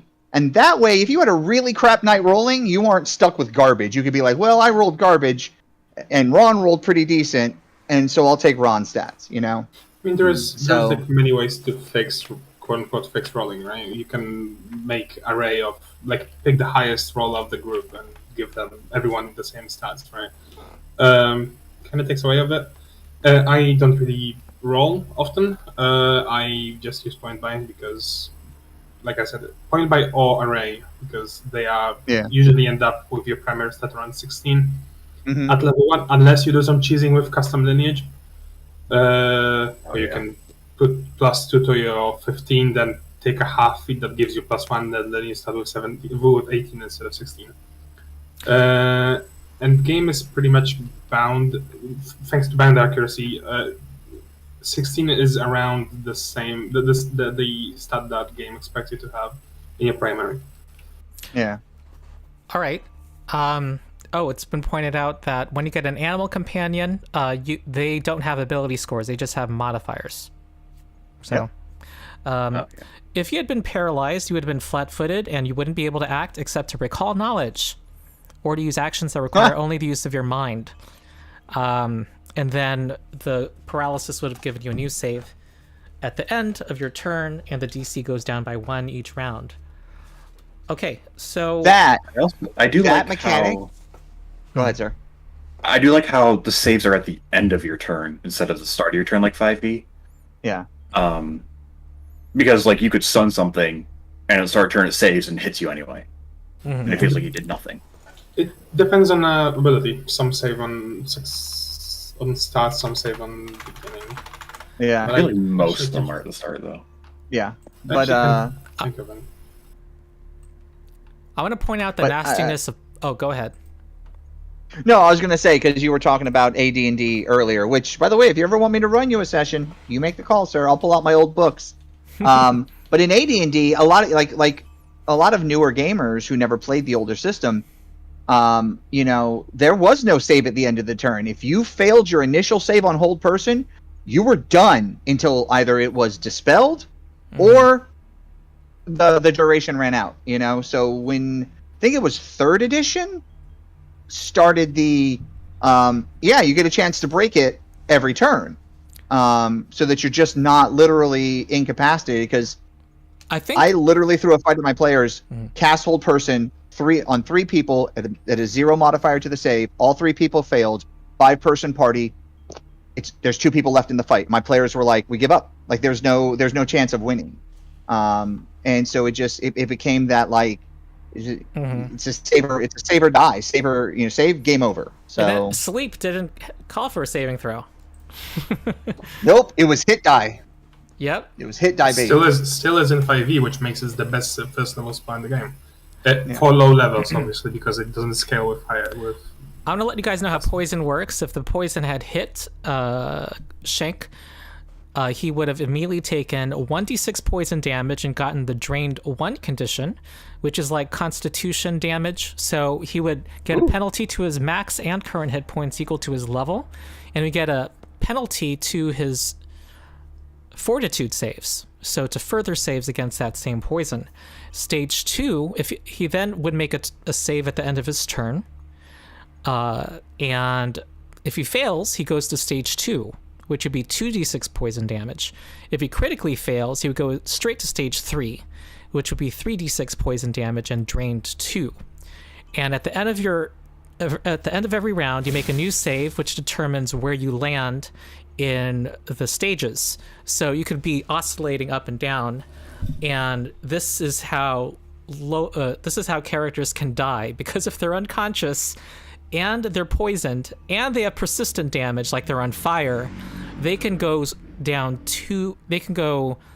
from dying, and they're failing their recovery checks, they can quickly go to dying 4.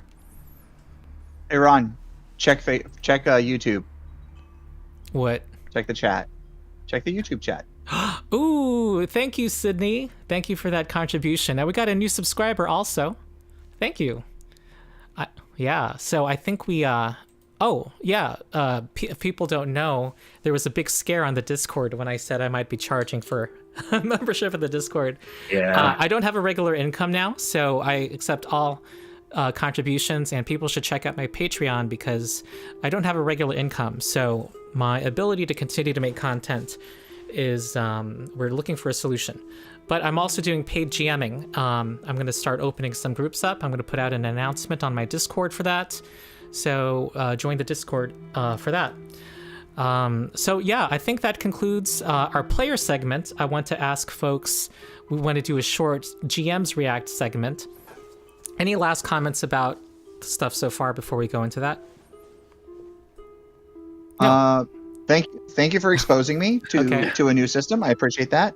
And I enjoyed the system. I enjoyed learning all of this. So thank you, sir.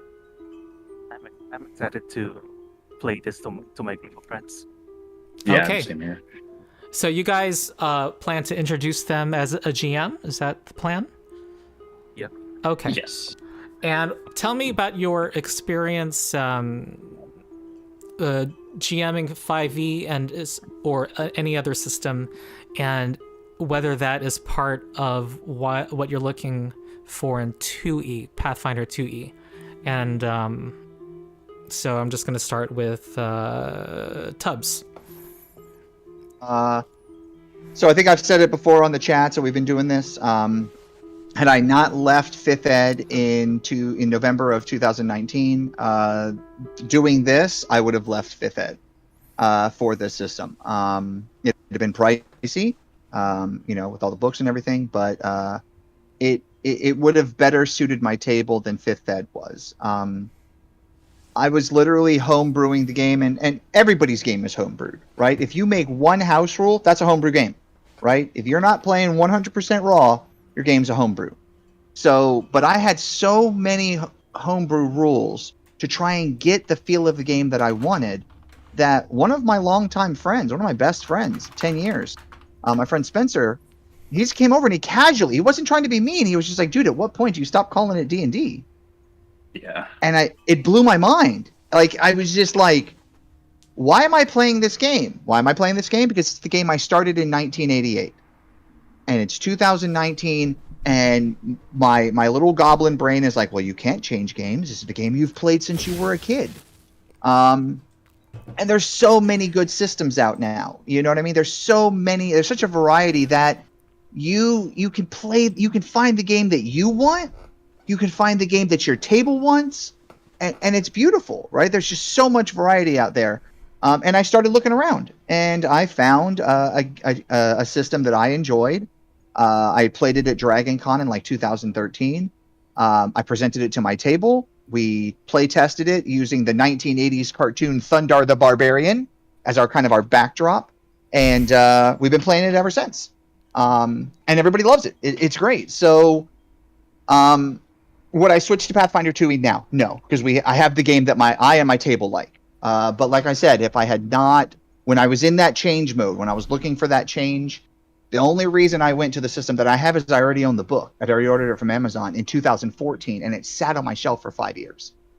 But this system is what I would want in a tactical combat tabletop system. I love the way the saves work. If the monster's lower than you, you get a better, it has a better chance of messing up its save. If it's higher than you, you can't shut down boss fights. The character customization. One thing that hasn't beautiful. been shown is, like, if you were to cast Fireball, you're obviously not higher level enough for it, against a group of level 1 creatures, 75% of them are going to critically fail. And, see? And get double damage from your fireballs. That's something that we have. That's what you want. They're scrunchies that shouldn't be, so it's a really solid, it's a really solid system. The hard fights feel hard. The easy fights feel easy. As a DM, this would appeal to my group, right? I'm primarily the DM for my group, and this would appeal to them. They'd be like, yeah, let's switch from D&D to play this. Look at all these cool features. Look at all these cool backgrounds. And that was just core rulebook. I don't know how long people can stick around, but I'm gonna just interpose how the encounter building works. So you start with an encounter difficulty that you want to shoot for. And then you look at the party's level. In this case, it was 2nd level. And I actually did that last encounter on the fly. I initially wanted to have a fire elemental creature to kind of give the barbarian something to trigger their cold damage against. And it would be weak to cold to make the barbarian feel cool. But I didn't need to do that today, because the barbarian was already doing a lot of stuff. And so I decided, okay, I want something that's going to be a reasonable boss, but also just makes sense for the story. Like, who sent that letter? So I just found a level 4 creature in the bestiary. And the bestiary orders all of the creatures by level. I don't know if you can see this, but all of the level 1 creatures are together. All of the level 4 creatures are together, and I needed a level 4 creature. That was so nice. 2 levels above the party to get a 80 XP added to my level 2 creature, which was the zombie brute, which was equal to the party level, which gives 40 XP. I needed something that was 2 levels above, so level 4, to give 80 XP to meet the budget of 120. So that's how that works. The only complexity is that I need to know what level the party is. before I know what these values are. That's kind of it. That's how you build an encounter. That's also easy. so much better. Yeah, Yeah. being able to just because if you get that on the fly, like it's already balanced. It's fun to play through. It makes sense. And If in people are theory, it willing, we works. could even just kind of make an encounter right now and have your characters go up against it and see if what would happen. Hold on, Don't really Brent. have Are time you for that, saying are you saying that you don't enjoy calculating the party level and then trying to calculate out the CR difficulty of that and then finding enough monsters to fill that CR difficulty to make the challenge for the players? Are you saying that you don't love all of that unnecessary math, sir? CR is broken. Why did they do like quarters and halves? Like, why not do whole numbers? You're one of those people that wants to keep stats, aren't you? You want to keep CRs and stats, right? The 1/4 thing is that to basically they are like low level enemies for like party, so you don't fight one CR1 because that's in theory a medium encounter for level 1 party. Mm-hmm. So just to have the party feel more heroic, they gonna give you one CR1/4, which make it so you can fight 4 enemies instead of 1. But don't forget, the CR is based on a party of 4. At the same budget. Yeah, but don't forget the CR is based on a party of 4. So if you have a party of 7, you have to calculate the CR higher. Yeah. All right. So am I right that we have to end in 26 minutes? Yes. If we're what chatting, I'd like to do then, what I'd like to do is just have a Q&A where you tell me something that something that has been a point of frustration, or just something in your previous GMing in 5e or another system, or just something you have a question about in 2e. So I'm just going to open it up to everybody. I feel like 2e does fix a lot of the frustrations I had. Like, combat doesn't feel as clunky. It feels like a lot quicker, actually, because like, you have to remember, like, okay, I move, okay, I attack, okay, I do my bonus action. Yeah, you don't have the thing where you have to ask the player, are you done yet? You don't have that. Yeah. You just have 3 actions. Once it's done, you're done. Like, it's just so much simpler. And then once you know, like, all the stuff, or not, I don't know all of it yet, but once you know, like, the stuff you want to focus on, all the actions you can take, it just goes by like that. Like, it's just so much faster. I mean, you have also taken into consideration the fact that we're playing over VTT, so we just target things and I roll attack and it tells me if I hit or not. And that too, yeah. Normal gameplay would have to ask the DM. Mm-hmm.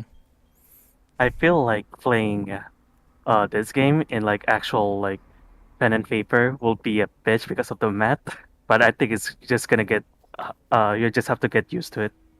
Yeah, I kind of figured that would be the case, but I feel like it's easy enough to remember because a lot of bonuses are just +2. Like if you're flanking +2, your shields give +2 usually. I'm assuming there's better shields out there. A lot of it's just like +1 or +2. Mm-hmm. What's So gone I feel like is it's easy enough to remember. What's gone is just eyeballing a die roll and knowing whether it's a hit. You kind of need to know the AC and compare it and see whether it's a +10 or -10. But on the other hand, it does make those +1s matter more. Yeah, definitely. Yeah. I mean, one thing. So Go ahead, sir.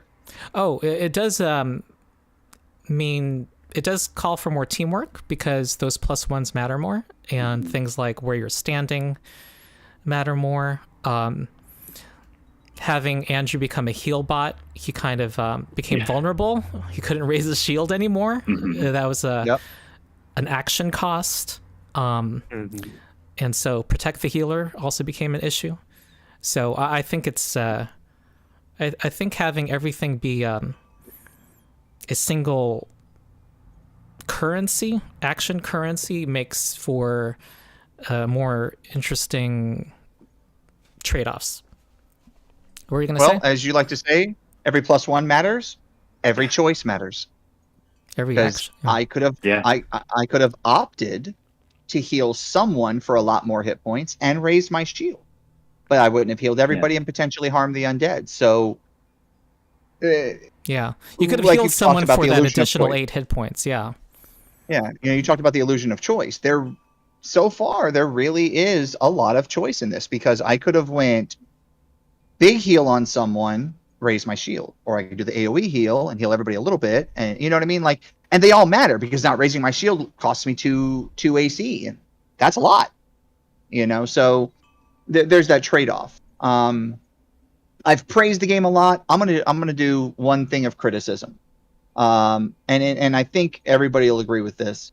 For the new gamer, and I'm talking about the guy, the girl, your friend who's never gamed before, this would be overwhelming.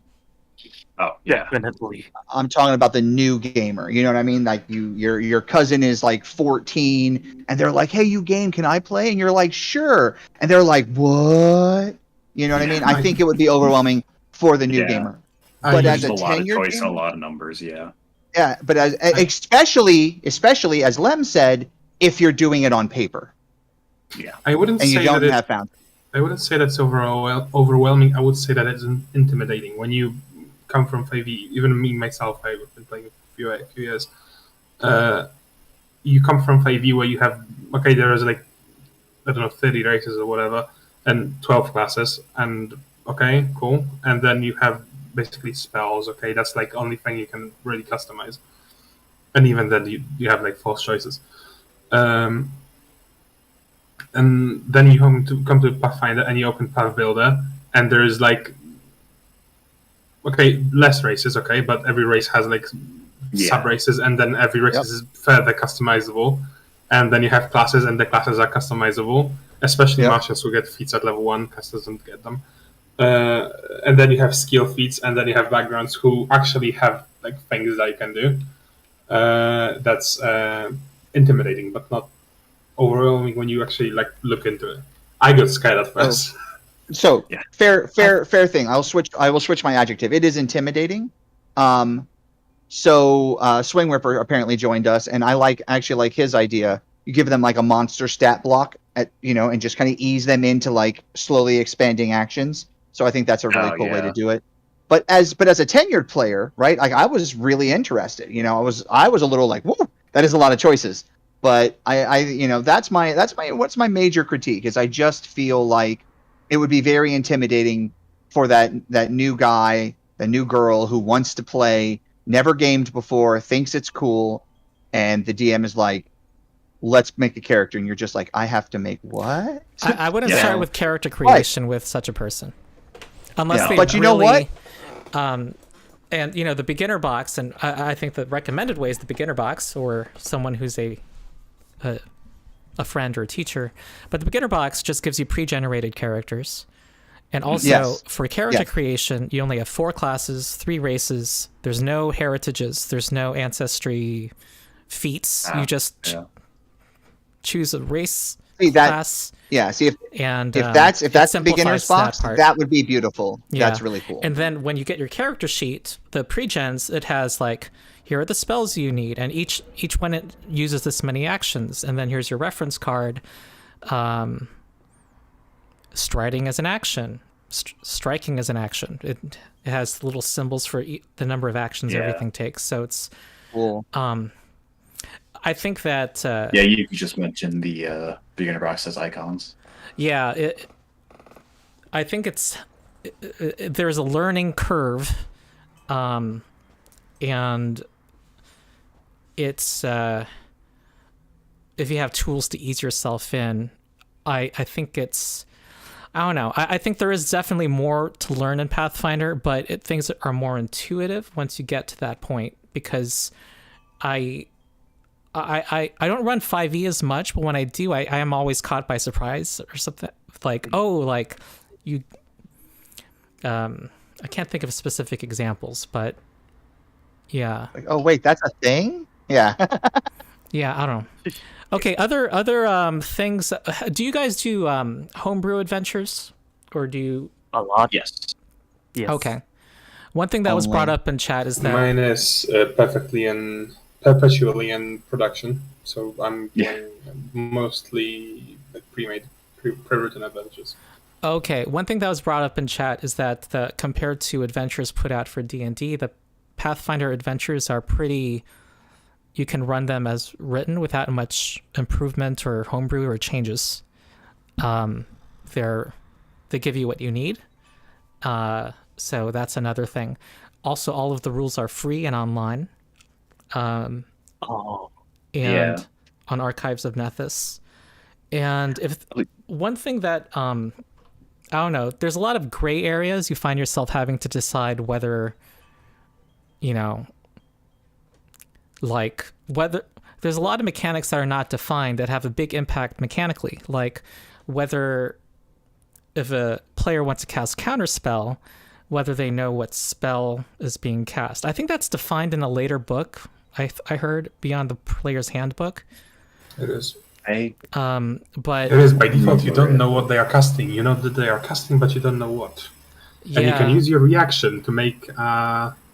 If I recall, it's either Arcana or your spellcasting check. Maybe it's not the best example because there's eventually a ruling, but there's other things but it's absolutely a bad ruling. What you can summon with conjure animals. There's a lot of gray area that the DM is kind of burdened with deciding what is the game balance going to be, and it's sort of a source of stress. So that's one thing that comes up a lot. That I think kind of isn't here because the players have access to the rules.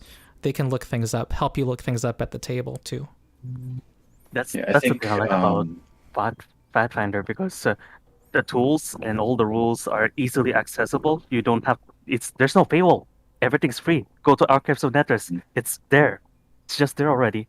Instead of going D&D Beyond, buy this book to know like what race, like what subclass this is, just for your players because they want to play this subclass.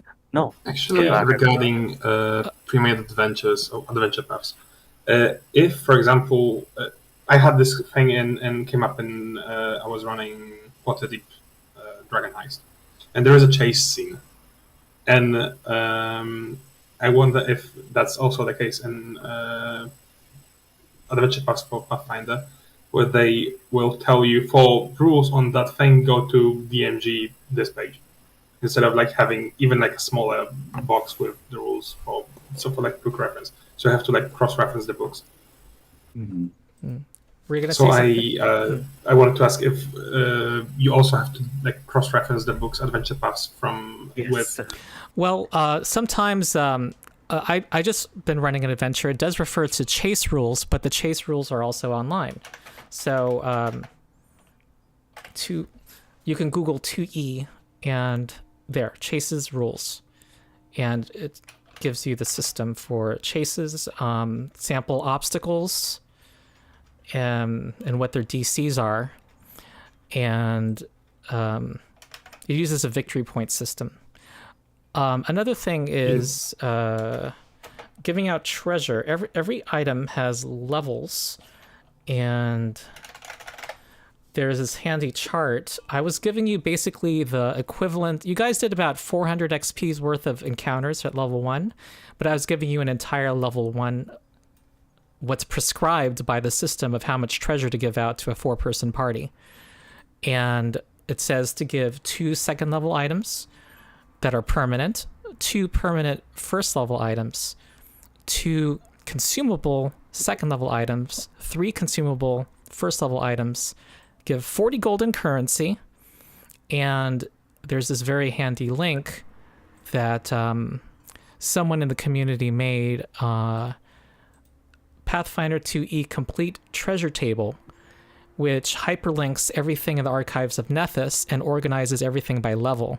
So I went to this Google Doc, which these are all the first level items, and there's a lot of variety, and it has, you can get an imprint waffle iron as a level 1. You're not sharing the screen, by the way. Oh, I'm not? Oh. Nope. Oh, I'm doing it on the the stream. Yeah, we'll be picking up the stream. Oh, you can look at the stream now. Yeah. And the returning rune that I had on a weapon was you have the different property runes for weapons. There's crushing rune, returning rune. There's also runes for armor, so you can start giving out magic items, and there's guidance on what level to give them to the party. You can always violate the guidance, but at least you know when you are. Yeah. I like that idea of runes, not gonna lie. Oh, yeah. So if you find a weapon that, I mean, let's say Brent is really wedded to his holy weapon, a warhammer, and you find a, +1 flaming longbow, you could transfer the flaming rune from the bow to your warhammer. That's actually cool. That's No longer my family sword will be discarded for the first piece of trash that I pick up from the coast. Right? Yeah.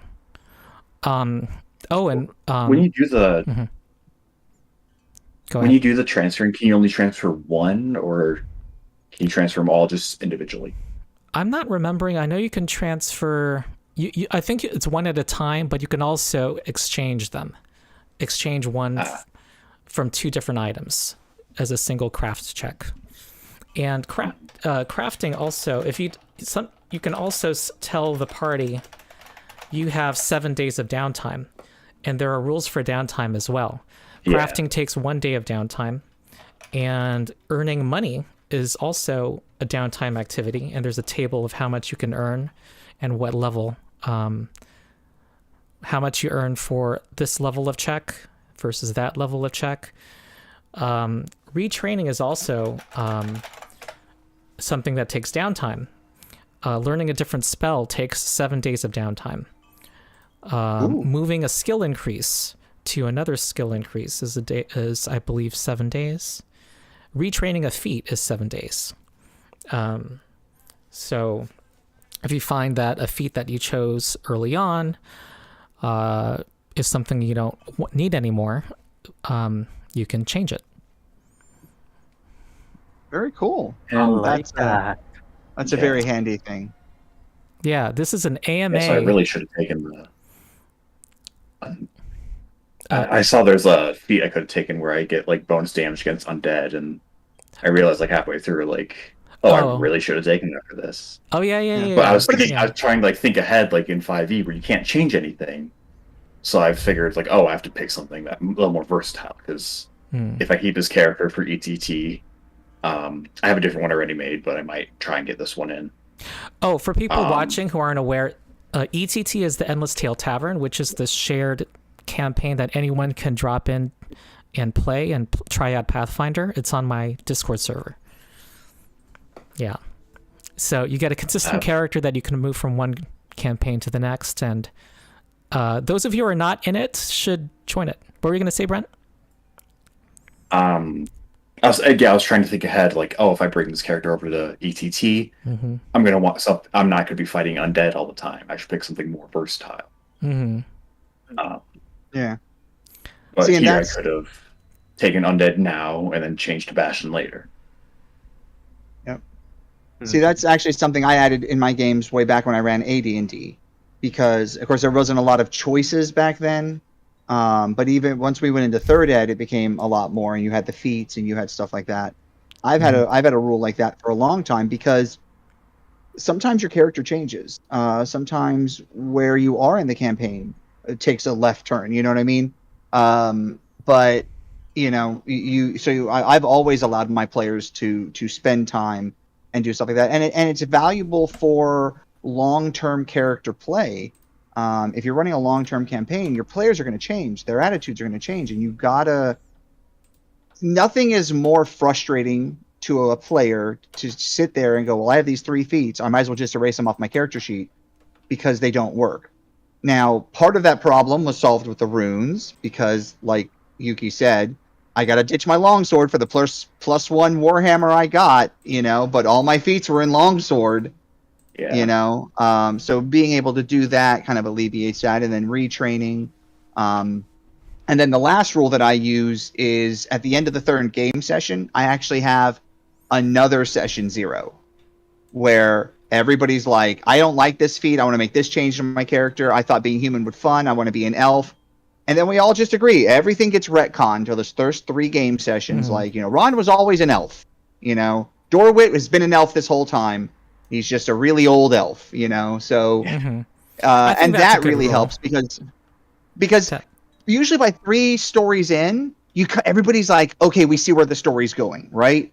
And then you're like, okay, so let me make some adjustments to fit this, and I have found that to be really helpful. This is also partly a Foundry commercial, I guess. I'm not sponsored, but I've now given everybody GM permissions in Foundry. If you go to the compendiums now, Foundry, but yeah, so you can see that all of the bestiaries and all of the artwork, I believe, from the bestiaries are here. And that's so nice. So that is so good. You can literally just drop I can import the adult brass dragon. And where dragon. Whoopsie. But yeah, you can see everything that is there. All of the feats from all of the books and all of the even slim optional books are here for building characters. So just a lot of free tools because of the open gaming license that Pathfinder is published under. Thank you, Paizo. Yeah. Right? Good job. So much nicer. Yeah. I think part of it is its legacy too. I kind of had to use the open gaming license to continue 3.5. Yep. Okay, here we go. I just want to get the artwork in. Here we go. So I don't know if you see it on the stream, but I'm gonna just put a adult brass dragon there. So if you double click it, you can find all of its stats, and also it's already sized right and everything. Yeah, it's got all the and that is so nice, and it completely works. I'm gonna attack Duval right now with Jaws, and I roll a 3, which is 1 short of a critical hit. Yeah. Oh. Yeah. So.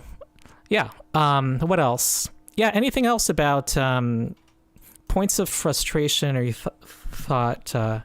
So you homebrew. Do you guys GM in person? Yes. Okay. I prefer to GM in person. There is something about the energy of a room when everybody's in the fight and you guys win. Because I'm gonna tell you right now, if we were all in the same room and Lem is like 20, we'd have all been high-fiving each other over the table. You know what I mean? There's that energy. Obviously, you can't do that. A lot of people have, they may live with elderly parents. They may have friends. They may have roommates who have, immunity problems. You may just live in a state, like Florida, that, skyrockets with COVID rates. Not speaking from experience because I live in Florida. So a lot of times you can't. Like my mother-in-law, she recently went through cancer treatment. So like for a very long time, my brother-in-law wouldn't come over. We could only game remotely. And we still haven't actually returned to in-play because she was going through chemo and radiation. So, but personally, I will game online. And like right now I'm running a game for my cousin who lives in Miami. And my friend, a friend of mine who lives in St. Louis, and another friend of mine who's, I forgot what state, he's somewhere up north also. I think it's like Virginia or somewhere. So we have to, but personally, in person is my jam. So Andrew, you are going to be, your Pathfinder journey will continue with Swing Rippers campaign, Strength of Thousands. Yuki, what about you? I will probably either introduce my 3V group to Pathfinder through the beginner's box, though I will walk them through character creation because mechanics aren't that interesting. You said you will be doing the beginner box. Yes, okay, that's great. probably what I will do, because I was looking through Reddit for suggestions of what to run from pre-mades for Pathfinder, and that's what I found. That beginner box is the best start. So that's what I will probably run. On that, but I will. Yeah, but I think I will also try to find my group where I can play as a player. Yeah, on that, I would. You'll know better than me who will really are looking for the character, want to dig deep into character creation. You may want to just open that up right away to some folks, and but others who are, you don't want to overwhelm. You may just want to give a pre-gen. What about everybody who wants to introduce Pathfinder to their friends? Are there any questions you have about that process? Not really. I think we've kind of gone over most of it right now. Yeah, I might even try, and I have some friends from school that I've been trying to keep in touch with, but it's just been hard because they're all in person. I'm not. But I might try and run an online campaign to get back together with them. And Foundry seems really useful for that. So, have you ever done gaming online, RPGs online? Yes, I did a couple 5e. I did one 5e that was online, and one thing that's 5e cool... doesn't have Foundry or anything, so our DM was drawing maps in MS Paint. It's on Foundry. Foundry's not affiliated officially under any of those. Oh, it's not by Paizo. It's its own third party, but it's able. The strength of the Foundry is that mods make everything, but that's also a weakness. It also means that you need to update your installation. But the mod community is super friendly. It's 24/7 customer support. You go to their Discord, they answer your question, they create a patch of the program for you.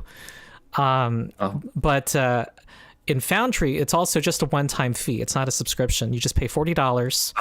You install it, and then you download the free Pathfinder module, and you have everything I showed you, except the artwork. You need an official PDF to import the artwork.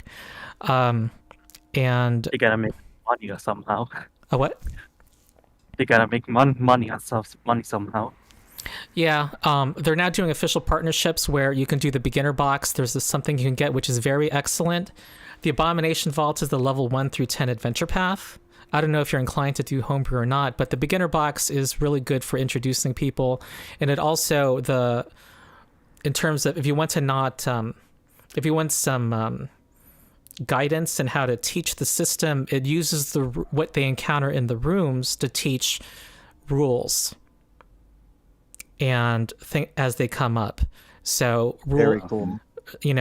Room 1, initiative, knowing your armor class and your strike bonus. Room 2, skill checks. Room 3, you know what I mean. So that's cool. I'd recommend that. And there's a beginner box module that is actually official. It's about the same price as the physical set, but but I know that if you go under the music tab, if you get the Abomination Vaults, there's all these soundscapes that it comes with that I've been using that you can apply. So that's really cool. And all of the maps are made and stuff. Any other questions about, introducing others to, trying to introduce it to your group? You feel no questions from you, Lem? Honestly, I have no other question. I think most of my questions are already answered. Yeah. Yeah, same here. Cool. Same. Yeah. Okay, well, that tells me I did my job. Yeah. You did it well, sir. You did it well. All right. I'm glad you enjoyed it, and I think you got what you wanted. Someone mentioned Endless Tale Tavern. You got to start at level 1 when you start. Who of you plans to participate in that, if any, unless you're just joining your own group? Yeah. Okay, cool. He is Stabby McStabson on the Discord. Yes. I might join. I am not sure. Okay. I will. after we get a little bit further in the Swing Rippers game, and I'm a little more comfortable with the system and Foundry. But yeah, that's something that I think would be a ton of fun just to hop in and I'm bored on a Wednesday night. Let's go do an adventure. Okay, cool. So I think that's pretty awesome that you offer that. All right, that's it. That concludes our event. I'm glad you you are liking the system. Okay. I want to make an offer to the people we've been gaming with. I've been DMing since 1988. So if you have any questions, you need help, you want to just bounce some ideas off someone, I love helping. My wife literally is like, Andrew, you need to teach people because you've been doing this forever. Why don't you teach people? So now I make that offer. Whenever, if you need help, you want to, I don't know how to handle this type of player. I don't know how to handle this type of situation. Let me know, because being a DM, regardless of system, is a skill, and you're going to get better at it the more you do it, and you're going to make really stupid mistakes early on, and then 20 years down the line, you're like, man, I made those stupid mistakes back there. So I can help you get past some of those stupid mistakes that I made in like 1988. But so feel free to ping me on Discord. I love helping people. I love teaching, and I love talking about gaming. So I'm here if you want help. Someone in chat brings up there's Pathfinder Society. There's organized play also for Pathfinder, which has all of its. They have like at least 100 like scenarios. I feel like by now, or at least definitely scores of them. And also Paizo's adventures are generally considered the best in the business. Yes. This is kind of acknowledged by fans of all systems. For those who like, the pre-written thing, it's not everyone's style. And yeah, we have our group DM that we've been doing. If people want to get in touch with you, Andrew. So that concludes this. I'm glad. I want to thank everyone in chat for being helpful too. And let's continue this discussion in the comments of the YouTube video and on the Discord. So that's it. I will see you all later someday. Amazing day, everybody. Okay. Me too. Thank you. Yeah.